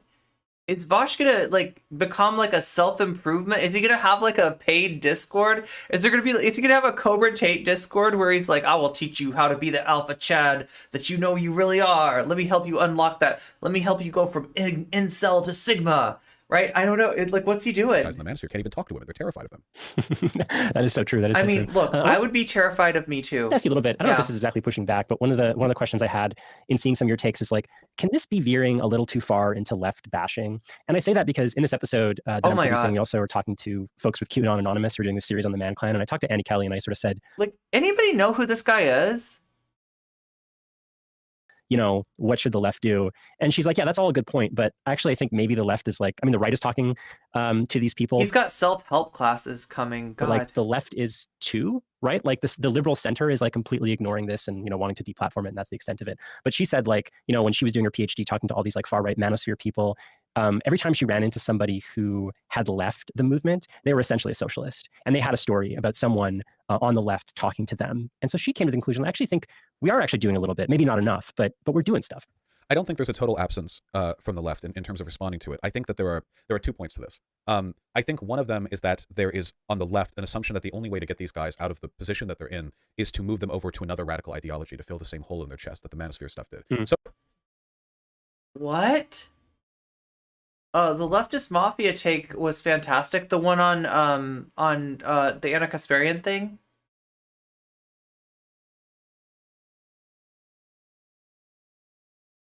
Vaush has not read the clinical academic literature concerning these topics. This is literally just gobbledygook he learned from what? Yo, like seriously? Oh my god, I feel so silly now. The Occam's razor. You're right, Shakespeare. Occam's razor tells me, like I'm all like, but what does he really mean? Where is he going with this? What is his actual take, right? And because I keep on hearing him talk about this, but I never really get a sense of what he's really what is he really talking about? What is he doing? Like what does he want to, you know, do for these guys, right? This could just be like straight up. This could just be, yeah, like just marketing, just you know, like this is the same shit that all the PUAs do. Like it doesn't matter. He doesn't have to define it. He just has to give them the Rorschach for them to be able to see their own struggle in, and they'll just come running. Grifting is oof. Right-wing trans people are indoctrinating people, same right-wing people. Anyways, but buy my course, learn how to unlock the real manhood and womanhood. Or even like some of those courses are like learn how to basically be, you know, how to con people. Like some of those courses, like essentially that's what they're, it's like a weird conning pyramid scheme, and you don't realize like, wait, you're being conned to do this pyramid scheme, but you think that you're gonna learn how to con other people, and then they're gonna be at the bottom of the pyramid, but you don't really know like how that. I mean, by the very nature of the pyramid scheme, nobody knows they're at the bottom of the pyramid until it's too late. Socialism is a wonderful thing. I believe in it. But I know a lot of people use radical ideologies as a way of giving themselves a drive and a purpose, to distinguish themselves from others, to give them a sense of identity. This isn't necessarily bad, but it's also not the same as fixing the initial problems. It's just giving them a different set of tools to cope with them. I think that this is useful in tandem with other things. I think, personally, that people will gravitate towards positive ideologies if they start with a healthy mindset. If on a fundamental level, you know, you give them the tools to engage appropriately with their social setting, I think they're more likely to make those positive decisions. They're less likely to fall down the bad rabbit holes. And I'm interested in seeing, because you take a 14-year-old white boy on a playground, right? Terrified of women, a lot of them, right? Like this is the thing, you know, puberty. But now we're all listening to, you know, internet self-help coaches. I mean, people are more susceptible than ever to extremely well-produced propaganda, selling them ideologies based on this, that, the other. And I notice a lot of young people get into socialism and do it out of kind of contrarianism, whatever. We all start somewhere. But that's not the reason why people get into the manosphere stuff. It's not to be contrarian. It's because there's a deep underlying anxiety about them and their relationship with women. And I think that specifically needs to be targeted, not just through, here's another thing that can give your life meaning, but through these ideas should be... So if you'll notice, when you look at my screen, right? Like, I don't know. If anything, I feel like I could be looking a little bit more like this. Like, right, this is how I like to talk to you, like this, right? Do you see how Vaush is talking to his audience? He's doing this. You know? I don't know. It's like I would try to avoid that. Like if your line of sight is on the same line as the camera, I don't know, it makes me uncomfortable. I couldn't really watch a streamer like this for very long, right? It's a little too much. Literally looking over them, yeah. Healthy mindset. This is literally trying to inject politics into the question of self-esteem and gender expression when it comes to presumably cis men. At the face of it, they should be ridiculous. To you, you should see this and you should think, this does not work for me. This is a ridiculous set of solutions because I have this. And the this I want them to have is confidence, is social skills. That's interesting. So oh my God, if I hear you correctly, like, I gotta show you something. like basically just at the level of like pro-social self-help, essentially, like how to just navigate as a young person who's a bit socially awkward and can't quite fit in, and not like the level of sort of structural explanation, right? Because you could construct a kind of socialist answer to this, which I tend to do. It's like, okay, you're feeling this kind of economic anxiety and dislocation because the sort of male breadwinner role that used to exist no longer is an option for you, and we're just trying to reckon with that kind of wreckage. So you can kind of point to structure, whereas you're saying point to like just the like, can they navigate their social? I want to show you something. Yeah, I don't think a person should need to have like a you know, like a socialist critical theory perspective on their own anxieties in order to overcome and alleviate them. A lot of young people aren't going to become radicals, and I think that's fine, you know, as long as they don't go down the worst roads they could possibly take. Ideally, you would hit them with both. But there are a lot, and I don't mean to besmirch here, but there are a lot of people on the left who are kind of miserable because, as it turns out, having good politics has nothing to do with living a fulfilling life. They're actually completely separate things. There are neo-Nazis who live fulfilling lives. Not many, I'll admit, those people generally are doing pretty poorly. And there are communists and socialists who are living terrible lives because politically they're on the ball. But that doesn't give them the space to talk to people or to order their lives in an appropriate way. Jordan Peterson got famous, right? I mean, with his self-help stuff, which was laden, of course, with conservative propaganda, but at its base, it was about self-help and understanding from a critical perspective why you feel the way you do is not the same as not feeling that way. I think it's better to say to this person. So you might have guessed, I'm in creative mode here. These are wardens. These guys are the toughest mob in the game. They have like 5,000 health. They hit harder than you could imagine. If I was sitting in here, look. With like, well, I guess you can't see because I'm in creative, right? But if I have like no armor on. If I was in here with these two, I would be so fucked, right? You remember how we said we were gonna find the deep dark, and we did find this stuff. We found this is Skulk, right? And it's a Skulk sensor. We did find the Skulk and the Skulk sensors, but we didn't find and it's probably lucky, right? We didn't run into a let me see if I can find one of these. Okay, so that's like a signal relay, right? So this thing relays the signal to this thing, and then it goes to, there's one other object in here. Is that it? Yeah, that's it. Okay. So when this thing, basically every time a noise happens, these things get activated. That thing relays to that other thing, and that relays to this. And that thing right there summons the warden. So I guess it's getting warden energy given into it. If it gets enough, it's gonna summon a warden, and the warden is this guy. But like I said, we're in creative, so we can't be hurt. Normally, making noise around the warden, especially brushing up, touching the warden, right?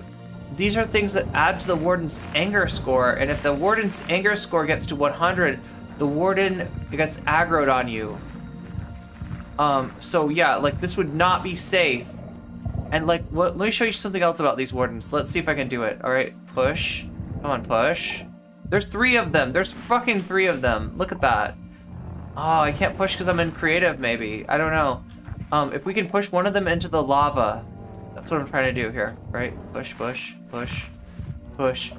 Yeah. Okay, so watch this, watch this. Here's an interesting thing about the warden. Goes into the lava, not damaged by the lava. What's creative mode? Creative mode is the mode in Minecraft, right? Where you're not in survival. Survival's the one where you can get killed. Creative is like if I wanted to go like that, look, I can just punch blocks out. If I wanna, cycle through, here's all the blocks in the game. I can place any block I want. I don't have to have them in my inventory, right? I just have everything at my disposal because it's creative. And it's for making things, right? So, but the other nice thing about creative is you can't be, mobs can spawn, but they can't hurt you. So yeah, these are the wardens, and I was hoping to find one more thing, and that's the deep dark. We're gonna see if we can find this, because like I literally had to go into creative mode to find this area. Like there we go. Okay, we got the shriek. Now what happens? Look, see this? This is, they pull themselves up out of the ground. Did you see that?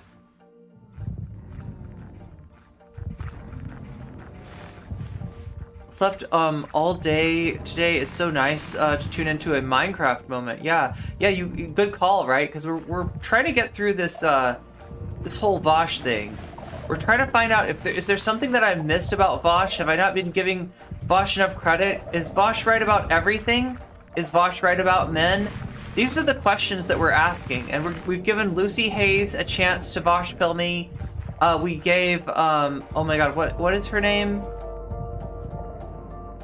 Sandy Lovis, former Young Turks host, a chance to Vaush pill me. So far, neither of them have Vaush pilled me. We're gonna give Vaush a chance to make me agree that Vaush is right about. Oh my god, another one! Look at that. So we're spawning all kinds of wardens. I wonder if it's the warden's noise. It's like it's noise, really. Noise spawns the wardens. It might be my noise. Maybe I should be like going like that. Sneak. Oh, look at that. Sneak 100. That's an advancement. Wow.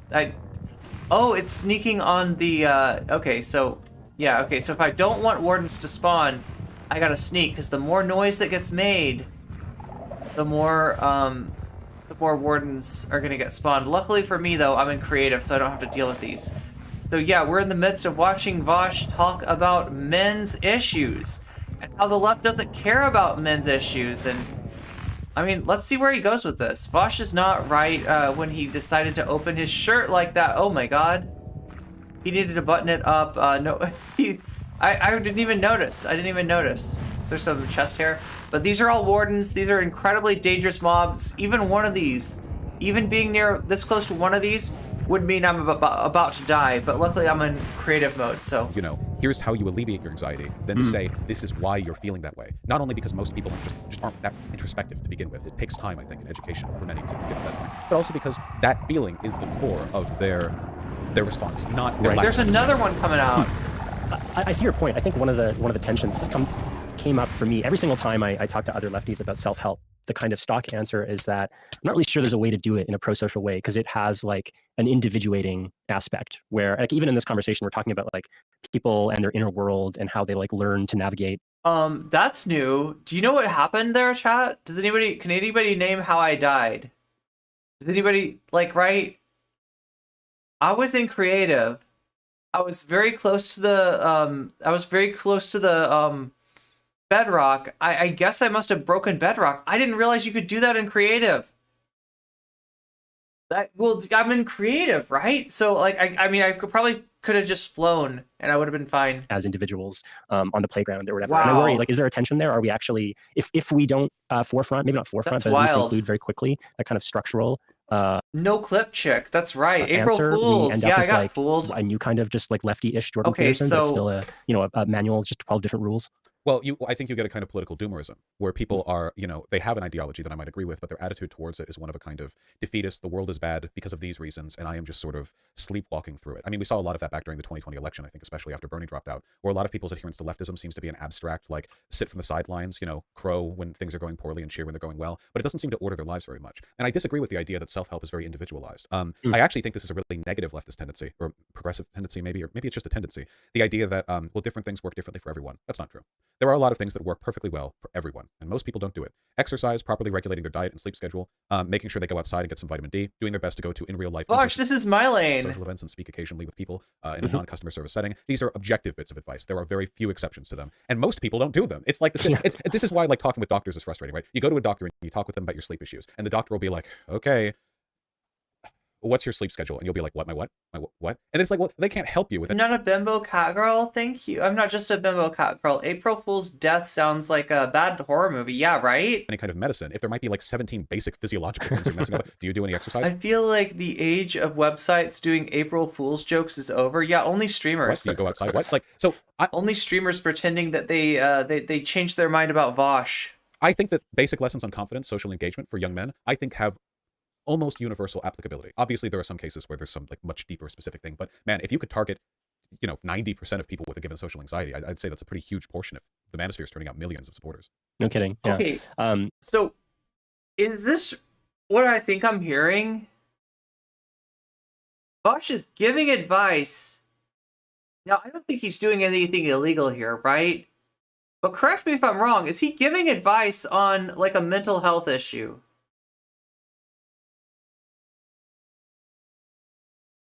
Like literally, like, you know, like I don't know, like look, social anxiety is a diagnosis, okay? I know because I've got it. And he definitely is. Yeah, I'm very worried about this. I am very worried about the people who look to Vaush, like rather than like a healthcare professional to resolve their social anxiety disorder. Wait, is it social? I think it's just social anxiety, but like I don't know. Look, I mean, like I mean, he is giving kind of generic advice, and I don't think that anybody's gonna, you know, any of the things that he said are necessarily, you know, gonna be harmful by any means. But it just worries me that people would go to Vaush for like this kind of advice. God, it really says something about his community though, doesn't it? Do you see what I'm saying? Like they really do look at him as the like as some kind of like a role model. They look at him as a role model. Like that's the only way this would work is if they're looking at him as a role model. And oh my God, something about that like really concerns me. Exercise for us can look very different than the generic hit the gym Reddit advice. So chat, we're flying around in creative mode here. We're looking for a like a mountainous biome. Hey, what's up, Amanda Panda? Good to see you. Imagine having Vaush as a role model. Oh my God. I don't know. Look, I'm not trying to be judgmental towards like the Vaushites, right? I wish them well. I mean, I hope they, you know, I don't know. And like I said, I feel like some of them like get things that the Vaush does not get. So, you know, I'm trying to have an open mind towards them and not be too judgmental towards the people in the community. But yeah, this really worries me. I am very empathetic. Please tell me your trauma. Give me your money. This is not therapy. I'm not bound to HIPAA. I will use you for content. This is worse than what's his fuck. Do you remember there was like a YouTube therapist, right? That like did, you know, literally like some of his videos are like, let me sit down on the couch with, you know, so and so famous YouTuber and we'll go over their issues, like, right, as content. And like I feel like a lot of people had a problem. What was his name? Like Healthy Gamer or something like that. But I mean, like this is like even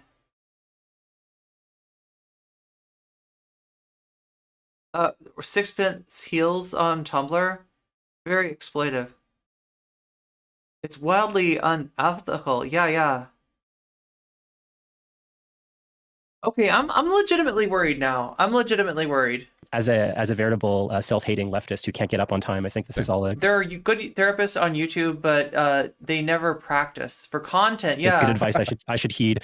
I want to go back to kind of like I feel like they try to tailor their videos towards like things that people actually can learn via video, like, right, that just in general, like the concern that I would have is that watching content might for some people become a substitute for therapy.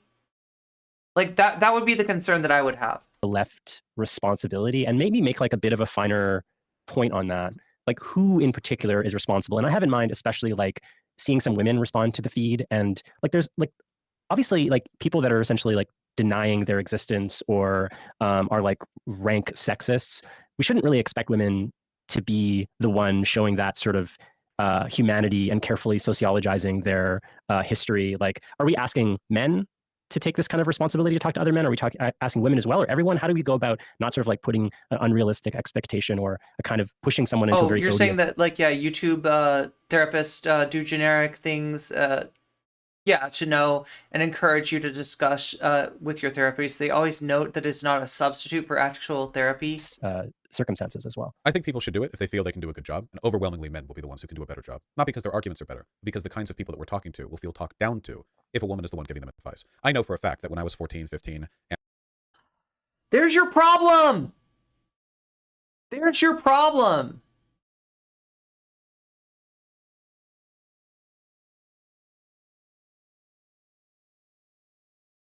What are we doing to people that they don't feel like they could take advice from? That's messed up. It's not like the socializing their background also, it's like sociologizing their background also, it's like how the general male population can see women. Oh my god, that's like a huge problem. That's a huge problem. Look, if you can take advice from like a man and you can't take advice from a woman, like that says something. That says something, right? That is your problem.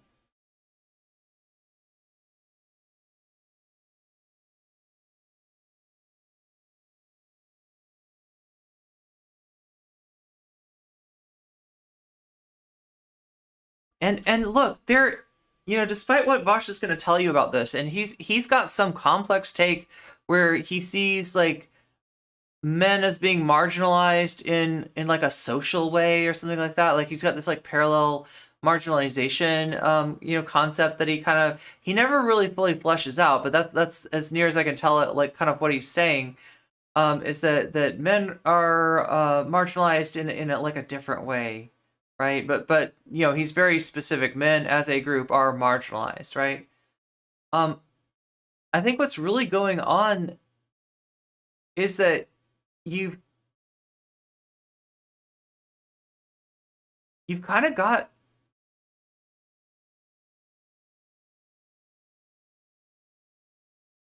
men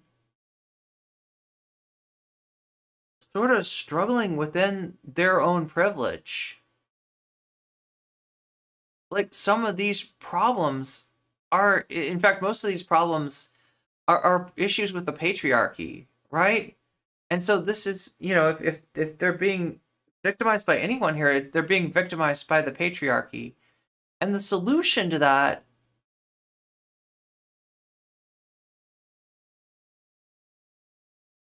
is not like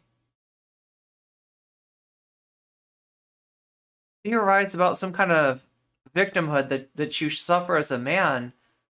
The solution to that is to like join the human race and get over this masculine exceptionalism, because like you want to talk about like issues with crying, not feeling comfortable crying. That's because of masculine exceptionalism. That's because of the patriarchy, right? That's literally a problem of the patriarchy. And one of the things that the patriarchy exists to do is separate men, as in portray them to themselves as exceptional to the rest of the human race, right? And getting over that would do a great deal of good. There's a dude who I call Kilo Chad, and he recently posted a video where he claims he knows how women work because he observed his 2 younger sisters. Oh my god, that is scary. He could be helping so many men by addressing their guilt around their privilege and saying, yeah, it's real, but this is how you can use and challenge that for good. Yeah, that's the thing though. Like that would actually, so Vaush, that, like, if he was able to teach that, if he was able to kind of like lead guys through that, which I kind of doubt, right? Because it feels like it's work that he hasn't done yet. It's work that he refuses to do. Like Vaush is still very much in the thrall of masculine exceptionalism. They also see women as a monolith and not, oh my god, yeah, there is so much of that. There is so much of that, right?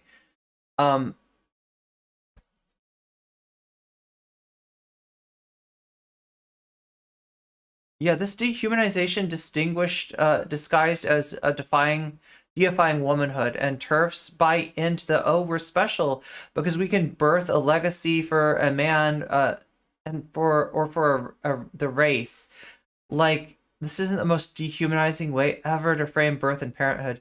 If you treat and see women as people, not, yeah, I mean, this is the key right here. Not as enemies or magical creatures, you tend not to set off women's serial killer alarms. Nice. They're all like, women are like that, and there are no variations. Yeah, exactly. We're all different. Okay, well, I'm already slightly uncomfortable. And you know, if a woman, you know, twice my age had been like, hey, listen, here are some things you can do to be better with men, I wouldn't have listened to her. I mean, why would I be expected to? You know, no matter how much life experience she has. Well, I suppose she could have been in my shoes at some point. Oh but my she probably God! So hasn't. you really do like this? Here it is. Here it is. It's the patriarchy. It's masculine exceptionalism, right? An older man can give me advice because he's been a young man, but an older woman cannot give me advice because men and women are like two different creatures. And what would a woman know about? Oh my God! Join the human race, Vaush. Join the human race, please. God, it would be very helpful. I think that, you know, it's something that you should go for. Why would I be expected to listen to an older woman? You think you can well. I don't think people have a responsibility to pursue this kind of rhetoric if they don't have a hand on it. I do think they have a responsibility to not hamper others when they pursue that rhetoric, which is what I've seen a lot of. You know, when I get my hot takes on Twitter, I get people who are accusing me of being a rape apologist for saying that we should like try to talk to incels. Are you getting hampered, Vaush? I feel so bad. He's getting hampered. Or that I hate women or whatever. Unfortunately, he's being hampered too, but it's unfortunately true. And I refuse to let the deep state silence me. There are a lot of people who just hate men on the left.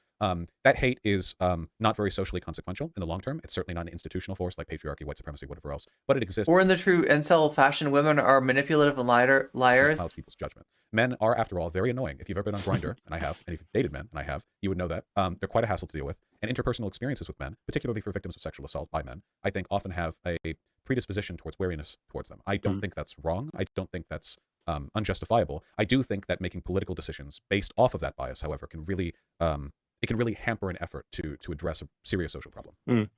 Yeah, I understand exactly what you're saying. That so yes, like sexual abuse is a real thing that women suffer, but they really need to take care not to let it make them biased towards men. That's what he thinks is going on. Yeah, man hating. The hate is socially consequential for trans and intersex men, but Ian doesn't want to fuck with them. So yeah, so it doesn't matter to him. When the guys are monopolizing and making money out of the whole thing, these men are feeling our men. You know what hampers addressing issues? Writing off half the population. Makes a lot of sense. True. You can have like an empathy towards that position and understand where it's coming from, just like we're asking about understanding men, but not champion that as like the prevailing leftist attitude as like a political project when we're talking about young boys in the manosphere. So I guess kind of last question, or one or two more questions if you have the time. So awesome. So I was watching one of your streams and I can't remember exactly how you. I'm so tempted to like give a disavowal of this whole idea that you know that women in left politics are fundamentally motivated by some sort of hate or resentment towards men. But I realized that by doing that, I'm kind of falling into a trap. Of course, you know, women are... Of course, I'm not a man hater, right? I don't feel like I should have to explain that. I'm not going to engage with this, right? Because, like, essentially, this is, like, some kind of manipulation that they're doing here. They want to trigger a response in me to differentiate myself from other women. And in doing so,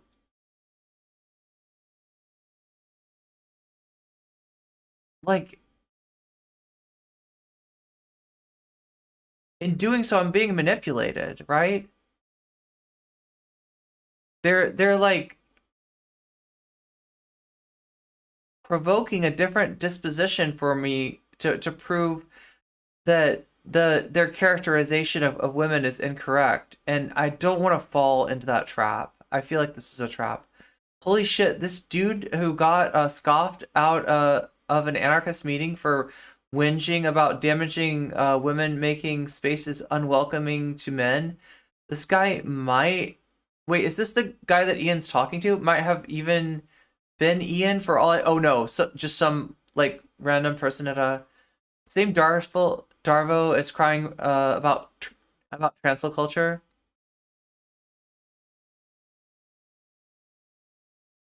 Put it, but you asked people in the room, you said, for people that were like in these spaces before, when you were in those spaces, did you wake up in the morning thinking about how you wanted to hate women and dominate them, or were you responding to some kind of lack, some kind of problem in yourself? And overwhelmingly, people said, no, I wasn't. I was responding to my issue. I wasn't really fundamentally about hating women. And I got to thinking about that, and I was wondering about I wanted to hear more about some of the interactions that you've had with your fans and others who might have been in these spaces. What did they say about how they left or why they left? Well, I think its origin is largely a product of longing, Not to say there aren't incels who hate women, there certainly are. I think the hate is a second order feeling, though. I've certainly experienced the emotion of having someone who I not the same dude, but the same argument. I bet he thinks Me Too has gone too far. That's usually, oh yeah. had quite a crush on.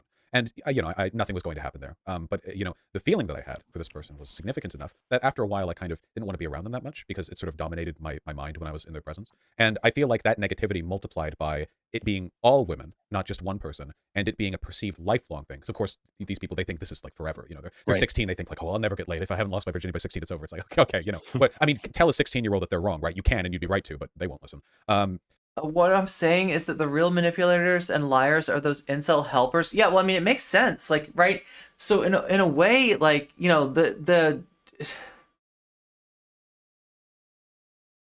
identification as an incel makes these people vulnerable to anybody who wants to say, oh yeah, an incel is a real thing, and I can help you deal with it.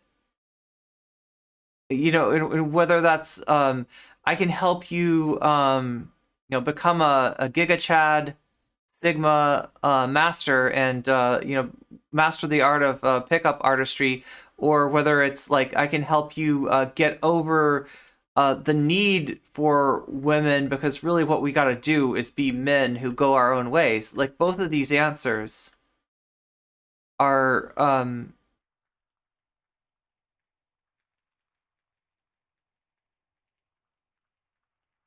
taking these people to a profoundly negative and more maladaptive place. And if it's like with the influencer model, they're kind of making money off of these people, right? They're making money off of them believing that they're this incel thing that doesn't actually exist, right? That's like a creation of social media aggrievement culture. They're almost exclusively men, that and more harm towards women.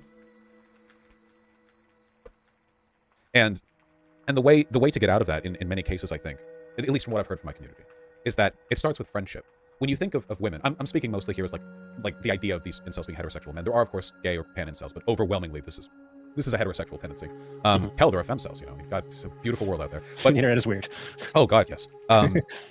When you see women as a desirable object of affection, and only as that, it clouds your ability to engage with them. Because I don't know about you, I've never talked to an object of affection. I talk to people mostly in my job and in my life. And we know how to talk to people, most do. Even the socially awkward have some idea of how to do it. We're not all, I don't know, Bochi the Rock over here. But you think of a woman as something else entirely, a different category of person, all your social abilities dry up, and instead they're just this abstract configuration of emotional and sexual feelings that you can't really combine into the shape of a person. But when you can learn to see, it sounds so trite, see women as people, being friends with a woman, right?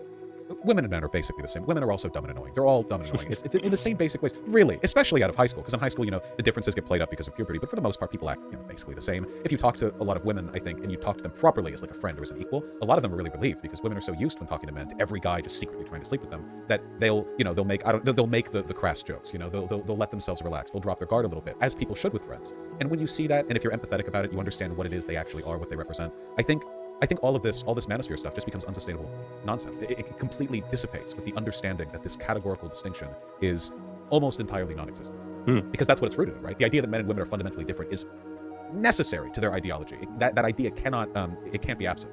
And yeah, I think that's the main thing you have to tackle. And I think that's what works most. And I see that a lot from my community. It's like, well, I finally had a positive relationship with a woman, and I thought, oh my God, what have I been doing? I think the other thing that's worth mentioning is, like, if you think leftists are miserable, these manosphere people, it looks like hell. Like, they're completely joyless. Like, Okay, all wait. their... So if you think that, if the problem is thinking that men and women are fundamentally different, you know what I mean? Didn't he just, like, earlier, like, I can't listen to you, you're an older woman. I don't want to be talked down to by you, but, like, I'll listen to an older man. Like, I don't know, it feels like, is there just a disconnect here in Vaush? Again, reference this to how he acted to his victims. I don't know if he was actually self-reflective about that and honest. There may be something of value. I mean, like, yeah, so what he just said, you know, sounds fine, but it just, like, I don't understand how he resolves that with what he said earlier. kind of social, it's all about social proof and about like competing with other men in a dog-eat-dog consumerist world in which they can't even have healthy relationships with women because women are simply objects of their status. Like, who wants to actually live in that kind of world? And it's why we need to look happy as well. Yes. They look at Andrew Tate and they think, oh, he's happy. No, Andrew Tate's clearly miserable, obviously, when you look at him, like any sensible adult. But we also need to look radiant. And this is one of the reasons why I'm critical of, I don't want to use the term, we need to look radiant. Castration here. What's another good one? It's oh my god. It's when you demasculinate.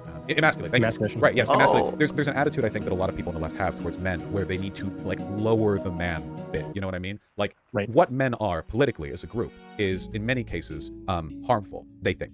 And therefore, as there are men everywhere, and there are in my social space and in my house and in my school and blah blah, ideally they would be less that. And this is like one of those contradictions of identity that I was talking about, because in reality, look, if what you're talking about like is dominance, then yeah, at a certain level it is harmful. Inarguably. Right? If what we want, if we're calling ourselves anarchists, and this is what Vaush will always fall back on, whether he's arguing with woke scolds who he thinks are being carceral leftists, or whether he's arguing with tankies who he thinks are being authoritarian leftists, is I am an anarchist, right? Well, if you really are, then let's start talking about tearing down hierarchy. My Vaush is spot on. Nice.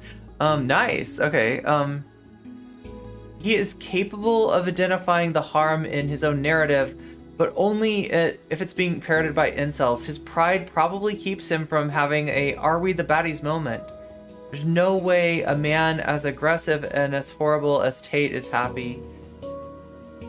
Yeah, I mean, I have no idea. I can't even imagine Tate. Trans and intersex men live with emasculation, but we don't tend to make it women's problems, unlike cis men who feel like they're owed everything. Yeah. What am I missing here? I'm looking for... That's overworld, right? But I'm looking for the biome. Plains. Okay, we're still on the plains here. So we're looking for like a mountain biome. very masculine people are actually universally respected and celebrated. You can say it's because of social bias, and it certainly is, but that is still nonetheless the case. Wait, I thought there wasn't a fundamental difference. Like earlier, he was like, recognize that there's not like a fundamental difference. Basically, you know, my take, recognize that we're all human. And now he's like, there's this essential masculinity that is not negative, that is not toxic, that is just, you know, beneficial to society and to everyone and complementary to, I mean, ostensibly complementary to whatever he essentializes femininity as. I think this is kind of a problem here, though, right? This is kind of what keeps us from just, you know, socializing on some level as human beings. And you can tell, go into a social setting as like a 6'8", really muscular guy with a symmetrical face and a square jaw and a nice haircut, and nobody's going to dislike this. Nobody. Everybody fawns over people like that. In the same way that even on the left, where we're supposedly like critical of, you know, misogyny and sexual exploitation. Whatever. That's literally not true, though. That's literally not true. Like, I mean, like, oh my god.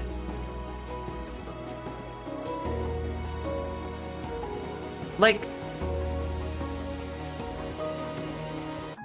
right or wrong, guys like that have a certain,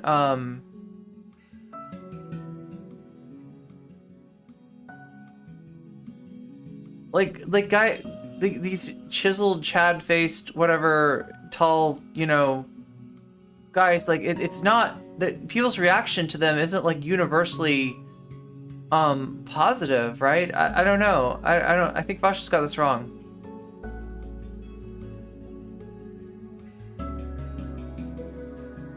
So we found a village. But we're looking for mountainous biomes.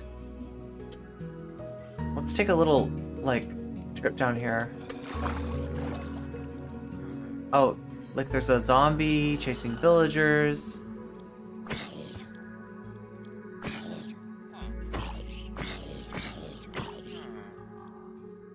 And there's a... Okay, wait, more zombie. Wait. Gotta get away from the zombies. There's the zombie.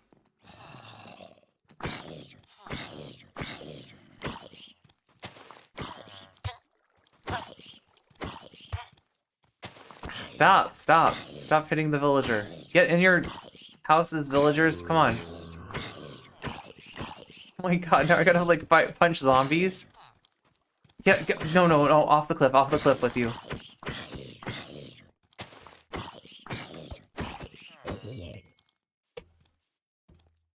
Just gotta stop them from getting owned by the zombies. No. Get out of there.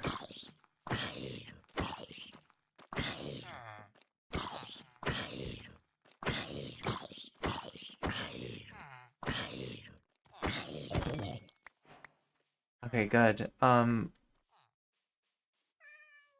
just wanted to come down and take a look at what was going on here.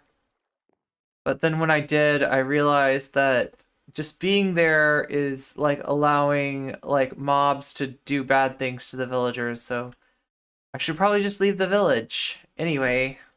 If there's a very well-endowed woman wearing skimpy clothing, everybody likes this. Funnily, except the incels. They think not really into the chiseled jaw Chad types. I'm too gay of a girl for that. Yeah, like I want to point out something too. Like, so I don't know if he's trying to say that this is considered attractive universally. I don't think he's saying that, because obviously, there's like different things that he would at least agree like across sexes that are attractive, but I don't even think that, like, I think that this concept that we have, that there's such thing as a 10 and such thing as a 2 and whatever, that you can really quantify people. I think this is bullshit too.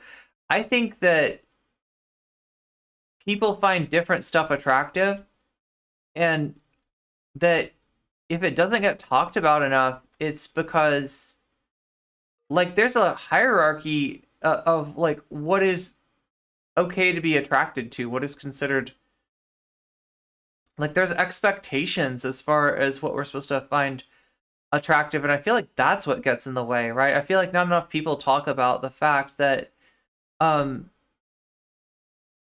like we as people, we're attracted to massively different stuff from each other. haunting them. The problem isn't with like exaggerated archetypes of masculinity and femininity. I think that those are fun and fine if you adhere to them or not. I think the problem is an expectation of toning down masculine elements can make a lot of guys seem kind of, okay, unhappy and at the same time, I don't see like I don't know what you mean toning down of masculine elements, right? The only toning down, like, can somebody please translate this for me? Like, what does this happen? Is this a thing? I feel like this is not a thing. I feel like there's not like nobody's being asked to tone down their masculinity or femininity. I've never seen this happen. Yeah, they're all into these thin, curvaceous young women that have particular face and stuff that say that only can be, because there's two reasons that you'd be attracted to someone. Let's be honest, okay? And one is because you find them attractive. The other is because you think that other people find them attractive, and therefore being with them bestows a certain status on you, right? And I feel like, freeing ourselves from, the need to worry about our status according to who we're attracted to is something that would kind of get us past like this quantity idea, this idea that like that sexual attractiveness is a like defined thing when it really isn't. It's very personal. Also, selling sex in a relationship as marketplace is appalling. That's a very PUA MRA. Yeah, that's a very manosphere thing, right? High value males, high value females, right? That's what we're dealing with now. If anything, MRAs and PUAs tell young cis men to get rid of their own form of masculinity to inhibit its this putrid pastiche of manhood. I mean, we know the stereotypes on the left, right? The guys are all like emasculated. They're soy. They're you know, they're wimps. They're afraid to be charismatic or outspoken. And certainly, these perceptions can't be entirely dispelled because a lot of them are rooted in an attack on the concept of progressivism itself. But I do think it would be beneficial if there was a more outward celebration of a wider range of presentations within the left. The idea that it's okay to be a super masculine guy. Oh my God, no, this isn't true. This isn't true. Like I don't know where he gets this. Does he wait, so did he just say that like the quote unquote soy aesthetic, and like I don't know what that is. I think he's talking about guys that don't have particularly big muscles. I think that he's talking about guys that don't have like particularly chiseled chins. Right? Is that what soy means? Like skinny man lacking musculature? Is that what that, like, right? To the, I mean, because there, like, obviously there's different aspects of that, but like that's what is, does he really think that like that there's an ideal there, and that people are striving for that? It's just the way that people look. There's like a variance, right? Some people, you know, have find it really easy to you know, pick up muscle. Some people struggle with it, right? It's just kind of how people are. I've been in male space when I was in school, and let me tell you, the more masculine guys are like that. We are like what? And those type of men will shame and joke with each other if they date marginal. Oh yeah, that's what I'm talking about, right? Is that a lot of the perceived like valuation and the commodification of people and the quantification of us as like numbers, like this comes from, like, you know, this comes from a social hierarchy, right?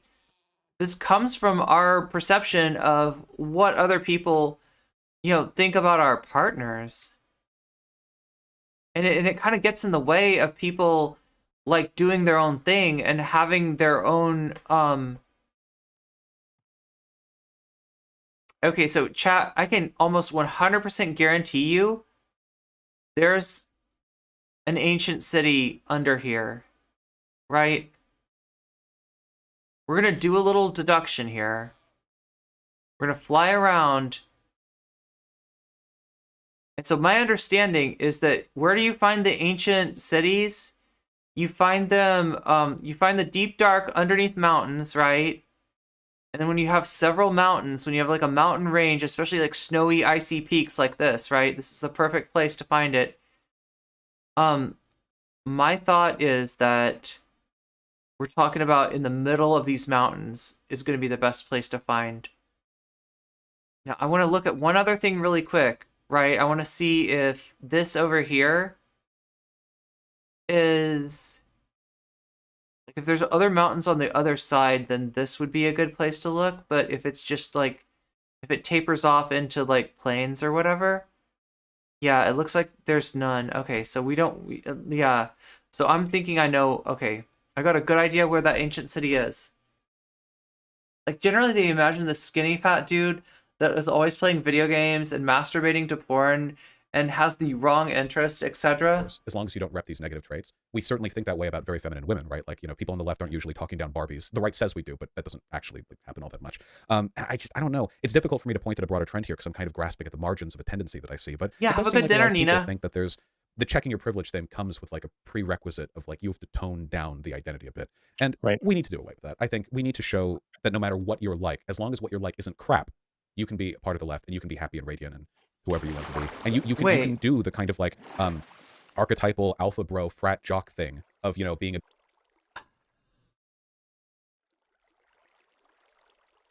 Wait, does he literally think, like, am I getting this wrong?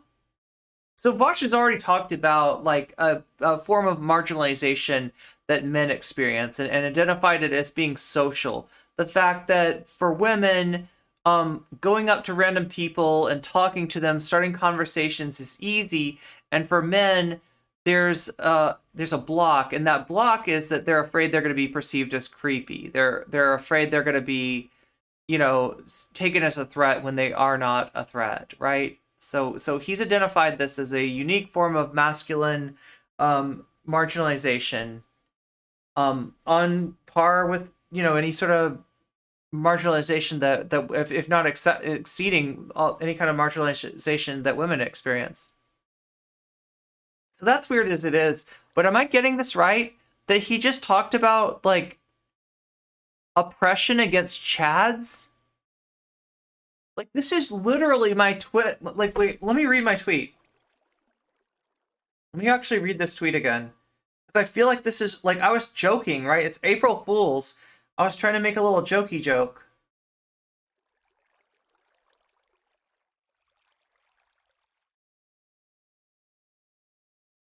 And if you want to help my jokey joke, click on that Twitter link, right? Because apparently we have to jailbreak my tweet. Like, here's what happens with tweets, right? When you make a tweet and it has a link on it, and you know, my tweet for the stream obviously has a link on it, right? There's a certain standard, there's a certain level of likes and retweets that you have to get before Twitter will start treating that as a real tweet. Before that, it suppresses it. So it's almost like you have to brigade your own tweet just to get any sort of action on that. So I'm gonna hit the retweet on this right now. Let me read it to you. Were the woke scolds and tankies wrong about Vaush? Does he have a point about prejudice white cis alpha Chadmen like himself? The prejudice that white cis alpha Chadmen like himself face on the online left. Now, I was joking about that, but that's literally just what Vaush has proposed. That is literally what he just proposed, right? He's talking about like that we have a negative view, we have a positive view of soy men, whatever the hell that means, right? And that we have a negative view of like you know, the alpha archetype. I don't think that's true. But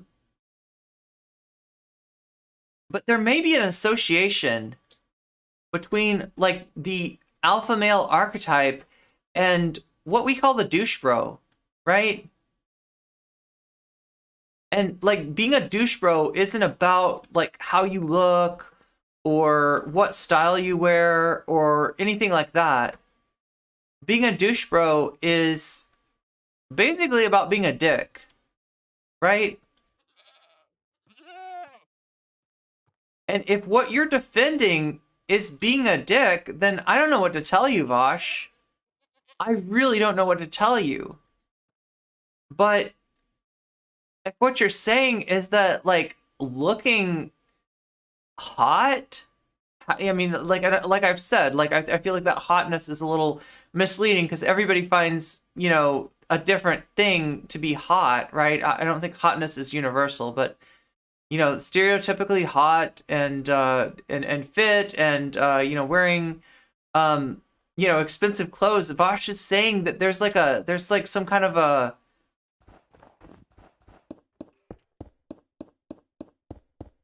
taboo against people like this, right? Watch me fall out of the world again.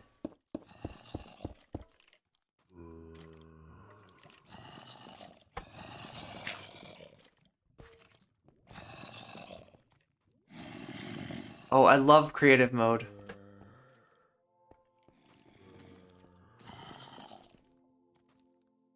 But honestly, we just want to, like... We're just trying to find an ancient city. We need to find an ancient city.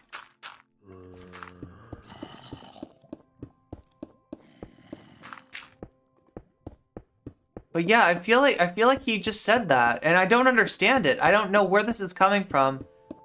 I don't know where Vaush is getting this. I just find it incredibly bizarre that he thinks this is real. Okay, so we got a mine shaft.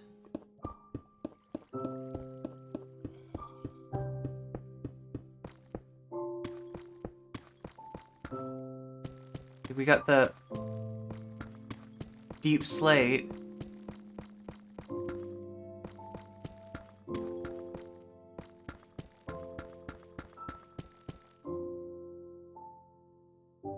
He's so far into the whole far right accommodation thing, it doesn't surprise me. Big kind of muscular dumb guy who just sleeps around a bunch. There's nothing fundamentally toxic about that, I don't think. It's a lovely kind of person to have in your local community. Vaush! And nobody's problem with you is that you're a big dumb muscular guy that sleeps around a lot, okay? Yeah, I think I'm rambling a bit at this point. If you're a good person, fundamentally, like, my last question, Vaush, I wonder, is there a risk that someone is listening to me or is listening to you and is saying, like, are we being just like a little too easy on these men, or why are we fixating on these men when, like I was saying earlier, a lot of them like deny the humanity of other less privileged people? Why harp on, you know, the oppressed young boys, most of which are probably middle class or upper middle class, and at the end of the day, even though they're kind of weird now and it's kind of acting out in pathological ways, they'll be fine. So is this really our hill to die on? Well, I don't think we have the luxury of making that choice. Leaving aside the fact that they're people and they deserve to live happy, fulfilling lives, even if that means that they have to be, you know, some effort has to be expended on them. We're also talking about the bedrock of, like, the modern far-right movement. Andrew Tate went from having essentially no prominence to having a galactic, like, international, like, leader of the right level of prominence entirely by being a misogynist. That is insane.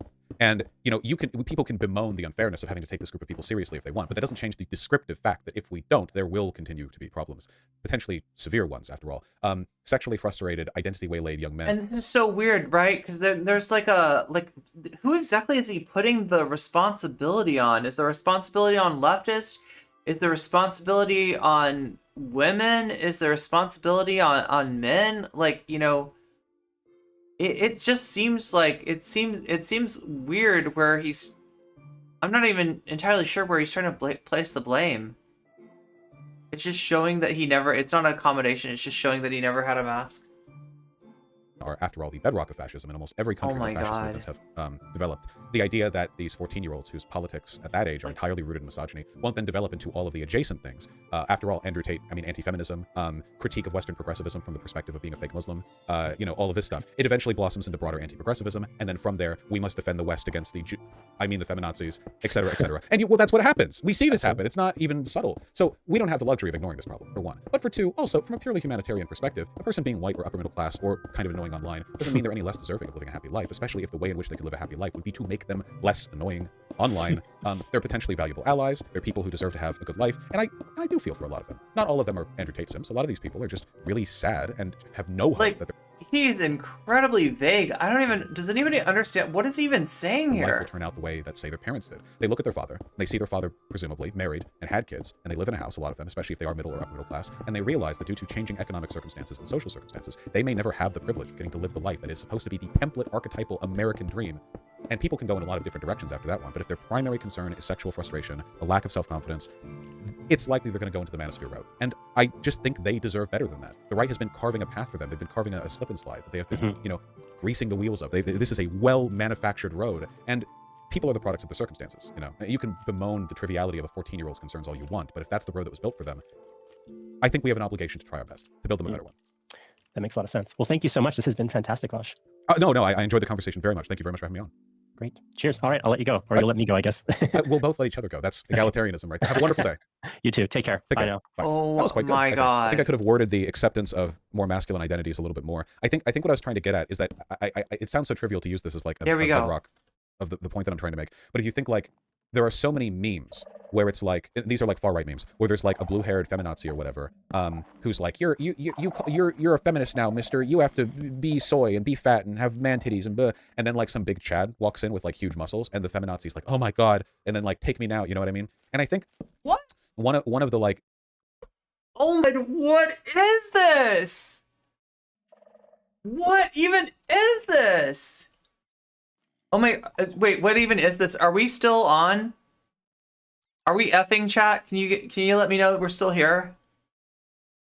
I feel like we might have an internet problem.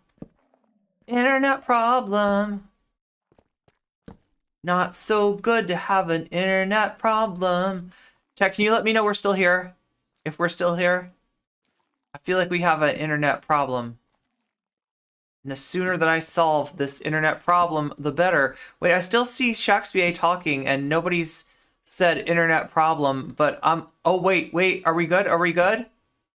Are we good? Did we survive? Chat, let me know. Let me know that you hear me. Let me know that you hear me talking about this internet problem and that I'm good. Oh my god, that was so scary. That was so scary. I thought we were gonna drop. I thought we were gonna have an internet problem. Internet problem. Internet problem. Seems okay to you? Okay, good, good. Thank you, chat. Thank you for... What drugs is he on? Male privilege, I guess. Although he's not gonna like to hear that, is he? He's gonna be like, you sound just like a blue-haired feminazi. Oh my god, Vaush. Oh my god. Okay, so... Oh, do you hear that? We survived. Oh, look there, we got a warden. We got a warden. Where's the warden coming? Somewhere around here. We're gonna get the warden. So that thing goes off 3 times and a warden comes out, I think. And it's triggered by noise. So one more sound. Yeah, there we go. Warden time. Warden time. Where's the warden? Oh, I hear you. Do you hear him? I hear the warden. Where's he coming? Where's the warden? The warden! Where are you, warden? It took a minute to digest that trash take. Literally, he's repeating Nazi ideas. One more time. Yeah. Warden, come on. Warden. Yes! Yes! Yes! There he comes! It's the warden! Roar! Roar, I'm the warden. I'm gonna mess you up. He would mess me up, though. If I was like right here, I'd be dead. Luckily, we're in creative, so we don't have to worry about that. But, like, chat, honestly, these biomes are so elusive that I've had to go into creative in order to find them. So, like, what are we looking at here? What is this stuff? This is a skulk. These are, like, ender pearls, right? Oh, there comes another one. Yo, look at this guy. Yo, let's go, warden, let's go. Okay, so, yeah, that's another, so these things make the wardens come out when they receive enough signals from sound getting relayed to them. It's this weird convoluted system, but this is the deep dark. This is the biome we're in right now. It's the deep dark biome. It's got wardens. But what we're hoping for, right, is that when we find the deep dark, usually, like, let's see, what is the, oh no, here comes another warden. -29, okay, so that's -29. Maybe it's a little lower than this.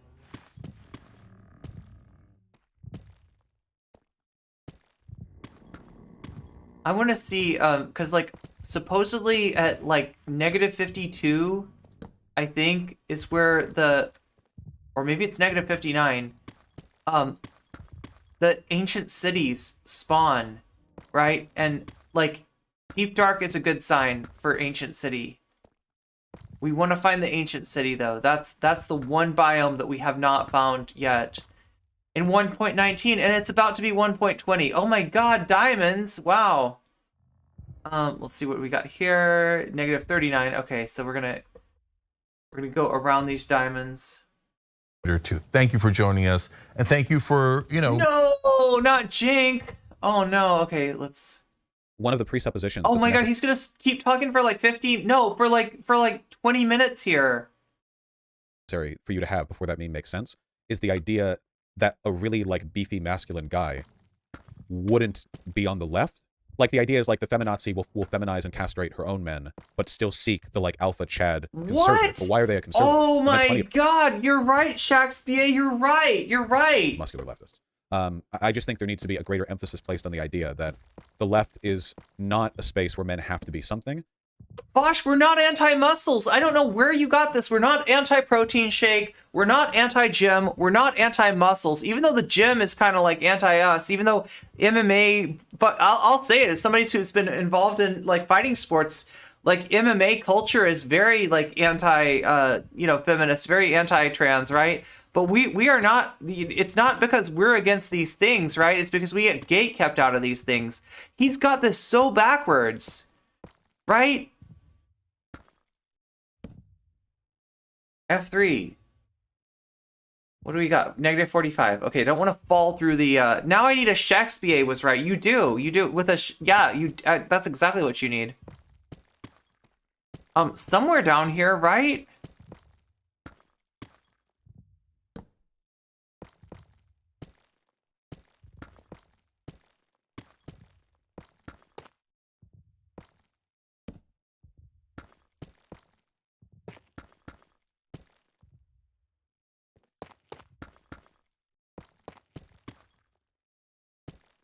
Where are we on?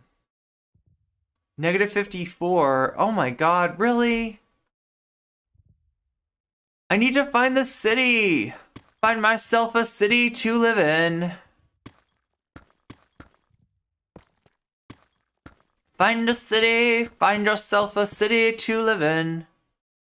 And like, seriously, I can break the... Oh my God, I can. I can break bedrock. I can break bedrock. Not breadrock. Vaush does have a tendency to blame the victims for their own oppression. You were exactly right on this one.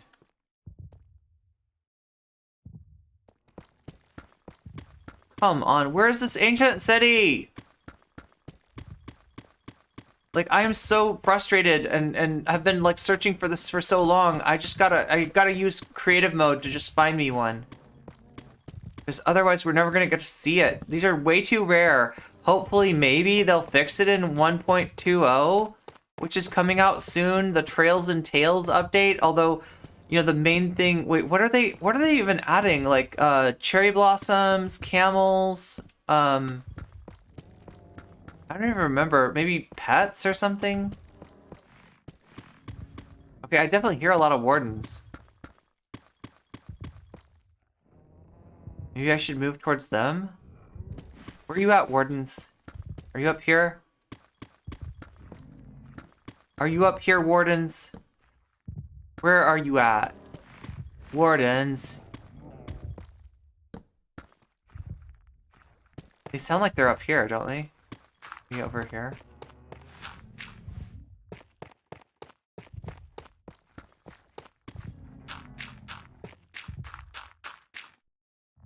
Yeah, this is scary shit.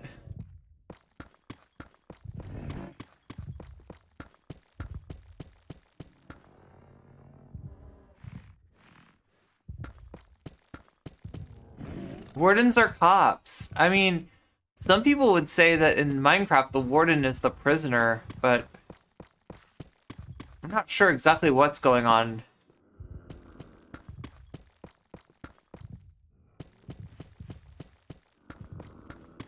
Did I somehow miss the wardens?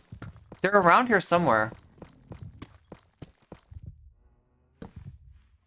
It sounds like eating, yeah. It's a space where men can be anything as long as that thing isn't crap. As long as the thing you are isn't shit, you can do or be whatever you want. This is one of the reasons why I really promote like discipline and self-help to you guys.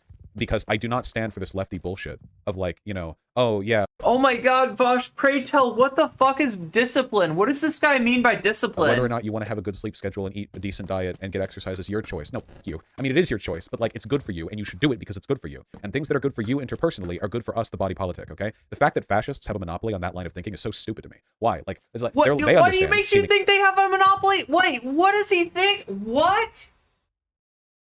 What? Why does he think this? Why does he think that fascists have a monopoly on eating good food? What is he thinking? Wait, no. They have weird ideas about food. They think they need an all beef diet. Like, what are you talking about? Fascists don't like. They have some strange ass ideas. Like they have like weird like traditionalist like Weston Price Foundation type diets, like, right? I don't know what you're talking about, Vaush. That discipline is socially valuable. It's one of the reasons why I really don't like all the memes where people are basically bragging about their mental illnesses on social media, because none of that shit is making you feel any better. None of your, like... What? Bragging about your mental illness on social media? What is he talking about? What memes? Holy shit. None of the mental illnesses that are present in people on the left are getting improved by like posting, oh, I'm so dysfunctional, I'm so blah, blah, blah. Like I know you're all trying to relate to your other mentally ill friends, but you're all enabling each other. You're making no effort to improve your circumstances. You are just... Oh my god, this guy, what is up with... Wow. Chat, I really wasn't trying to find a new low for Vaush today, okay? I didn't think that I thought that this was just gonna be a funny joke of like, hey, let's let people Vaush pill me. Oh, whoops, didn't work. I guess I'm still a woke scold, right? That was supposed to be the joke. That was supposed to be our April Fool's joke. But oh my god, this is no joke. This is not a drill. This is not a joke. This is for serious. Like, Vaush has got some really strange ideas that, like, seem to come from... Like, I don't know where else they would come from, but hanging out with, like, far-right weirdos. Speaking about mental health and chronic illness helps you find and build a support system. But not according to Vaush. According to Vaush, you're supposed to bury it, ignore it, and that's healthy. That's healthy. Don't find other people that deal with what you deal with. Like, yo, here's what's fucked up. The advice that he's giving to, like, leftists with, like, mental health issues is probably advice that would be better suited, like, it's closer to the right advice for the incels. And the advice, like, his advice is backwards.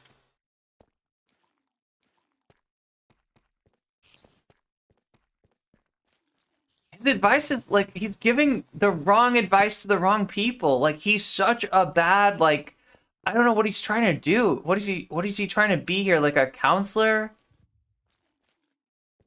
Like, he's trying to do a Jordan Peterson. And it's like, oh my god. Somehow he's managing to be, like, worse than Jordan Peterson on this shit. Whoa.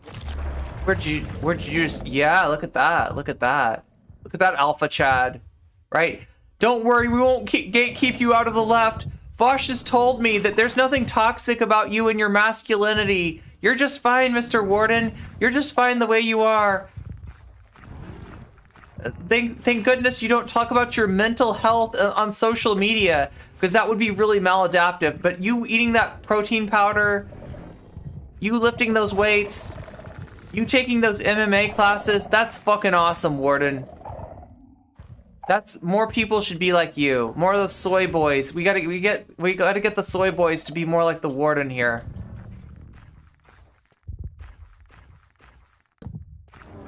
Oh my god. There's another one? I hear one. Oh, wait, do we have a clearing? Because a clearing is what we need a clearing. A clearing is probably where the ancient city will be. But like, it should be much lower than this, I think. I feel like just wandering around here is like the best we're gonna do, though. I just want to see this new Minecraft biome called Ancient City. I want to see what it's all about.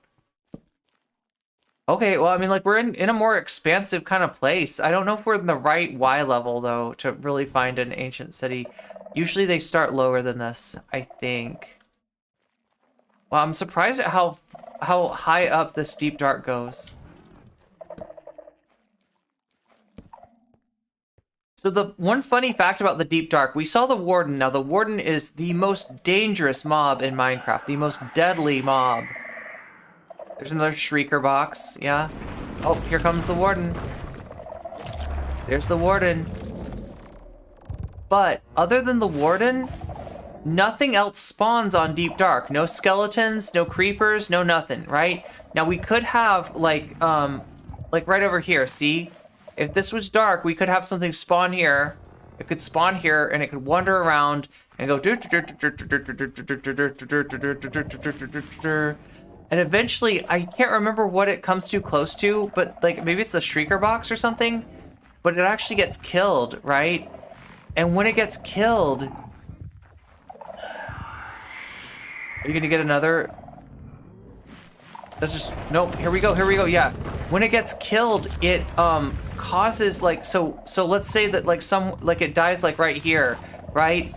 This immediately fills up with skulk. This turns into skulk and the skulk spreads. So the more mobs that get killed, the further the skulk spreads. And I don't know if this works, if a player gets killed, if that like adds to it or not, but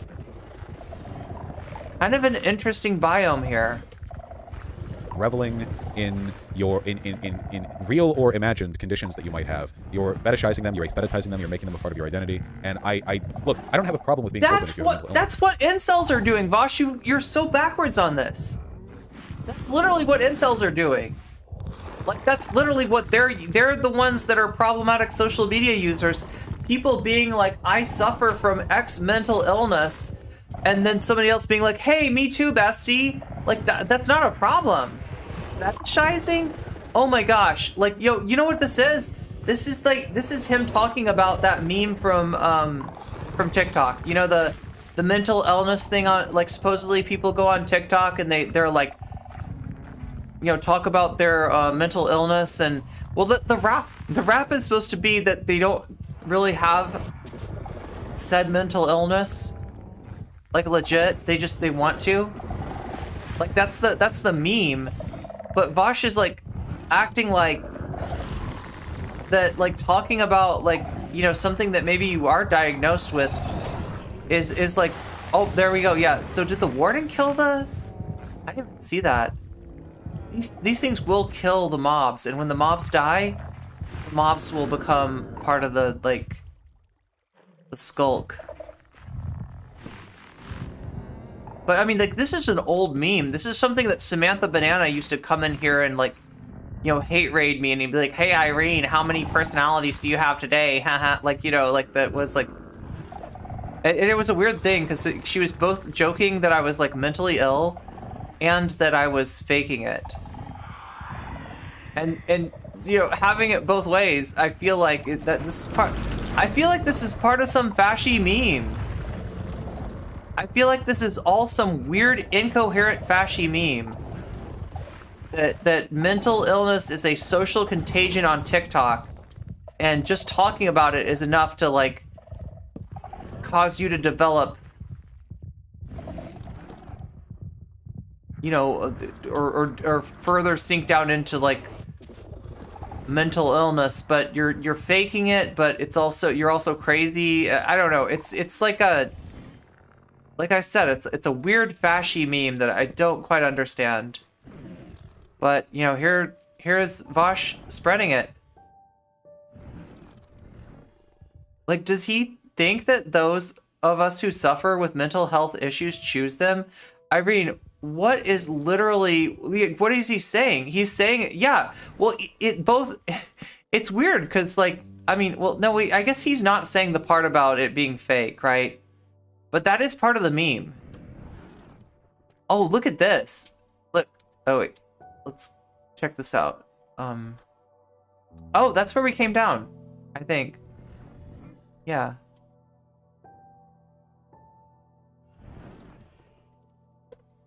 What level are we at? We're at level -3. Okay, so we need like 50, we need to go 50 deeper to find the ancient cities, I guess.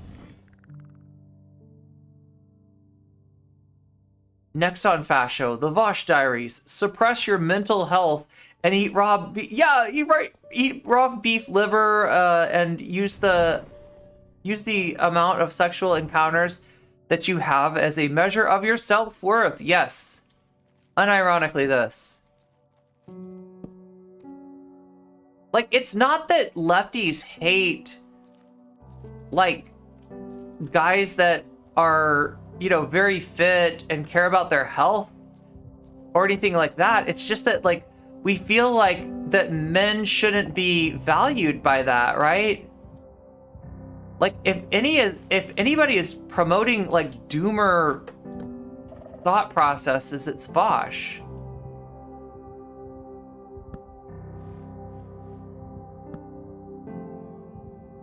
Like, right, this whole idea that men they're not good enough, that they're not they're not what women are looking for, right? And then this like alpha Chad archetype is like, right, that is what incels despair about, and here Vaush is like reinforcing it. But look at it this way. These are his customers, and he wants to keep them coming back for more, right? He's not gonna solve their problems. He's not gonna give them advice that's gonna force them to, or that's gonna cause them to like rely on him less. He needs to sell despair. He needs to keep them in that place of despair. Wow, this is really sicker than I thought. Like, I swear to God, I was not trying to find a new low for Vaush. I promise you. Oh, there's another warden. Where are you? Where are you at? Where are you at, warden? There you are. Hi, how's it going? Welcome to the world. Oh, and see how they're sniffing around? So supposedly they can't see. Wardens don't have sight. What's he doing over there? You're just kind of chilling? Okay. They can't see, but they can hear and they can smell. So there's two ways that they'll detect you. Through hearing and through smell. And they'll track you based on that. And if they can track you, they'll follow you and stuff. And what's even more dangerous, right?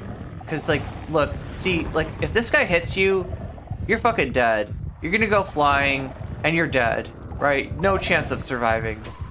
But he can also shoot like a projectile out of his chest, like some kind of a sonic boom.